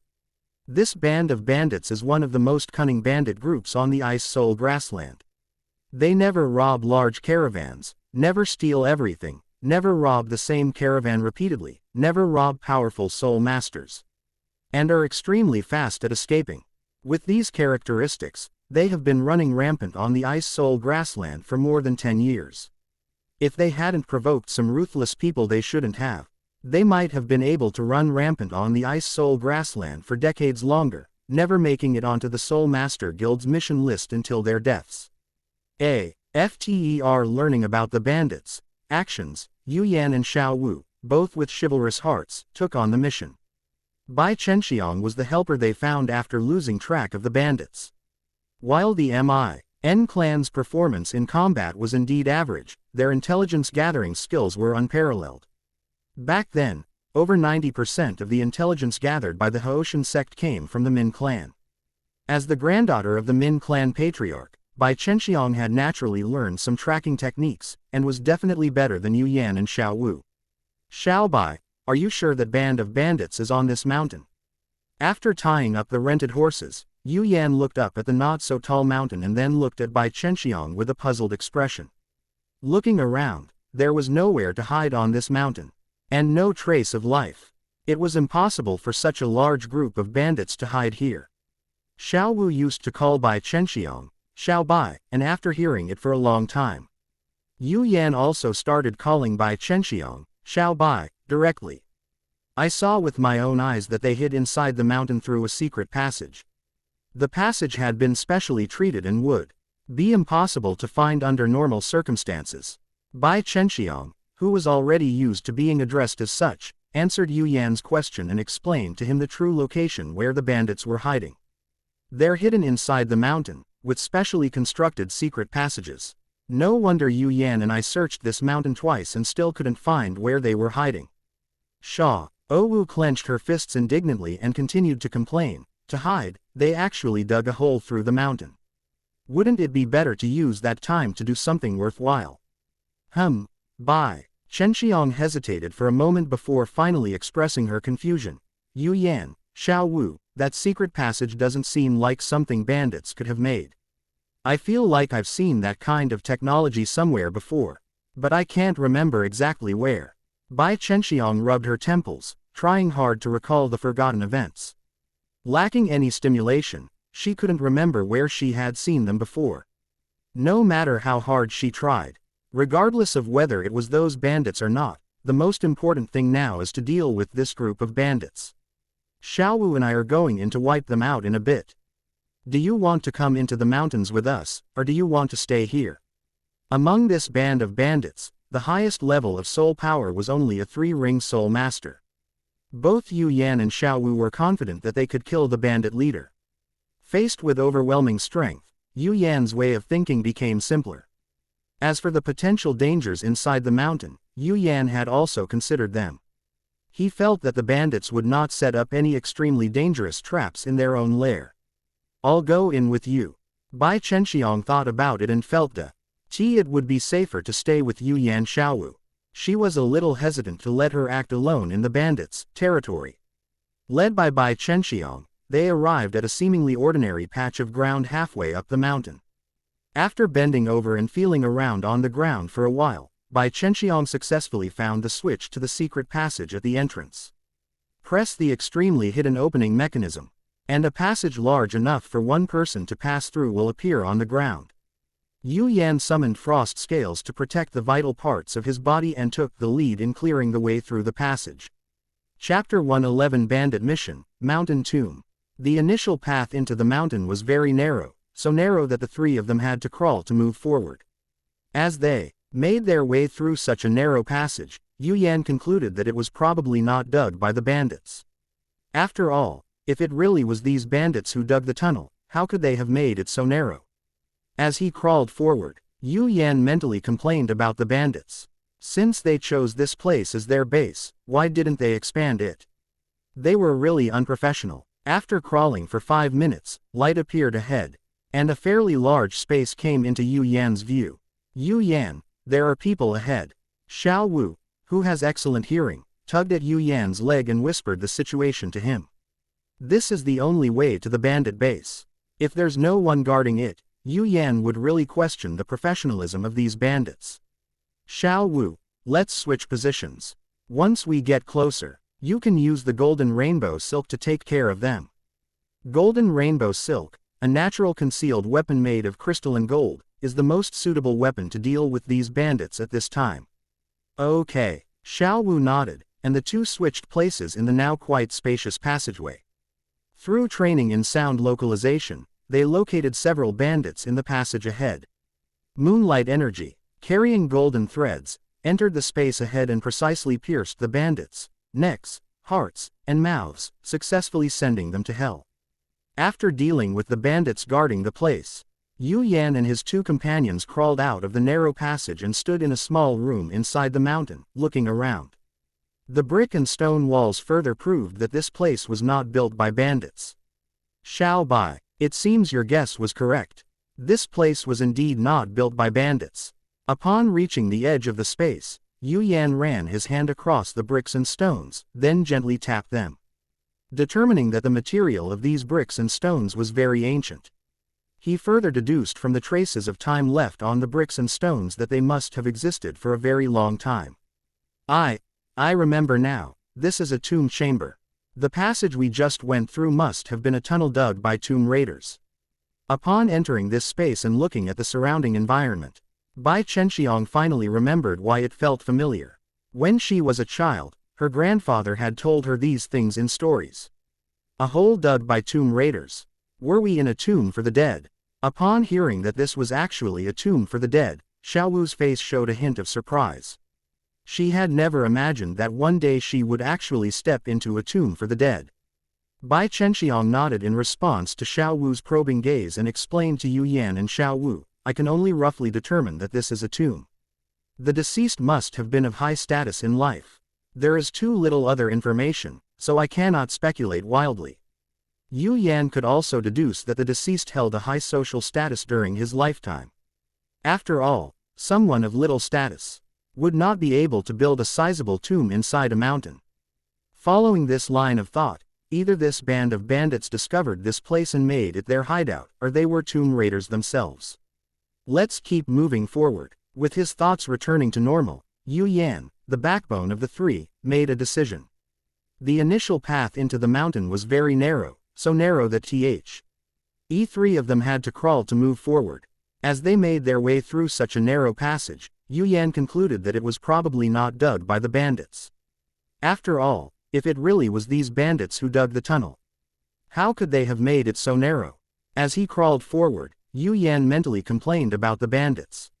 Since they chose this place as their base, why didn't they expand it?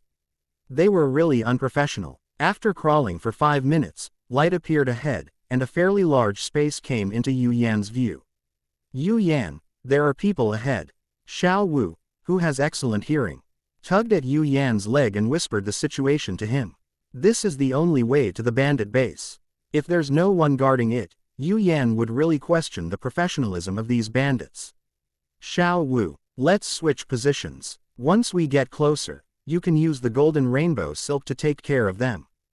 Golden rainbow silk, a natural concealed weapon made of crystalline gold, is the most suitable weapon to deal with these bandits at this time. Okay. Xiao Wu nodded, and the two switched places in the now quite spacious passageway. Through training in sound localization, they located several bandits in the passage ahead. Moonlight energy, carrying golden threads, entered the space ahead and precisely pierced the bandits' necks, hearts, and mouths, successfully sending them to hell.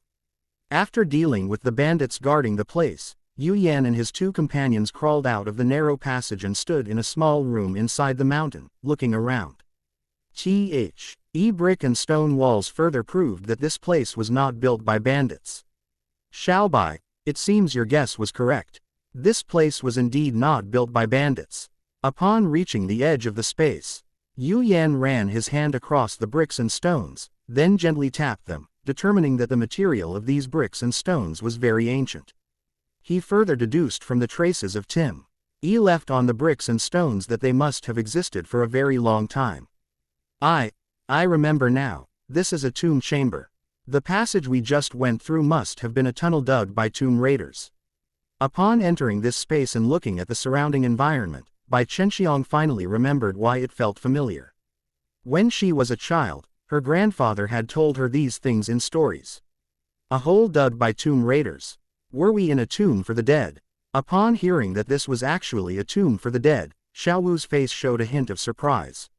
She had never imagined that she would actually step into a tomb for the dead.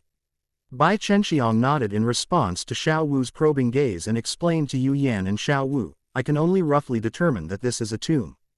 The deceased must have been of high status in life. There is too little other information, so I cannot speculate wildly. Yu Yan could also deduce that the deceased held a high social status during his lifetime. After all, someone of little status would not be able to build a sizable tomb inside a mountain. Following this line of thought, either this band of bandits discovered this place and made it their hideout, or they were tomb raiders themselves. Let's keep moving forward. With his thoughts returning to normal, Yu Yan, the backbone of the three, made a decision. Xiao Wu had no objection to this decision. Yu Yan had a martial soul fusion skill that allowed her to fight beyond her level, and she also had the golden rainbow silk that allowed her to fight beyond her level. She wasn't afraid at all. Yu Yan and Xiao Wu, who were in charge of the battle, made the decision, and Bai Chenxiang, who was not involved in the battle, naturally had no objections. As they proceeded through the tomb, Xiao Wu killed all the bandits she encountered by piercing their vital parts with her golden silk threads. These were all beasts who made their living by robbing and pillaging, and Xiao Wu, who had already wiped out many bandits and robbers on the Ice Soul grassland, would not show any mercy. As the exploration deepened, Yu Yan discovered more evidence within the mountain's interior that this place was a tomb for the dead. The dilapidated but antique-style pottery jars, the abstract murals on the walls, and the cultural relics in Feng Hua's eyes are all very important evidence. The tomb was much larger than Yu Yan and his companions had imagined, which made them realize that this tomb was extraordinary. After passing through 8 or 9 tombs of varying sizes, the three arrived at a relatively large tomb. In this distinctly different tomb, Yu Yan saw the third leader of the bandits, a level 20+ second ring Great Soul Master. Yu Yan gestured to Xiao Wu with his hand to indicate the next move. And then Yu Yan and Xiao Wu attacked together. The moonlight energy that had been surrounding Xiao Wu relentlessly reaped the lives of the bandits inside the tomb, carrying golden threads of light. The ice fish from the Ice and Fire Pisces formation was attached to his left hand, and the second soul ring was on his left arm.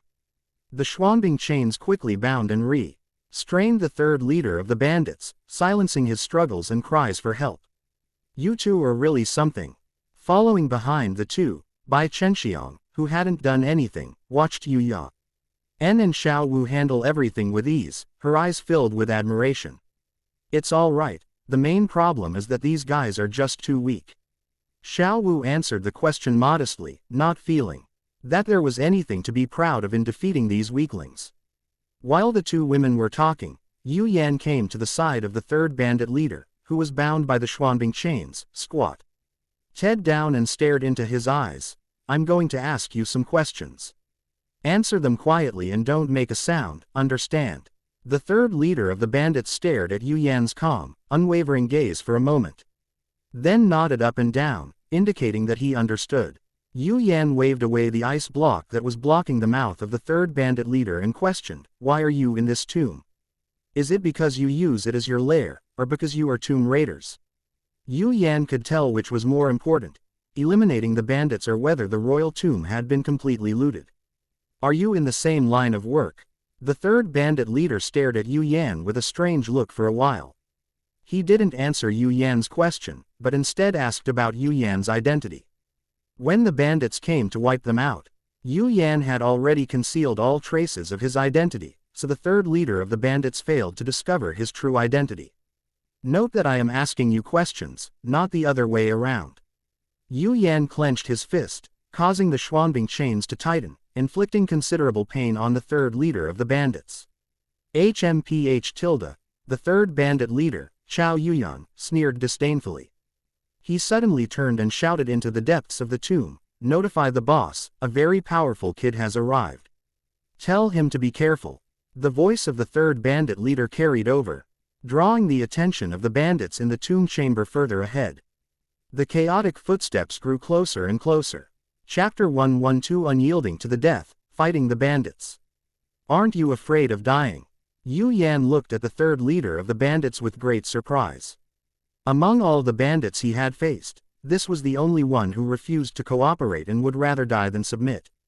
"I, Wang San, haven't read many books, but I know I can't betray the boss. Besides, if I cooperate with you, will you let me go?" The third leader of the bandits stared calmly at Yu Yan and uttered his last words. "One word at a time. You're very brave. Goodbye." After praising the third leader of the bandits, Yu Yan manipulated the tip of the Xuanbing chain to pierce his heart, sending him to his death. Until his death, the third bandit leader maintained the same expression on his face, showing no fear in the face of death.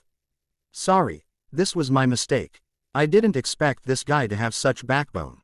Xiao Wu, prepare for battle." After apologizing for his carelessness, 7 mysterious ice chains hovered around Yu Yan, ready to attack any enemies that appeared. "This is not your fault." Xiao Wu stood beside Yu Yan, reached out and tapped Yu Yan's head, showing no interest in the upcoming battle. Third Master. The bandits who ran out from the depths of the tomb saw their third leader lying in a pool of blood. One of the bandits, who was on good terms with the third leader, called out to him in a sorrowful voice. The dead Wang San could not possibly respond to them. His response was to the attacks from Yu Yan and Xiao Wu. The Xuanbing chains, along with the Moonlight chains simulated by Xiao Wu's Moonlight energy, flew towards the bandits and easily killed them. Among the bandits who arrived, the strongest was surrounded by a white spirit ring. With such strength, they couldn't even last a single move against Yu Yan and Xiao Wu. After dealing with all the attackers, Yu Yan cut off the head of the third leader of the bandits, froze it with ice, and put it into the black bag he carried with him. The Soul Master Guild's mission to eliminate the bandits required the heads of the 3 leaders of the bandit gang as proof of a successful elimination. "These lowly thugs are really poor. Let's keep going." After searching everyone here and confirming that they had nothing else on them, Yu Yan called Xiao Wu and Bai Chenxiang to continue forward. Although the bandits were poor, Yu Yan managed to find about 100 gold soul coins by accumulating their wealth. Bai Chenxiang looked at Yu Yan's behavior and hesitated to speak. She felt that the strong should have their own pride, but she didn't know how to persuade Yu Yan to accept her ideas. Because of the report from the escaped bandits, the 3 did not encounter any other bandits on their way. However, this did not mean that there were no bandits here. If they were not mistaken, all the bandits would gather in one place, waiting for Yu Yan and his group to arrive for the final battle. In a relatively large and well-preserved tomb, Ma Fei and his 2 companions encountered Yu Yan.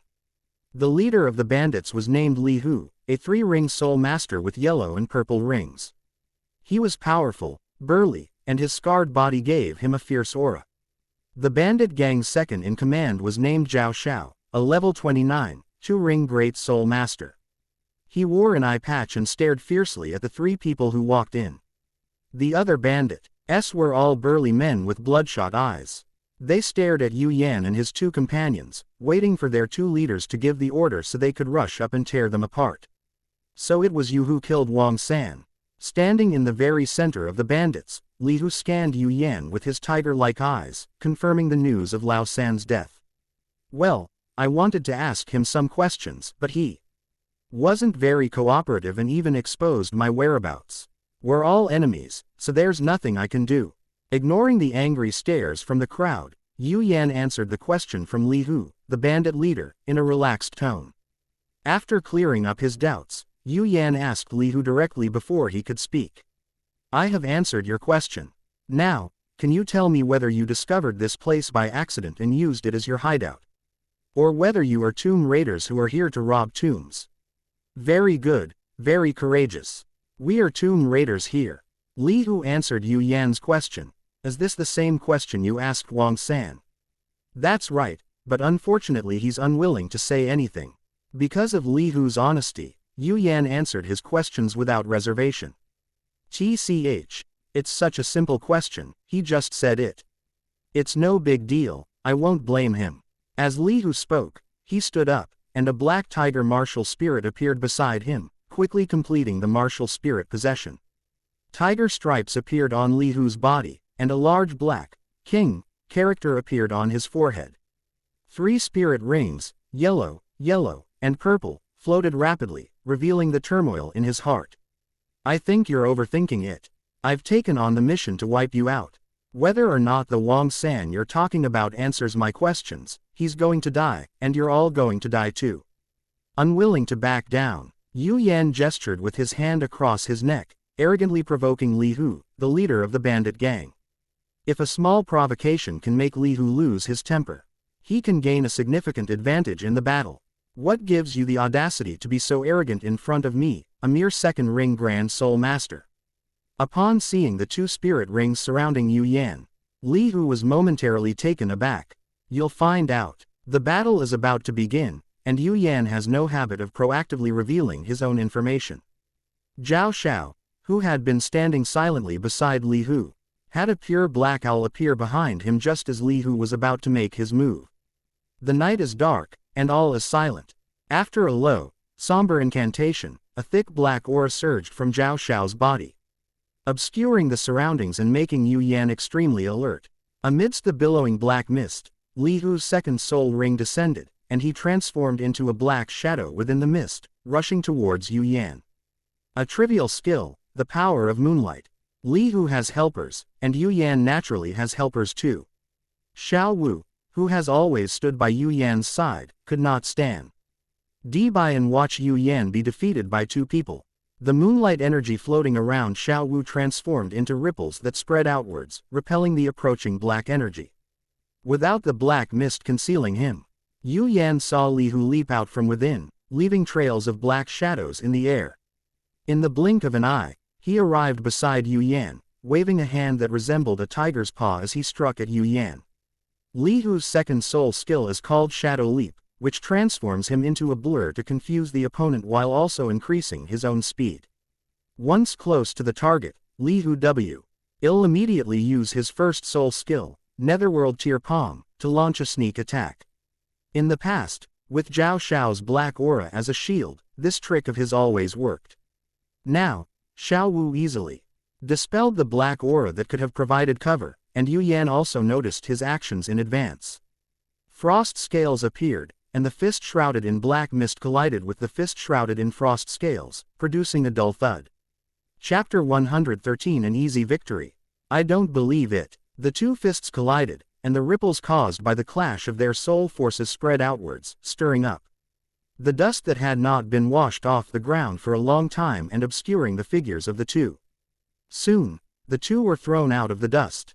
Yu Yan retreated slightly, but he quickly regained his balance and manipulated the Xuanbing chain bag to push back the retreating bandit Li Hu. The way to deal with a powerful offensive soul master is to forcefully interrupt him when he is in the middle of his attack, so that he will be exhausted and weak. Therefore, Yu Yan used all his strength in this punch. The burst of soul power he unleashed, combined with the terrifying strength comparable to a 4-ring soul master, sent Li Hu flying with a single punch. After regaining his footing, Li Hu shook his numb arms and tried to retreat into the black mist released by the second brother, Zhao Xiao, to find another opportunity to launch an attack. However, just as Li Hu was about to make his move, he discovered that the ice chains controlled by the kid opposite him had already arrived in front of him, thrusting towards him from both the left and right. Not wanting to get hurt, Li Hu stretched out his palm and slapped the Xuanbing chains, using the force generated by the slap and the chains to stop himself. Immediately afterwards, Li Hu's second soul ring activated, and he transformed into several afterimages, rushing off in different directions. Among the Min clan's earlier soul skills, there is one called illusion, which has an effect similar to the soul skill activated by Li Hu. Yu Yan already had plenty of experience dealing with this soul skill, and the Xuanbing chains blocked all the afterimages from angles that Li Hu could never have imagined. Trapped once again in the space encased by the Xuanbing chains, Li Hu, unwilling to accept his fate, activated his second soul skill again, trying to break free. However, this was all in vain. No matter how Li Hu activated his second soul skill, he remained trapped in the small area defined by the Xuanbing chains. On the other side of the battlefield, Zhao Xiao, the second in command of the bandits who was not very good at fighting, maintained the billowing black mist while calling on his bandit underlings to attack together. A ray of moonlight energy constantly surrounds Xiao Wu. This energy spreads like ripples on water, pushing away the black mist within a 2-meter radius of her, allowing her to maintain a certain range of clear vision. Standing in the black mist, Zhao Xiao activated his second soul skill. His eyes flashed with a dark light, and Xiao Wu's movements slowed down infinitely in his eyes. He wanted to find Xiao Wu's weakness. Among the bandits were soul masters with long-range attack capabilities, who hid in the black mist and launched an attack on Xiao Wu under Zhao Xiao's command. It's a little troublesome. Xiao Wu's first spirit ring floated up, and she received the most comprehensive power boost. Even the moonlight energy she possessed became much stronger under the magical power of the comprehensive boost. She didn't plan to use the golden rainbow silk. She had only used it to silently eliminate the bandits and infiltrate their stronghold to gather intelligence. And that her abilities have already been exposed and the difference in strength between the two sides is not significant. Xiao Wu is not inclined to use her trump card, the golden rainbow silk, for the time being, and prefers to hone her combat skills. Xiao Wu, activating both of her soul skills simultaneously, used moonlight energy to form a barrier to block all attacks. She then ventured alone into the black mist, and like a lottery player, used her soft skills combined with moonlight energy to create various strange weapon combinations, beginning a bloody massacre against the bandits. The screams of his underlings reached Li Hu's ears, gradually igniting his emotions. He punched the Xuanbing chains, but failed to shatter them. He then threw his head back and roared. The purple third spirit ring slowly rose from Li Hu's feet. After letting out a tiger's roar, his aura suddenly became much stronger. Black energy swirled around Li Hu's body, making him look more and more like a black tiger. Li Hu's third soul skill is an amplification soul skill similar to Dai Mubai's White Tiger Vajra transformation, but its effect is not as amazing as Dai Mubai's. I will use your heads to pay tribute to my fallen brothers. Feeling the surging power within him, Li Hu stared at Yu Yan, who was controlling the Xuanbing chains, and uttered a harsh threat. The boost that a purple spirit ring brings to a spirit master is a comprehensive qualitative change in terms of life and strength. This is an important reason why Li Hu looked down on Yu Yan after using his third spirit ring. You're not the first bandit to say this to me, nor will you be the last. Besides, I suggest you say something else before you die, that might make a better impression on me. Having wiped out numerous bandits and robbers in the Ice Soul Grassland, Yu Yan had indeed heard too many of these kinds of words.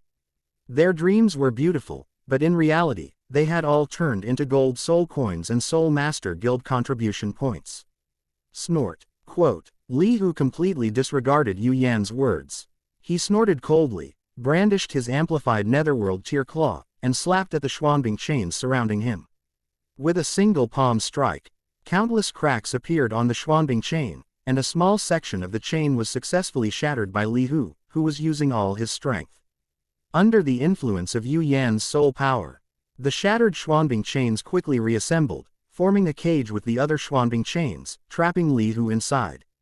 This is impossible. How could a chain formed by a 100-year-old soul ring be so strong?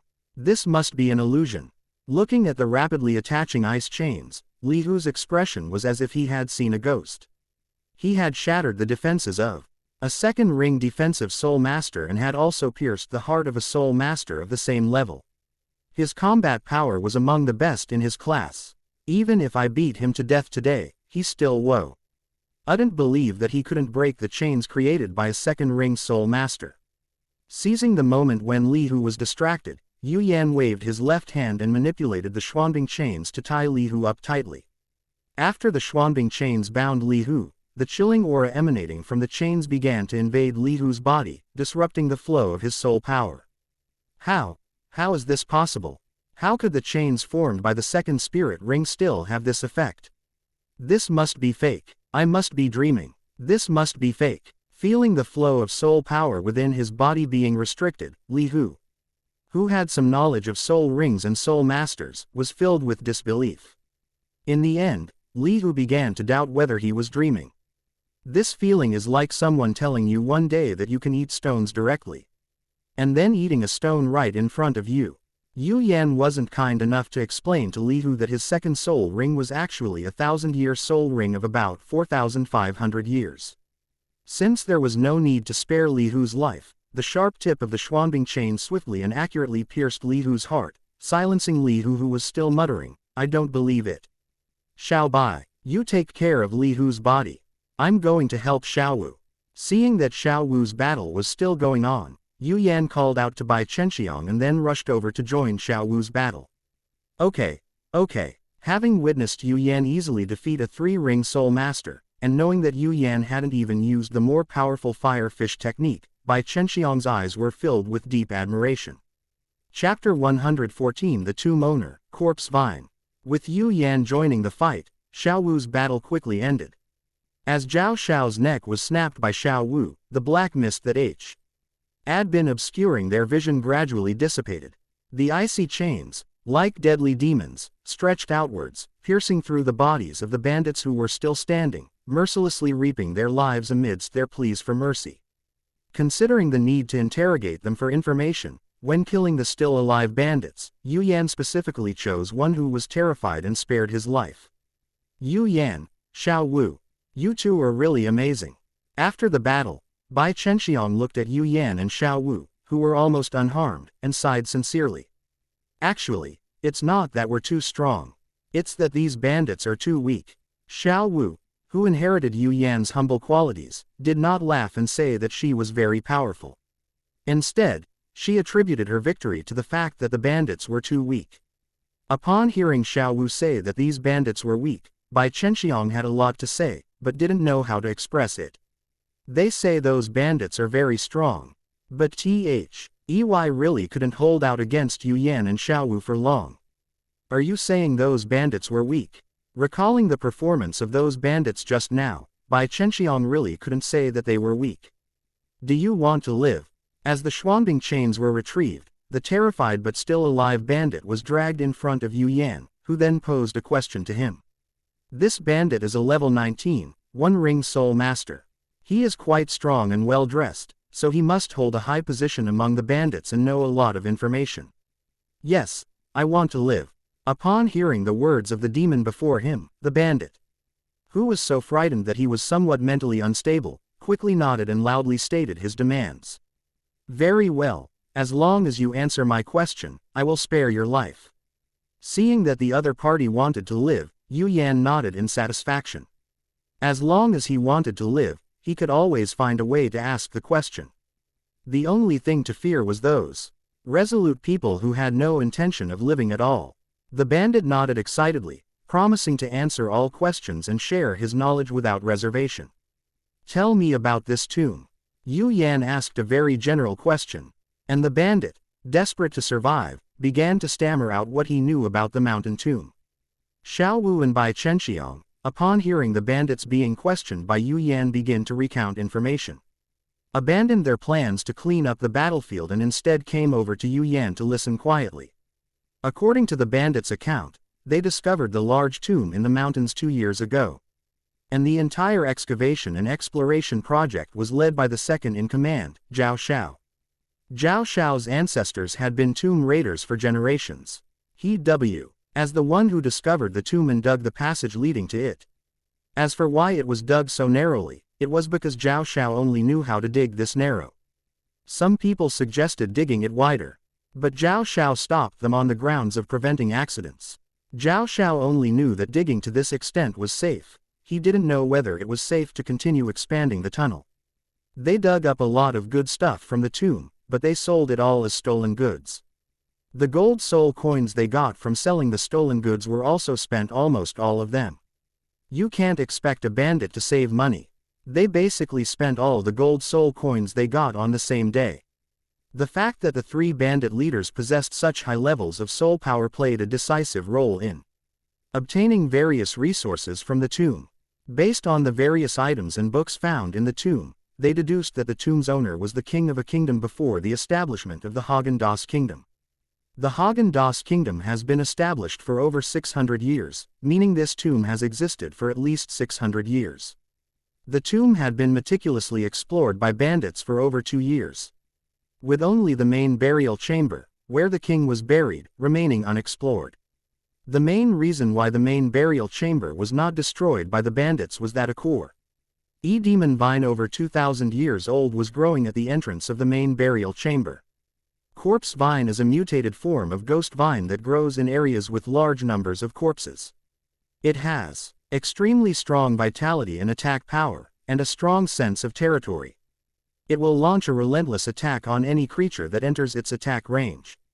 Not wanting to share the most precious main tomb chamber with others, the 3 bandit leaders discussed the matter and embarked on a long journey of wits and courage against the corpse demon vine. The corpse vine has become exhausted after being harassed and tormented by the bandits for a long time. If they come for another 6 months, they will be able to successfully break into the main tomb chamber and obtain the most precious treasure in the tomb. The matter was not complicated, but because the bandit was so nervous, it took him more than half an hour to fully explain the cause and effect of the matter. Unexpectedly, the reason why this group of bandits lived in seclusion and acted eccentrically was because they were robbing tombs. Xiao Wu, who had always wondered why this group of bandits was so different from others, finally got the answer. Although the answer was not very satisfactory, but at least she had an answer. We should be able to handle a corpse vine that is over 2,000 years old, let alone a corpse vine that has been exhausted. By the way, Xiao Wu, let's end his life. After learning about the tomb, Yu Yan had the idea of going to the main burial chamber to take the treasures there. He had promised to spare the bandit's life. It was Xiao Wu who took the bandit's life. With a flick of her wrist, Xiao Wu took the life of the bandit, completing the mission of annihilating him. This is a cemetery for the dead. Isn't what we're doing wrong? Bai Chenxiang, who understood Yu Yan, looked at the eager Yu Yan and Xiao Wu and tried to persuade them not to disturb the peace of the dead. There's nothing wrong with that. We'll just take the contents and leave the body intact. Yu Yan is not opposed to things like tomb raiding. He even had a vague expectation that he might gain something good from reading a few classic tomb raiding novels. Xiao Wu was not opposed to this either. She supported Yu Yan's approach and hoped to gain something from it. But seeing Bai Chenxiang's conflicted expression and hesitation, Yu Yan made a decision.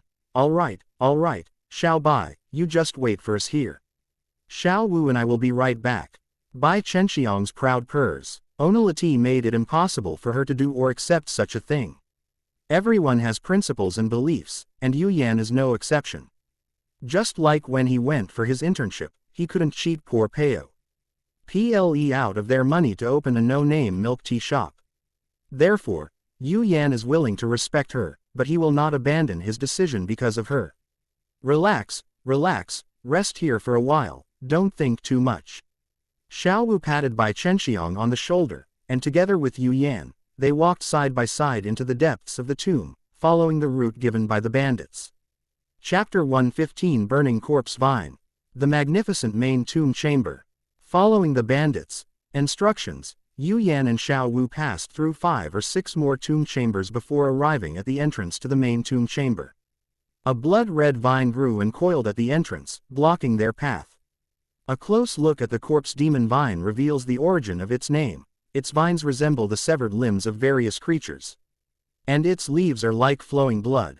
Judging from the growth habits of the corpse vine, a large number of corpses must have been buried somewhere below the main tomb chamber, which would have allowed the corpse vine to grow there. Along this passage, on the vines of the corpse demon vine, there are many marks left by attacks, which are evidence of the bandits consuming the corpse demon vine. Yu Yan, what should we do next? Xiao Wu looked at the corpse demon vine blocking her way, rubbing her hands together, ready to join forces with Yu Yan to eliminate this stinky guy. Your soul skills and moves are not well suited to dealing with the corpse vine. I'll take over this battle. Yu Yan reached out and stopped the eager Xiao Wu. The fire fish clung to his right arm, and two souls circled his arm. Pulsating back and forth, flame energy emanated, causing the temperature in the passage to rise rapidly. First fire fish technique, blazing breath, activated. A scorching breath, enhanced with fiery energy, was unleashed from Yu Yan's mouth, aimed directly at the lurking corpse vine, which was attempting a sneak attack. The flames landed on the corpse demon vine, burned once, and then clung to the vine to continue burning. The corpse vine, which was planning a sneak attack, was thwarted in a second. It shook its body and rolled wildly on the ground, trying to extinguish the flames attached to its body. Thanks to the efforts of the corpse vine, the flames did weaken considerably, but they were not extinguished. Second fire fish technique, blazing dragon roar, activated. A surge of fiery energy condensed on his right arm, and a fiery attack resembling both a fish and a dragon pierced through his right hand, accompanied by a faint dragon's roar, and crashed into the corpse vine that was rolling around trying to extinguish its own flames. The blazing dragon roar collided with the corpse vine, unleashing a magnificent and beautiful fire explosion. The explosion splashed into the nearby flames, causing smaller explosions as well. The twisted corpse vine amidst the fiery explosion illustrates its current miserable state. Flames are the natural enemy of plant-type soul beasts, let alone the firefish flame, which is already very strong and has been enhanced by 2 soul rings. After the explosion of flames, the pitiful figure of the corpse vine appeared in Yu Yan and Xiao Wu's eyes, its vines covered with charred marks. Yu Yan did not give up the attack despite the miserable state of the corpse vine. He launched 2 fire fish techniques in turn, and the flames attached to the corpse vine. The flames exploded the moment they touched the corpse vine. The continuous high-temperature flames made the corpse vine helpless. The roots of the corpse vine are covered with potent corpse poison. Broken roots of the corpse vine can grow parasitically, and the corpse vine can extract the soul power and life force of the person it parasitizes and binds for its own use. However, these methods were ineffective against Yu Yan, who never got close and simply stood at a distance releasing flames. Time slowly passed, and just as Yu Yan's Su-L power was about to be completely exhausted, the corpse vine emitted a faint light, and a purple soul ring appeared in the still burning flames. They're really tough to deal with. If it weren't for my special soul power, I would have been exhausted halfway through. After releasing the possessing spirit, Yu Yan let out a long sigh of relief, his voice tinged with exhaustion. If the corpse vine were more resilient, Yu Yan might need to recover his soul power and begin a second round of tug-of-war with it. Fish flame, impressive. Xiao Wu, who hadn't been able to help at all, praised Yu Yan while reaching out to support him, giving him a point of support so he could rest for a bit. Let me recover my soul power before entering the main tomb chamber. After instructing Xiao Wu, Yu Yan sat cross-legged on the ground and used the little fish meditation technique to restore his soul power. The natural soul power in the mountain tomb was not strong. After recovering 3 or 4/10 of his soul power, Yu Yan opened his eyes, greeted Xiao Wu, and the two walked towards the main tomb chamber. Moonlight energy surrounded Xiao Wu, spreading outwards like ripples, reaching far and wide. She was probing the surroundings to ensure the safety of the two of them. Until they broke through the main tomb chamber door, the two did not encounter any other dangers, as if the corpse vine was the main tomb chamber's last line of defense. The main burial chamber was extremely large, and the surrounding walls were covered with carvings that seemed to be telling the story of the king's great achievements. Although in Yu Yan's shallow view, it was all just the king's self-praise. The floors of the other chambers were made of normal bricks and stones, but the floor of the main amber was paved with a layer of gold bricks and stones.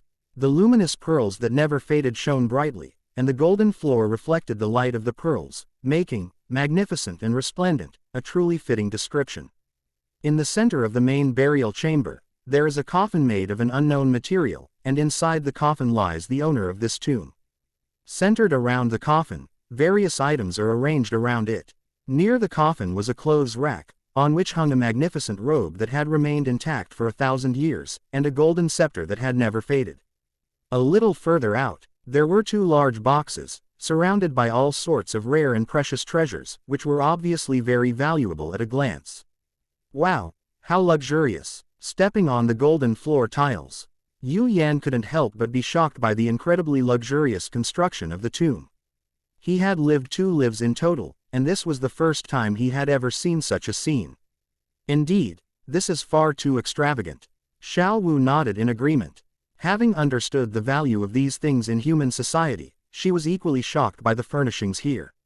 Stepping on the golden floor tiles, the 2 quickly approached the coffin in the center of the main burial chamber, where the most precious items should be kept. Pushing aside the outermost obstruction of rare treasures, the 2 approached the large box, ready to see what was inside. Upon opening the first box, Yu Yan saw scroll after scroll of bamboo slips. Picking up a bamboo scroll at random and opening it, Yu Yan's eyes were immediately drawn to its contents. The theory of martial spirit evolution, how to choose the right spirit rings, and the role of different spirit rings in promoting martial spirit. Without a doubt, this is extremely valuable martial spirit theory knowledge possessed by the kingdom's king. As long as one chooses the spirit rings according to the contents of the bamboo slip, one's Churay achievements will definitely not be low. After quickly browsing through the contents of the bamboo slips, Yu Yan discovered that many of the theories were related to his conjectures. The idea mentioned above is that powerful martial souls should find ways to enhance their strengths, while weak martial souls should find ways to add new features to themselves, which is almost identical to Yu Yan's idea. To prove the correctness of its theory, the bamboo slips specifically cited examples such as the swan martial soul of the current Tiando royal family and the blue lightning Tyrannosaurus martial soul of the blue lightning Tyrannosaurus clan. Of course, in the era when bamboo slips were used to record these events, neither of these martial spirits was as powerful as they are now. Chapter 116 The Golden Scepter. The beloved king, Xiao Wu, come and take a look at this bamboo slip too. After reading the bamboo slip, Yu Yan handed it to Xiao Wu, hoping she could also gain some understanding of its contents. Xiao Wu took the bamboo scroll handed to her by Yu Yan and began to read it very carefully. She was very curious about what the contents were that could attract Yu Yan's attention so much. After reading this bamboo slip, Yu Yan turned his attention to the other bamboo slips. The contents, such as knowledge about soul beasts, cultivation knowledge, and royal secret medicines, all captivated Yu Yan. At the bottom of the box, Yu Yan discovered another bamboo scroll containing knowledge about immortal herbs. This bamboo slip records detailed information about 3 kinds of immortal herbs: Qirong Tongtian chrysanthemum, Shuixian Uggu, and Luyun Jufeng lotus. Besides the information already known to Yu Yan, the Qirong Tongtian Ju and Shuixian Uggu also recorded some secrets that were not mentioned in the original work. The Qirong Tongtian chrysanthemum can circulate qi in the limbs and unblock the 8 meridians, thus enabling one to cultivate an indestructible body.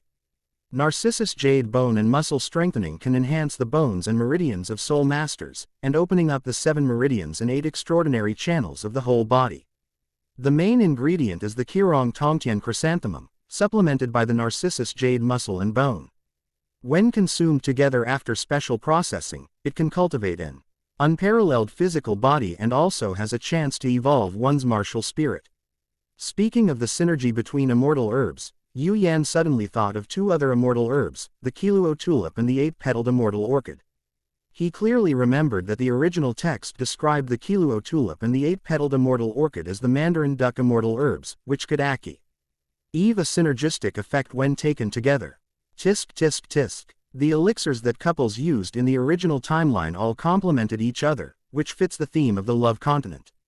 The Floen G Cloud Gathering Wind Lotus is a very peculiar lotus. Consuming it can reshape the origin of a martial soul. Legend has it that the ancestor of the Heaven Do royal family accidentally obtained a flowing cloud gathering wind lotus, which allowed an ordinary swan martial soul to evolve into a powerful martial soul capable of being cultivated to the level of a title Duluo. This is truly an unexpected gain. Holding the bamboo slip, Yu Yan was overjoyed. He instructed Xiao Wu to put the box in the storage soul tool necklace and opened another box that was placed there. Hopefully, this box will also contain some satisfying finds. Fish Flame opened the box and silently prayed in his heart. The second box contained a deep blue bone, and the soul power emanating from it indicated that this bone was no ordinary object. This is a soul bone. After staring at the dark blue bones for a while, Yu Yan became insecure. In this era, the value of a soul bone is extremely high regardless of how many years old it is.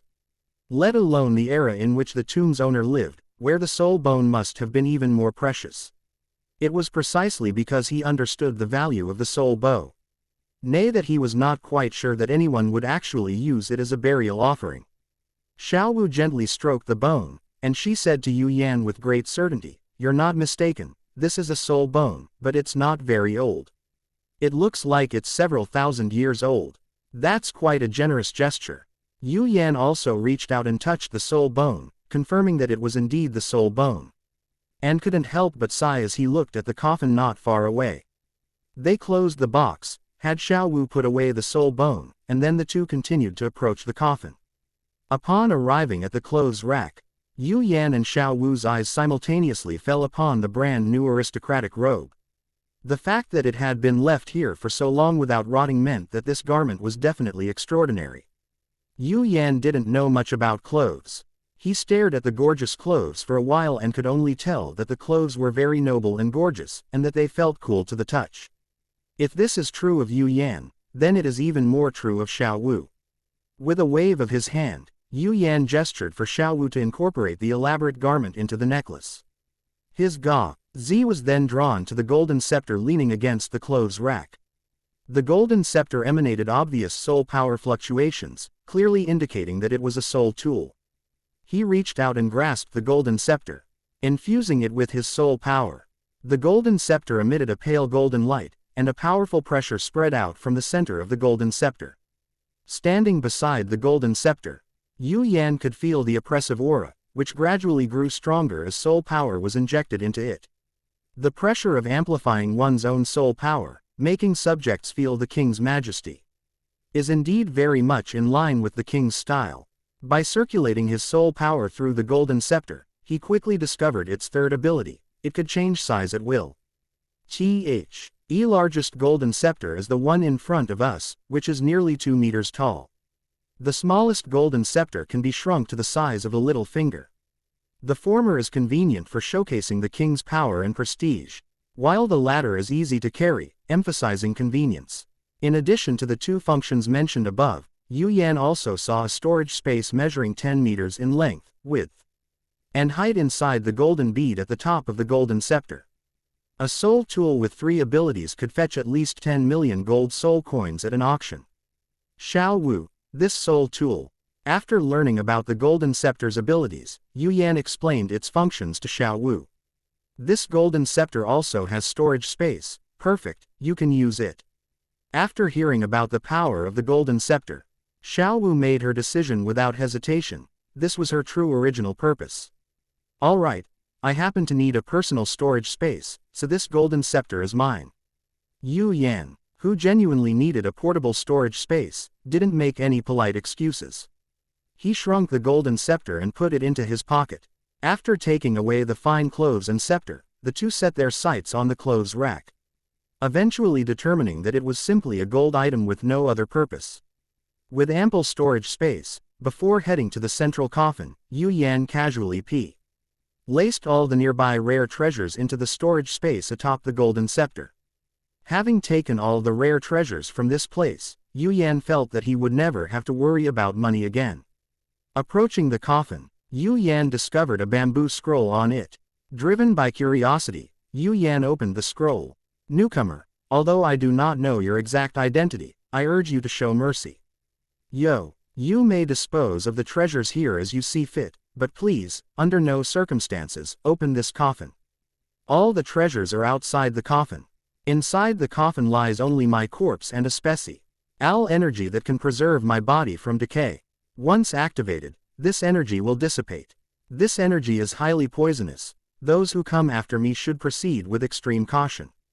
I am Natura, LLY fond of beauty and do not wish to see myself turn into a skeleton after death. This is a desperate measure, and I hope you will grant my request. The following paragraphs provide a detailed explanation of the specific abilities of the many rare treasures found here. Fish flame, do we still want it? After reading the words on the bamboo slip, Xiao Wu pointed to the coffin and asked Yu Yan for his opinion. After closing the bamboo slip and placing it on top of the coffin, Yu Yan answered Xiao Wu's question. Listen to advice, eat your fill, and do as the bamboo slip says. Chapter 117 The difficulty of delivering money. The moment of parting. From the information on the bamboo slips on the coffin, Yu Yan learned the specific details about that soul bone. The left leg bone of the ice soul horse, which is over 300 years old, has a soul skill called running attack, which increases its movement speed by 100%. Yu Yan had no intention of using this soul bone at all, its age was too low. And the effects of the accompanying soul skills were also mediocre. Yu Yan had no intention of using it, and Xiao Wu naturally had no intention of using it either. After distributing all the items in the main burial chamber, the two turned and left. Xiao Bai, these are your spoils. Bai Chenxiang, who was cleaning up the mess, heard Yu Yan's voice, and a bag came into her view. Reaching out to take the bag, Bai Chenxiang looked at Yu Yan and Xiao Wu, who had appeared in her line of sight. What is this? I just said, this is your spoils. Yu Yan repeated what he had just said. This kind of thing involves sharing the benefits upon meeting. If Bai Chenxiang accepted the benefits he gave her, it meant that she assumed that Bai Chenxiang was also an accomplice and would not reveal the matter. This behavior is somewhat similar to a pledge of allegiance. Based on Yu Yan's understanding of Bai Chenxiang, she would never reveal this matter once she had received the money. Open it and see. This is what you need most. Xiao Wu, understanding Bai Chenxiang's current predicament, urged Bai Chenxiang to open the bag and see what was inside. Yu Yan and Xiao Wu able to buy wailed Lu of sufficient age in Hanhai City thanks to the kind assistance of those poachers. No one gets rich without unexpected wealth. If Bai Chenxiang had to rely on his own savings, it would be very difficult for him to obtain the second soul ring of 1,000 years. Urged by Xiao Wu, Bai Chenxiang opened the bag, and more than 10 gold bricks appeared before her eyes, making her breathing become slightly heavier. This, so much. Bai Chenxiang, who could roughly tell the value of the gold bricks in the bag, muttered to himself for a moment before saying firmly, this is far too valuable. You should take it back. I cannot accept it. Bai Chenxiang threw the bag back at Yu Yan. She really couldn't accept something so valuable. Xiao Bai, Yu Yan and I have gained something even greater. These things aren't given to you for free. We need you to keep it absolutely secret. You must promise not to tell anyone about this. Xiao Wu used her moonlight energy to hold the bag back and delivered it to Bai Chenxiang's side. She then used more tactful language to place the bag back into Bai Chenxiang's hands.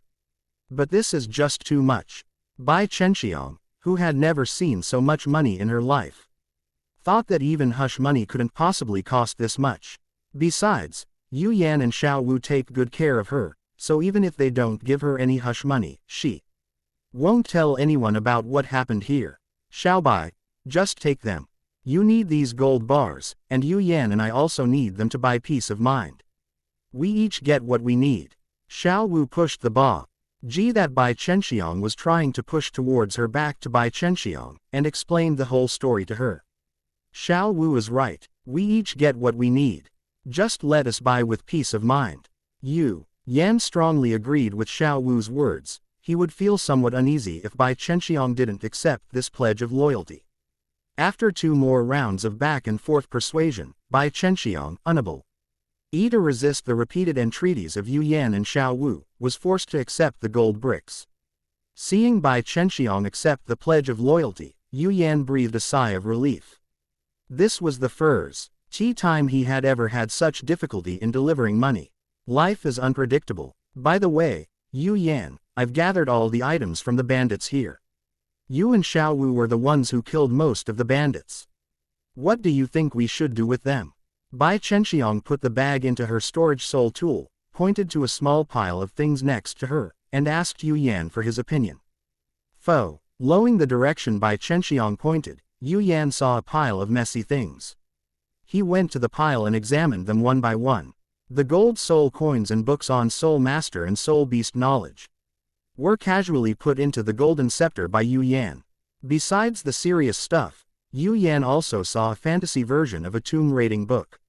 The book contained all sorts of things, explaining in detail how to survey the feng shui, discover large tombs, and excavate them.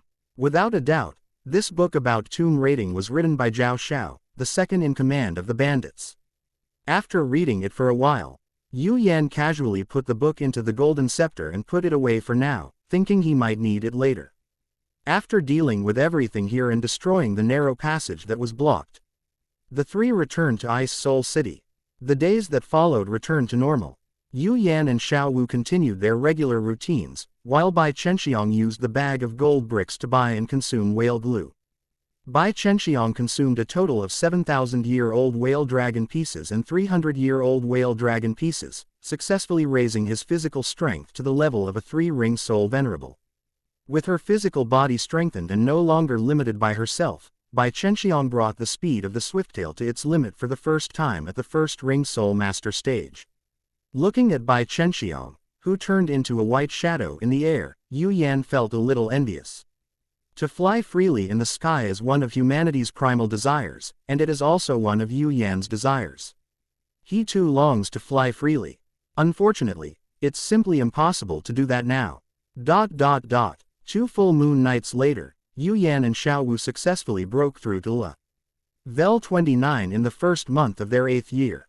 An 8-year-old level 29 Great Soul Master, there isn't one like him in the entire history of Duluo continent.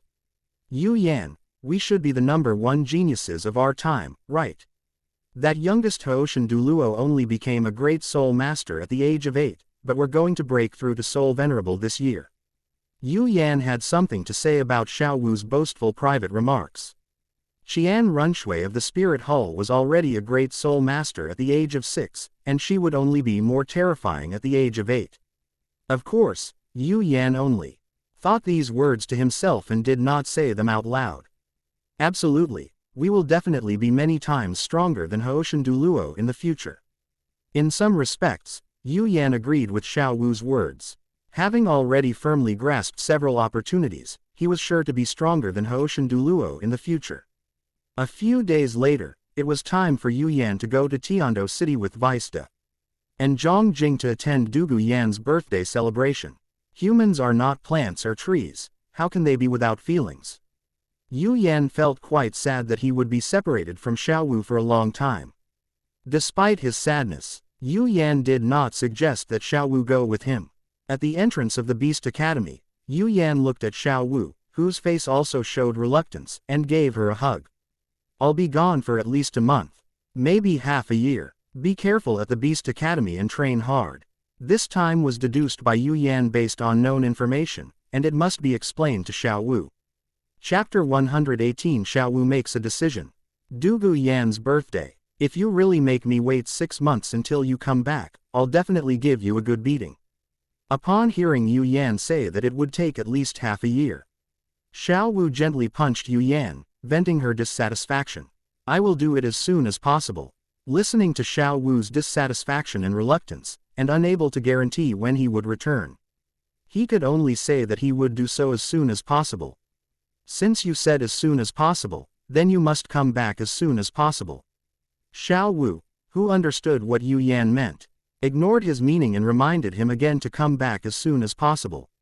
Faced with this situation, Yu Yan had no choice but to nod in agreement. After ending that topic, the two started chatting about another one. Hey, Hey, you two, that's enough. Yu Yan, if you don't leave, I'm leaving on my own. Zhang Jing, the vice dean who was still single, saw the two people standing in front of her reluctantly and maliciously interrupted their conversation, reminding Yu Yan that it was time to set off. After responding to Zhang Jing, Yu Yan looked at Xiao Wu and said, I really have to go now. Goodbye, goodbye, although I hope you can come back soon, I wish you all the best in your plans. Xiao Wu bid farewell to Yu Yan and sincerely wished him all the best. Yes, as long as there are no unexpected events like a meteorite falling from the sky, my plan will not go wrong. They're gone. Yu Yan was quite confident in his plan. He smiled at Xiao Wu and waved goodbye for the last time. After Xiao Wu nodded, Yu Yan leapt onto the ice soul horse and galloped forward, catching up with Vice Dean Zhang Jing, who had already run quite a distance. After watching Yu Yan disappear from her sight, Xiao Wu, feeling bored after wandering around the Beast Academy for a while, suddenly had a new idea. Take advantage of this time to go back and visit Daming and Erming. And you can also bring back 2 immortal herbs, the clear jade core, from the Lake of Life. When Yu Yan sees the clear jade core, he will be so surprised that he won't be able to close his mouth. Thinking of Yu Yan's surprised look, Xiao Wu's lips unconsciously curled up. We can't leave now. Let's wait for Vice Dean Zhang Jing to bring back a message confirming that Yu Yan has fully returned and won't be coming back before we go back. As for failure, Xiao Wu believed that Yu Yan would definitely succeed, and there was no possibility of failure. Tiando City, the main city of the Tiando Empire, has become the most luxurious and magnificent city in the entire Tiando Empire after years of development by the Tiando royal family. This luxury can be felt when you see the Tiando city plaque, crafted from precious gemstones, hanging above the city gate. The scene inside Tiando city further highlighted its prosperity to the extreme. Yu Yan was simply amazed by the prosperity. Without feeling any inferiority, his golden scepter's storage space contained more money than he could ever spend in his lifetime. As the saying goes, with money in hand, one has no worries. How could someone as wealthy as Yu Yan possibly feel inferior? Zhang Jing and Yu Yan stayed at an inn in Tiando city, waiting for Dugu Yan's birthday to arrive in 2 days. During his 2 days in Tiando city, Yu Yan was just like an ordinary tourist, enjoying the local delicacies and scenery. On the 3rd day after arriving in Tiando city, Dugu Yan's birthday arrived as scheduled. Zhang Jing brought Yu Yan to Dugu Bo's mansion in Tiando city. As a titled Duluo who favored the Heaven Do Empire, even though Dugu Bo never asked for anything, his residence remained the largest and most luxurious mansion in the entire Heaven Do city. There are quite a few people here. On the open ground in front of the Dugu mansion, Yu Yan looked at the carriage parked there, a hint of shock flashing in his eyes. He had expected many people to come to Dugu Yan's birthday party, but he didn't expect so many to come. This is a titled Duluo. Zhang Jing answered Yu Yan's question with a single explanation. After explaining, Zhang Jing leaned closer to Yu Yan and whispered to him. I'll tell you a secret. 90% of the people here don't have invitations. They're only here to give Dugu Yan a gift, and then they'll leave. Yu Yan understood why. Whether it was out of respect for Dugu Bo or the royal family of the Heavenly Do Empire, they had to come and give Dugu Yan a gift. You're saying you won't deliver it? Then you have to consider the situation where everyone else is giving gifts, but you're the only one not giving one. Even though the chance of being discovered is 0. Would you dare to take the gamble? After presenting gifts and showing the invitations at the entrance, Zhang Jing and Yu Yan followed the signs to the lobby where Dugu Yan was celebrating her birthday. Zhang Jing and Yu Yan didn't arrive early. When they got there were already quite a few people there. An elderly man dressed in the distinctive attire of the Heavenly Do royal family, with a somewhat sinister look on his face, was greeting guests at the entrance of the main hall. Vice Dean Zhang, it's been a while. I thought you would consider my request, but I didn't expect you to target Yan Yan. Your actions really caught me off guard. The moment the old man saw Zhang Jing, he began to mock her. Prince Shwexing, our Beast Academy is a small and insignificant institution. And the conditions you have offered are too harsh. We have no choice but to seek other solutions. Zhang Jing answered Prince Shwexing's question calmly. Over the past few months, she had become able to ignore his words. Prince Shwexing, the younger brother of Emperor Shui Yi of the Heaven Do Empire, and the savior of title Duluo Dugu Bo, is a guy who doesn't appear often but leaves a deep impression. Recalling the information about Prince Shwexing, Yu Yan scanned the other party up and down a few times. No matter what you want to do, I won't let you have your way. Just you wait and see. Upon hearing Zhang Jing's composed and confident reply, Prince Shwexing approached the two of them, whispered something, and then turned to greet the others with a smile. Yu Yan, about this matter, Prince Shwexing's threat will not affect Zhang Jing, but it will affect Yu Yan. Zhang Jing felt quite embarrassed that she had fulfilled the third request she had made to Yu Yan, but had messed things up like this. Don't worry, Dean Zhang, Prince Shwexing can't affect my deal with Senior Dugu.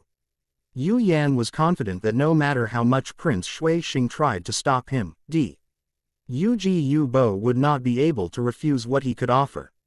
Well, let's just take it one step at a time. Yu Yan's confidence did not affect Zhang Jing at all. She was still a little embarrassed.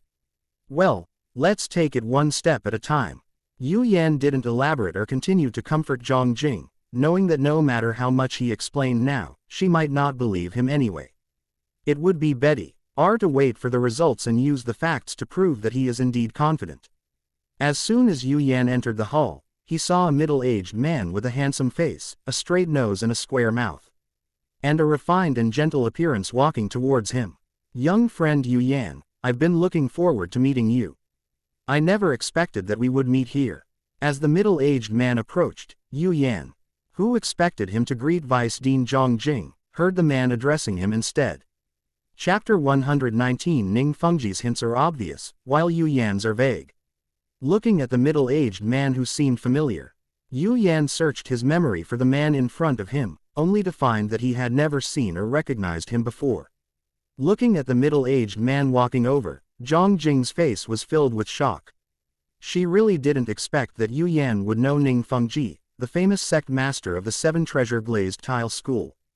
Haha, young friend Yu Yan, please don't be surprised. It was indeed a bit abrupt of me to come and greet you, but please allow me to introduce myself. I am Ningfong Ji, the sect master of the 7 treasure glazed tile school. After greeting Yu Yan with a smile and introducing himself, Ningfong Ji continued speaking to himself. Ning Zihu of my sect invited you to visit our sect before, but unfortunately you did not come. He brought back your portrait, which is why I recognized you immediately when I saw it. It is also my fault for being so eager to get to know you, this young talent, that I came up to greet you without permission. Please forgive me. Ningfong Ji's words were half true and half false. Regardless of his purpose in greeting Yu Yan, there was nothing wrong with his words. In front of everyone, Yu Yan couldn't very well point at the 7 treasure glazed tile school's sect leader and say something unpleasant, especially since the other party had only come up to say hello. After staring at Ningfong Ji's kind face for a while, Yu Yan also smiled and cupped his hands. Sect leader Ning is too kind. I am honored that you came over to greet me. Yu Yan's smile was very formulaic, and it was obvious that it wasn't from the heart. Ningfong Ji, being a shrewd person, could tell this at a glance. Ningfong Ji didn't insist. His sudden visit to say hello was indeed a bit abrupt, but he was genuinely curious about Yu Yan. A unique mutated martial soul with 2 souls in one body and 2 soul skills in one ring. There is no other martial soul like this in the entire history of Duluo continent. Ningfong Ji is a master of martial spirit theory. He has a deep understanding of the power of cultivating the ice and fire Pisces martial spirit.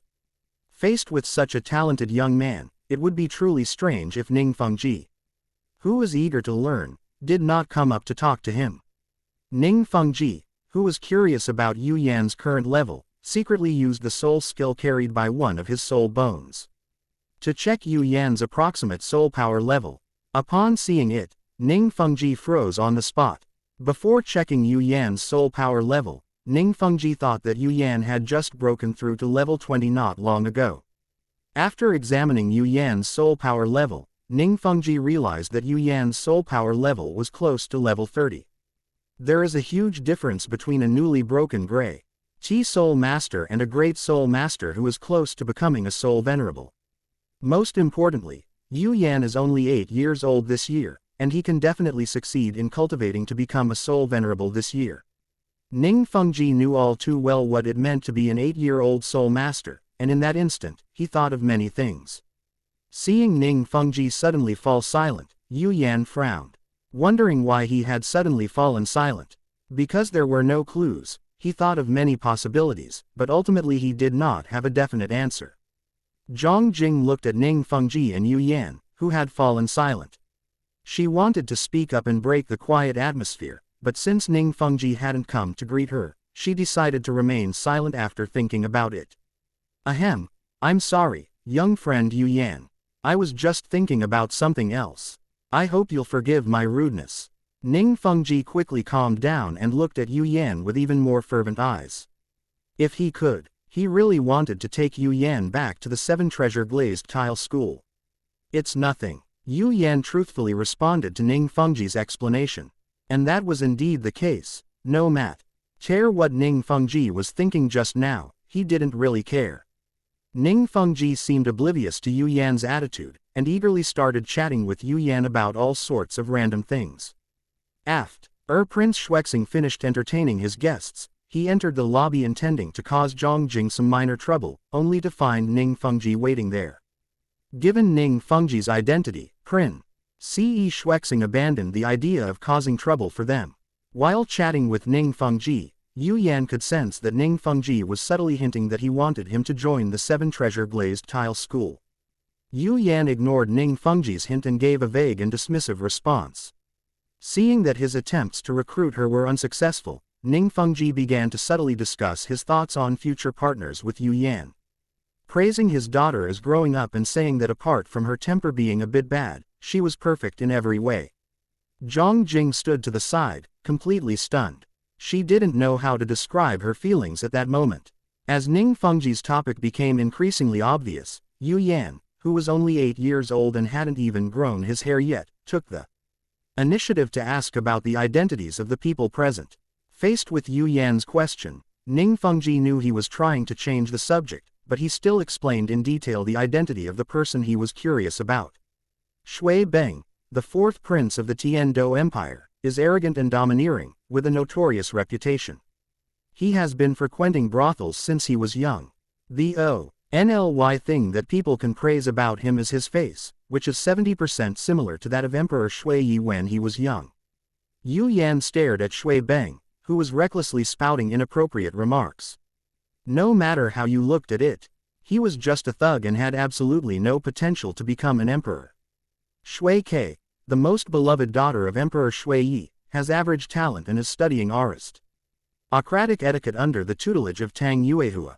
Her talent is average, and she is currently learning aristocratic etiquette. All of these things point to what her future holds. After introducing Shui Ke, Ningfong Ji also briefly explained Tang Yuehua's information. Zhang Jing watched the two people chatting and exchanging questions, and pinched her right hand with her left hand to make sure she wasn't dreaming. Before long, a tall, thin old man with a cold face and dark green hair and beard entered the hall with a girl with deep purple hair. When the old man and the young man walked in, the once bustling hall instantly fell silent, and everyone present paid their respects to them. Having seen the portrait beforehand, Yu Yan immediately recognized the old man as Dugu Bo and the girl as Dugu Yan. Because of his aloof nature, Dugu Bo did not greet everyone warmly after entering. He went straight to the main seat and sat down, scanning everyone present with his snake-like eyes. Thank you all for coming to celebrate Yan Yan's birthday. I have other things to attend to. Shwexing, please take good care of them for me. After saying these words, Dugu Bo left again. As a titled Duluo, he had the right to be unconventional and disregard social norms. To be honest, if these people hadn't come to celebrate Dugu Yan's birthday, Dugu Bo wouldn't have wanted to see them at all. Haha, everyone should know poison Duluo's temper. I will host this birthday banquet again this year.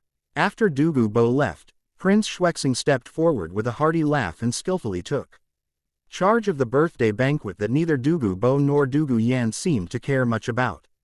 Chapter 120 Meeting Dugu Bo, Soul Power Pressure. Prince Shwexing stood in the center of the hall, warmly welcoming the guests as if he were the host of the banquet. Dugu Yan, on the other hand, was chatting with her few friends. Ningfong Ji had no intention of participating in this lively banquet. He huddled in a corner with Yu Yan and Zhang Jing, chatting about all sorts of random things. It must be admitted that Ningfong Ji is simply unbeatable in terms of interpersonal skills and making friends. Even though Yu Yan knew the purpose of his conversation with him, she still developed a certain fondness for him during the conversation. From Ningfong Ji, Yu Yan learned a lot of little-known facts about martial souls and soul rings. He even learned about several rare ice and fire dragon-type soul beasts that were not well known to the general public and were suitable for him. Knowing that Yu Yan had this need, Ningfong Ji immediately patted his chest and said that after he returned to the 7 treasure glazed tile school, he would organize and summarize all the knowledge in this area and give it to Yu Yan to read. Knowing that this knowledge about soul beasts was very valuable, Yu Yan didn't hesitate. After thinking for a while, he accepted Ningfong Ji's kindness. At worst, I can find an opportunity to repay Ningfong Ji's favor later.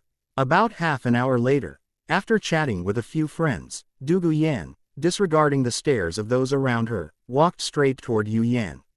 Come with me. Upon arriving beside Zhang Jing, Dugu Yan glanced at Yu Yan with interest before beckoning them to follow. She was looking forward to what was to come, and also curious about what kind of deal a child even younger than herself would make with her grandfather. Sect leader Ning, I have other matters to attend to, so I will take my leave now. Watching Dugu Yan's figure disappear into the distance, Yu Yan bowed to Ningfong Ji and took his leave. I happen to have some other things to take care of, let's talk again another time. Ningfong Ji, who was good at handling people, did not pester him. He said that he had other things to take care of and said something like, see you next time. Faced with this situation, Yu Yan politely said, next time for sure, next time for sure. After watching Yu Yan disappear, Ningfong Ji had no intention of attending the banquet. He quickly got up and left, heading towards the 7 treasure glazed tile school. Prince Shwexing, standing in the center of the crowd, also noticed Zhang Jing, who had left with Dugu Yan. As for Yu Yan, he didn't take him seriously at all. HMPH, after you finish talking, I'll go talk to Dugu Bo. If you can get this done, I, Shwexing, will take your surname, Zhang Jing. After venting his dissatisfaction, Prince Shwexing adjusted his expression slightly and continued chatting with the nobles around him, trying to win them over to his Shwexing camp. My grandfather doesn't like to waste time talking nonsense, so you'd better get straight to the point, understand? After following Dugu Yan for more than 10 minutes, they arrived at a courtyard. Before pushing open the gate and entering the courtyard, Dugu Yan turned to look at Zhang Jing and Yu Yan and gave them her final advice. Zhang Jing, who was about to follow them inside, looked at Dugu Yan and said, thank you for your advice, Miss Dugu. I accepted your things, it's what I should do. Having indeed benefited greatly from Zhang Jing, Dugu Yan didn't think her casual reminder was any real advice. She pushed open the courtyard gate and went inside. They exchanged a glance, and Zhang Jing took the lead into the courtyard, with Yu Yan following behind her. The moment Yu Yan entered the courtyard, he felt a surge of soul power pressure rushing towards him. The source of the pressure was poisoned Duluo Dugu Bo, who was sitting in the courtyard. From this not-so-strong pressure, Yu Yan could sense that Dugu Bo wanted to teach him a lesson, not that he was after his life. Prince Shwexing stood in the center of the hall, warmly welcoming the guests as if he were the host of the banquet. Dugu Yan, on the other hand, was chatting with her few friends. Ningfong Ji had no intention of participating in this lively banquet. He huddled in a corner with Yu Yan and Zhang Jing, chatting about all sorts of random things. It must be admitted that Ningfong Ji is simply unbeatable in terms of interpersonal skills and making friends. Even though Yu Yan knew the purpose of his conversation with him, she still developed a certain fondness for him during the conversation. From Ningfong Ji, Yu Yan learned a lot of little-known facts about martial souls and soul rings. He even learned about several rare ice and fire dragon-type soul beasts that were not well known to the general public and were suitable for him. Knowing that Yu Yan had this need, Ningfong Ji immediately patted his chest and said that after he returned to the 7 treasure glazed tile school, he would organize and summarize all the knowledge in this area and give it to Yu Yan to read. Knowing that this knowledge about soul beasts was very valuable, Yu Yan didn't hesitate. After thinking for a while, he accepted Ningfong Ji's kindness. At worst, I can find an opportunity to repay Ningfong Ji's favor later. About half an hour later, after chatting with a few friends, Dugu Yan, disregarding the stares of those around her, walked straight toward Yu Yan. Come with me. Upon arriving beside Zhang Jing, Dugu Yan glanced at Yu Yan with interest before beckoning them to follow. She was looking forward to what was to come, and also curious about what kind of deal a child even younger than herself would make with her grandfather. Sect leader Ning, I have other matters to attend to, so I will take my leave now. What? Seeing Dugu Yan's figure disappear into the distance, Yu Yan bowed to Ningfong Ji and took his leave. I happen to have some other things to take care of, let's talk again another time. Ningfong Ji, who was good at handling people, did not pester him. He said that he had other things to take care of and said something like, see you next time. Faced with this situation, Yu Yan politely said, next time for sure, next time for sure. Quote, after watching Yu Yan disappear, Ningfong Ji had no intention of attending the banquet. He quickly got up and left, heading towards the 7 treasure glazed tile school. Prince Shwexing, standing in the center of the crowd, also noticed Zhang Jing, who had left with Dugu Yan. As for Yu Yan, he didn't take him seriously at all. HMPH, after you finish talking, I'll go talk to Dugu Bo. If you can get this done, I, Shwexing, will take your surname, Zhang Jing. After venting his dissatisfaction, Prince Shwexing adjusted his expression slightly and continued chatting with the nobles around him, trying to win them over to his Shwexing camp. My grandfather doesn't like to waste time talking nonsense, so you'd better get straight to the point, understand?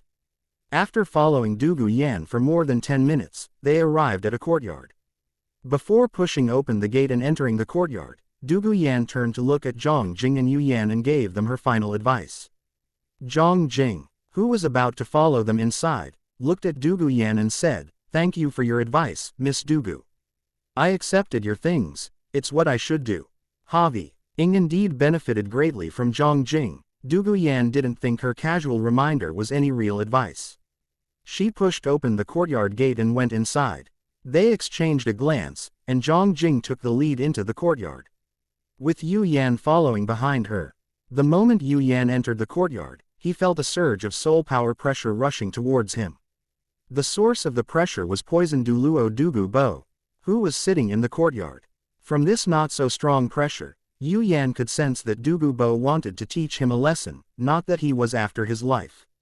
This conclusion was reached because the soul power pressure released by Dugu Bo was only around level 20, which was practically negligible on Yu Yan. Despite the almost non-existent pressure of soul power, Yu Yan calmly strode forward toward Dugu Bo, who was sitting in the courtyard.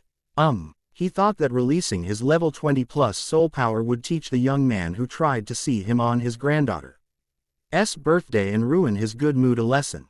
Who would have thought that the pressure of a level 20 plus soul force falling on the opponent would be as if it didn't exist at all?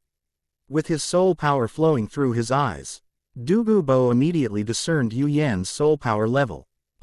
Level 29. Yan said that the person who came was a child even younger than her, so how come his soul power level is higher than Yan's? Despite his doubts, Dugu Bo's desire to teach the child a lesson remained unchanged. The pressure of level 39 soul power surged toward Yu Yan. Compared to the pressure of level 20 soul power, the pressure of level 39 soul power was much more obvious. The fallen leaves and dust on the ground were carried away and spread to the surroundings by this pressure of soul power. Such an obvious commotion naturally caught the attention of Zhang Jing and Dugu Yan. Grandpa wants to teach this child a little lesson. Dugu Yan, who felt no pressure from the soul force at all, looked at Yu Yan. Such a weak pressure from the soul force was clearly not aimed at Soul Saint Zhang Jing. Around level 30, looks like he just wants to teach Yu Yan a small lesson. Based on the surrounding noise, After judging that poisoned Duluo Dugu Bo was releasing a powerful soul force, he stopped talking. Dugu Bo had an eccentric personality, and the fact that the other party was only using soul force to teach Yu Yan a small lesson was already the best outcome he had expected. The pressure of level 39 soul power fell on Yu Yan, but it did not cause much of a hindrance. He could stand the pressure of soul power with his physical strength alone. It felt like a slightly stronger wind was blowing on me. Yu Yan, who took a few more steps forward under the pressure of this soul power, even had the leisure to evaluate it. Seeing that his level 39 soul power pressure had no effect on the child, Dugu Bo, unwilling to give up, increased his soul power pressure again, gradually raising it as Yu Yan advanced. Level 42, Level 46, Level 49. When the soul power pressure reached level 54, Yu Yan was forced to stop because his physical body could not withstand the pressure.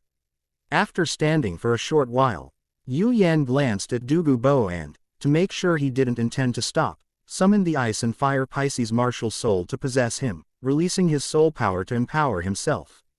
And then walked towards Dugu Bo again. The body strengthened by whale glue, the soul power cultivated from the essence of the sun and moon, and the wondrous connection between the ice and fire fish are all reasons why fish flame can continue to advance. Dugu Bo did not stop the pressure of his soul power because he had finally tested the boy's limit of endurance. How could he stop so easily? It would be a waste of Dugu Bo's efforts if he didn't let the boy stand there a little longer.